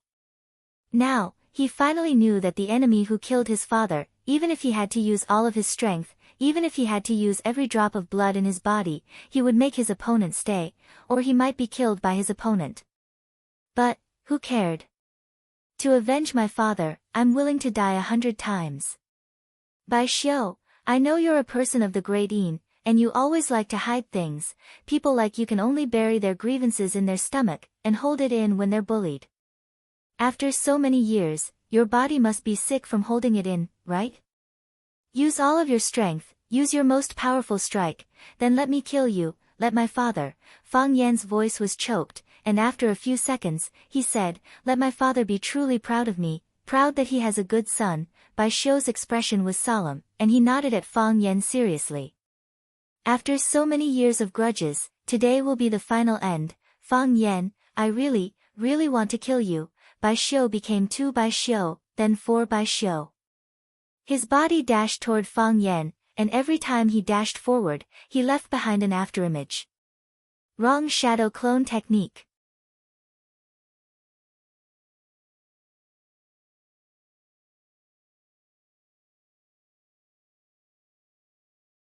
Chapter 589. Overlapping clones. This was a sign of extreme speed.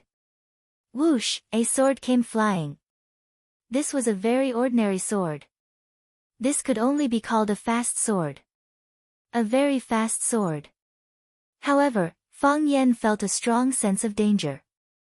This sword also carried lightning, not in the sky, not in the outside world, but inside the sword. Hiding and not showing it. Also on the verge of exploding. Bai Xiu's sword slashed straight at Fang Yan's head, wanting to split Fang Yan in half.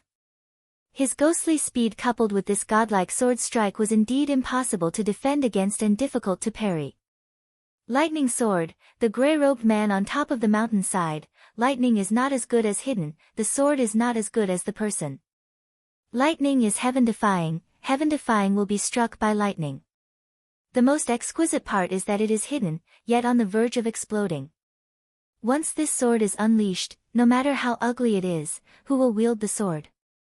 The martial fanatic was also shocked, saying, "This kid is indeed impressive, his talent is rare in this world." Looking at Bai Yan, he softly said, "These youngsters nowadays really cannot be measured with common sense. At such a young age, they have already established their own sects, whether it's Fang Yan or Bai Xiu, their achievements in Taiji and the way of the sword are all worthy of being called grandmasters. Pity. Pity. Two miracles are not miracles." The gray-robed man's voice carried a hint of a smile. "Only one can appear, and only then can it be called a miracle. So, one of them must die. One of them must die." Pity. The martial fanatic Ho Zhendong's eyes flickered, not knowing what he was thinking. "Don't interfere," the gray-robed man said. "If you interfere, I'll take back what I said before." "Ha, what in the world can be hidden from you?" the martial fanatic lamented. "Of course there is." "What is it?" "For example, is Mo Qingdi dead or not?" This was a secret. No one knew if Mo Qingdi was alive or dead.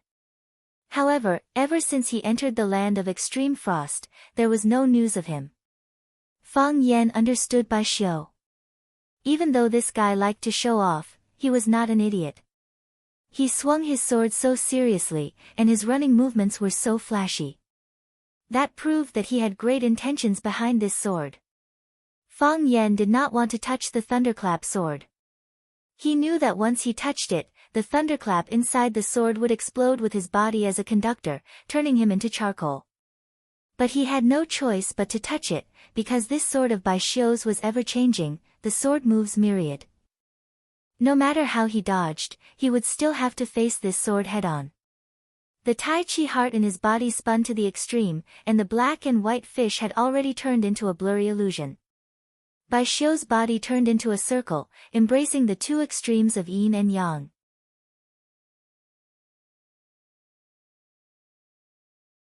With a light tap of his feet, he flew straight up into the sky. Moon seizing ninth heaven. Bai Xiu followed suit, his longsword still enveloping Fang Yan's vitals. Fang Yan hugged the big ring with both hands and rushed toward Bai Xiu. SSSSS, the longsword in Bai Xiu's hand trembled incessantly, and the shocking thunder hidden within it began to roar restlessly. They were not willing to be restrained by Bai Xiu, so they impatiently drew their swords and attacked the opponents who dared to provoke them into minced meat. Whoosh, Fang Yan hugged the shocking thunder with both hands. The longsword was the moon that Fang Yan wanted to hold in his arms. Courting death, Bai Xiu sneered. With a flick of his wrist, a shocking thunder suddenly pounced toward Fang Yan's chest, which was still closing in on Fang Yan. Rumble, the shocking thunder was like a long dragon, dragging its huge tail as it pounced toward Fang Yan, opening its bloody mouth to swallow Fang Yan's head and body. No one could have imagined that Bai Xiu's thunderclap sword actually hid such a huge and powerful lightning dragon. Go to hell, Fang Yan embracing the moon's wrist spread open, unexpectedly hugging the lightning dragon in his bosom. If you want to beat a snake, hit it where it hurts. If you want to catch a dragon, you have to catch its neck. The lightning dragon was made up of energy, and all energy moves had an eye of energy. The eye of energy was the lightning dragon's weakness. Fang Yan hugged the lightning dragon with both hands, letting it struggle and roar in his arms. It soared high into the sky with Fang Yan, its tail desperately whipping Fang Yan's body. Crackle crackle, Fang Yan's hands gripped its neck as if he was grabbing the lifeline of an electric monster. He continuously poured his Taiji power into the lightning dragon's body, modifying the inside of its body. Lei Long felt pain as well as fear. It wanted to break free, wanted to self-destruct. How could Fang Yan let it self-destruct? Taiji focused on yin and yang. It used its purest and most natural power to restrain the lightning dragon, turning it into a pet and a monster that it could only control. Whoosh, the lightning dragon quieted down, as if it had been tamed by Fang Yan. It shone with a silver light in Fang Yan's hands, but it would not do anything extreme. Bai Xiu's eyes narrowed. He did not expect the lightning dragon he had exiled to be subdued by Fang Yan. His body flashed and appeared high in the sky. His long sword flashed with a red light as it slashed toward Fang Yan's head. The long sword was silent, but because the energy was too intense, it burned the air around it, causing the lightning dragon to let out a painful groan. Bai Xiu, give me justice. Bai Xiu hugged the lightning dragon and flew higher again. His body flew higher and higher until he was above Bai Xiu's head. He hugged the lightning dragon with both hands and smashed it toward Bai Xiu's head. Boom, the lightning dragon roared and pounced toward Bai Xiu again. Bai Xiu stretched out his sword to touch the dragon's eye. As soon as he touched the lightning dragon, he broke the lightning dragon's balance and caused it to explode. Bang, the lightning dragon exploded, and the remnants of its body enveloped Bai Xiu's body. Crackle, Bai Xiu's body was struck by lightning and emitted a sound like an electric shock. Bai Xiu's body kept trembling in the air, then he lost control and rapidly descended. Fang Yan's body descended at the same time. After using Thousand Caddies Fall, his body approached Bai Xiu's body at an even faster speed. Fang Yan's feet flew out and fiercely stomped on Bai Xiu's chest. Bai Xiu, give me justice, bang. Give me back my father's life, bang. Bai Xiu deserves to die. Fang Yan stomped his feet over and over again, using all the strength he had in each stomp. He had never hated someone so much, and he had never wanted to kill someone so much. Pa! Bai Xiu's body smashed heavily into the ground, smashing the rocks into pieces. A deep pit appeared on the ground, and Bai Xiu's body was deeply embedded in the stone pit. Bai Xiu's body lay motionless in the pit, as if he was dead. Only the energy from the lightning dragon rubbed against his hair, emitting the sound of an electric shock from time to time. Bang! Fang Yan's body landed lightly on the ground. He saw Bai Xiu in the distance and walked step by step towards the place where he fell. Fang Yan looked at Bai Xiu, and Bai Xiu also opened his eyes and looked at Fang Yan. The previously handsome Bai Xiu was in a sorry state at this moment. His hair was a mess, and the white robe on his body was torn to shreds by the lightning dragon, making him look like a beggar's outfit. His eyes were bloodshot, a characteristic sign of his internal organs being congested with blood. Wounds appeared on his face one after another, and each wound was oozing blood, as if someone had slashed his face dozens of times. These weren't cuts from sharp objects, but from being unable to withstand Fang Yan's lightning dragon storm, causing all the blood vessels on his face to rupture. At this moment, Bai Xiu's face was ashen, and he no longer had his previous elegant demeanor. Bai Xiu, Fang Yan looked at Bai Xiu condescendingly. You win. Bai Xiu grinned. When his face twitched, the blood vessels on his face bled even more fiercely. The blood mixed together and turned into blood troughs. The blood troughs converged, forming a lake of blood. Bai Xiu's face was covered in blood, and his original appearance was no longer visible. That's the obvious truth, Fang Yan sneered. I really don't want you to die, I want to see more of your pitiful appearance. To be honest, I've never considered you an opponent before, Bai Xiu calmly said. The blood had already flowed into his eyes, but he still didn't care.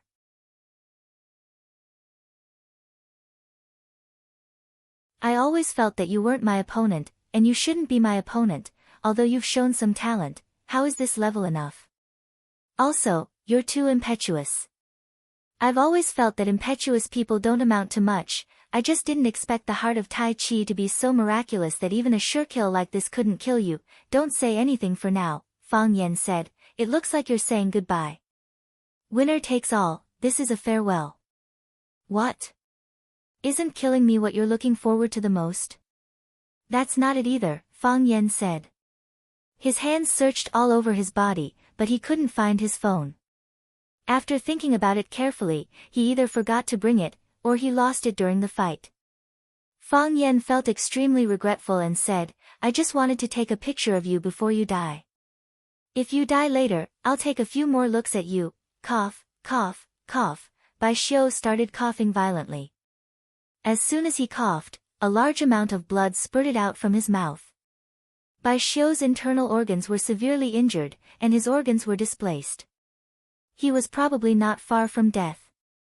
Fang Yan, this is how annoying you are, you'll never lose in a fight of words.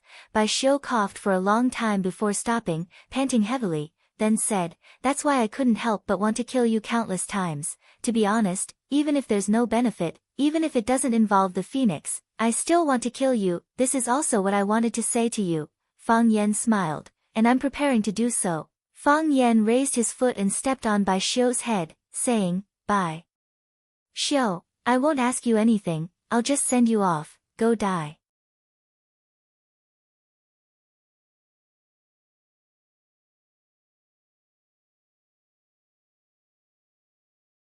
Chapter 590.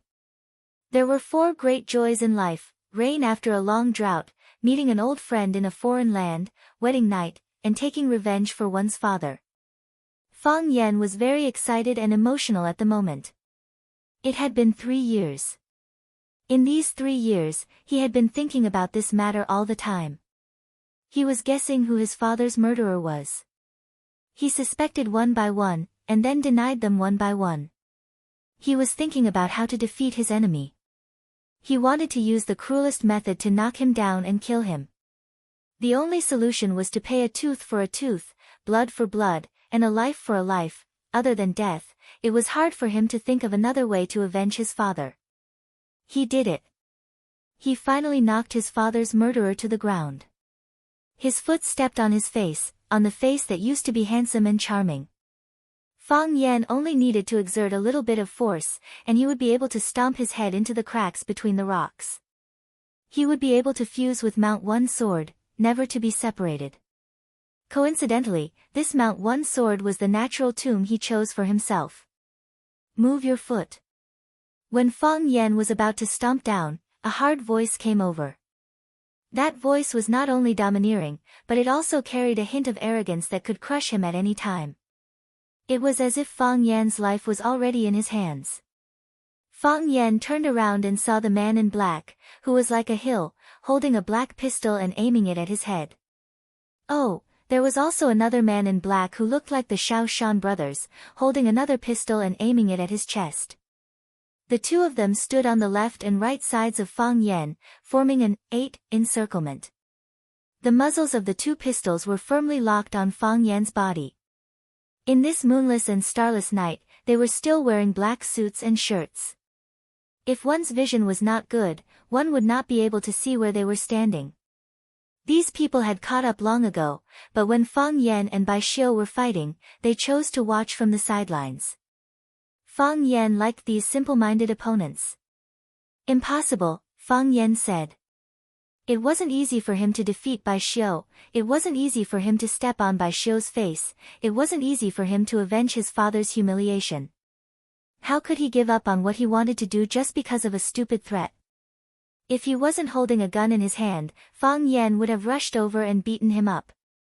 If he dies, you will die too, Shao Shan Nan said aloud. The safety of the pride pistol in his hand had long been pulled off. He only needed to gently press the trigger, and Fang Yan's head would explode. No, not only the head would explode, but the body would also explode. If he didn't move his foot away from Bai Xiu's face, Bai Xiu's head might also be blown up because of him.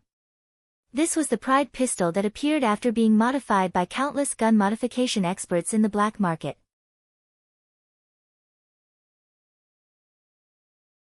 Its explosive power was equivalent to a powerful genetic bomb. Nowadays, the assassins were using the most advanced and lethal weapons. They could not wait to make the entire building the target lived in collapse with one shot. Only a few nostalgic old fellows still used the most primitive gunpowder bullets. They said they liked the faint smell of smoke and fire. Of course, those who dared to be so pretentious were the top killers in the world of killers. Ordinary killers still used the safest way to solve the target and complete the mission. They didn't like Bai Xiu and were willing to see him fail and be beaten to the ground. However, they didn't want to bear the responsibility of killing Bai Xiu by mistake. If that was the case, that young master would not let them have a good time. I don't believe it, Fang Yan said. He would not accept being threatened, even if someone pointed a gun at his head. And his chest. Xiao Shan Nan glanced at his brother and said with a smile, "Sometimes I feel that you are frighteningly cunning, and sometimes I feel that you are as stupid as a pig. Don't you see what we are holding in our hands? We just need to press it gently. Your head is like an egg that has been smashed by a punch. The color of the egg yolk may not be very nice, and the smell is not very pleasant. I have smelled it, and then I vomited the Kobe beef that I just ate in the afternoon. Brother Shu, don't talk nonsense with him, let's blow his head off," Xiao Shan Nan's brother said impatiently. He didn't like Fang Yan, and even more so, he disliked Fang Yan's pretentious manner. "I have already pointed a gun at your head, and not only are you not afraid to beg for mercy, but you are also talking nonsense with us without fear. Do you think our pride pistol is fake? Do you think we, the gunmen, are blind?" Out of professional pride and personal pride, Xiao Shan Nan's brother really wanted to kill Fang Yan with one shot. As for what happened after that, they could do whatever they wanted. Didn't they just kill a piece of trash when they killed Fang Yan? For the sake of his brother's great contribution, the young master would probably not blame them. "You see, my brother is already impatient." Xiao Shan Nan, who was called Brother Shu but looked nothing like a mouse, laughed mockingly.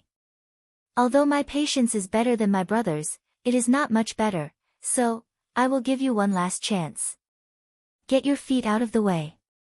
Let me test you with a brain teaser." Fang Yan was a little helpless. He looked at Xiao Shan Nan and said, "If I move my foot away from his face, will you not shoot me?" Xiao Shan Nan's expression stiffened and said, "That depends on your attitude, you're lying."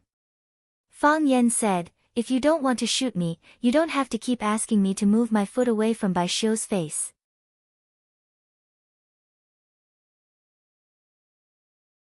The reason why you keep asking me to move my foot away from Bai Xiu's face is because you don't want to hurt your companions by accident when you shoot me. You can't afford such a responsibility. Is that right? Xiao Shan Nan and his brother looked at each other, deeply impressed by Fang Yan's wisdom. This man's analysis was so reasonable that they could not refute it. When the weak could not refute, they liked to use their ultimate killer move, pestering. So Xiao Shan Nan's brother scolded and said, "I told you to move your foot away, so you obediently move your foot away, or else I will shoot you." Fang Yan looked at Xiao Shan Nan sadly and said, "Since you insist on shooting me, why should I listen to you and move my foot away from his face? Why should I do such a thing that will only bring disgrace upon myself? Just like what that idiot brother of yours said, if I don't move my foot away, he'll shoot me dead. If I move my foot away, he'll lay down his arms and surrender without doing anything. Is the name of your group called 438 Retarded Brothers? You dare to scold people?"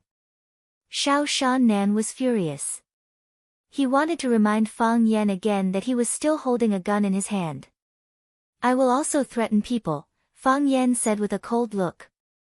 He looked at the Xiao Shan Nan brothers and said, "Tonight, I only want to leave Bai Xiu alone. If you are smart enough, get down the mountain and tell your master that I will soon find him to settle the score." Xiao Shan Nan laughed and said, "Do you really think we are idiots? We are pointing a gun at your head right now. As long as I pull the trigger, you will die. Why should we go down the mountain?" Even Xiu Mu, who was at the side, could not stand it anymore. He pointed at Fang Yan and scolded, "You bastard with the surname Fang, don't think that you can be so arrogant just because you defeated Bai Xiu. We old fellows are still alive, you better listen to him and kneel down to surrender. Otherwise, we won't be polite to you." Xiu Mu stood next to Phoenix. When he said that he would not be polite to Fang Yan, he deliberately turned around and glanced at Phoenix. The meaning of the threat was very obvious. If she didn't listen to him obediently, he would smash this traitorous little girl into mincemeat with a single punch. Because Phoenix had saved Fang Yan's life at the critical moment, everyone in this encirclement team did not have a good impression of her. Previously, with Bai Xiu protecting her, they would not do anything to her. Now that even Bai Xiu, who was protecting her, had been beaten to the ground, they did not mind giving her some punishment. Fang Yan raised his eyebrows. This was indeed a problem that he was more worried about. When he and Bai Xiu were fighting in the sky, these people had caught up and automatically formed a new encirclement. The two silent old men stood on high ground, one holding a copper basin and the other holding a black and white chess piece.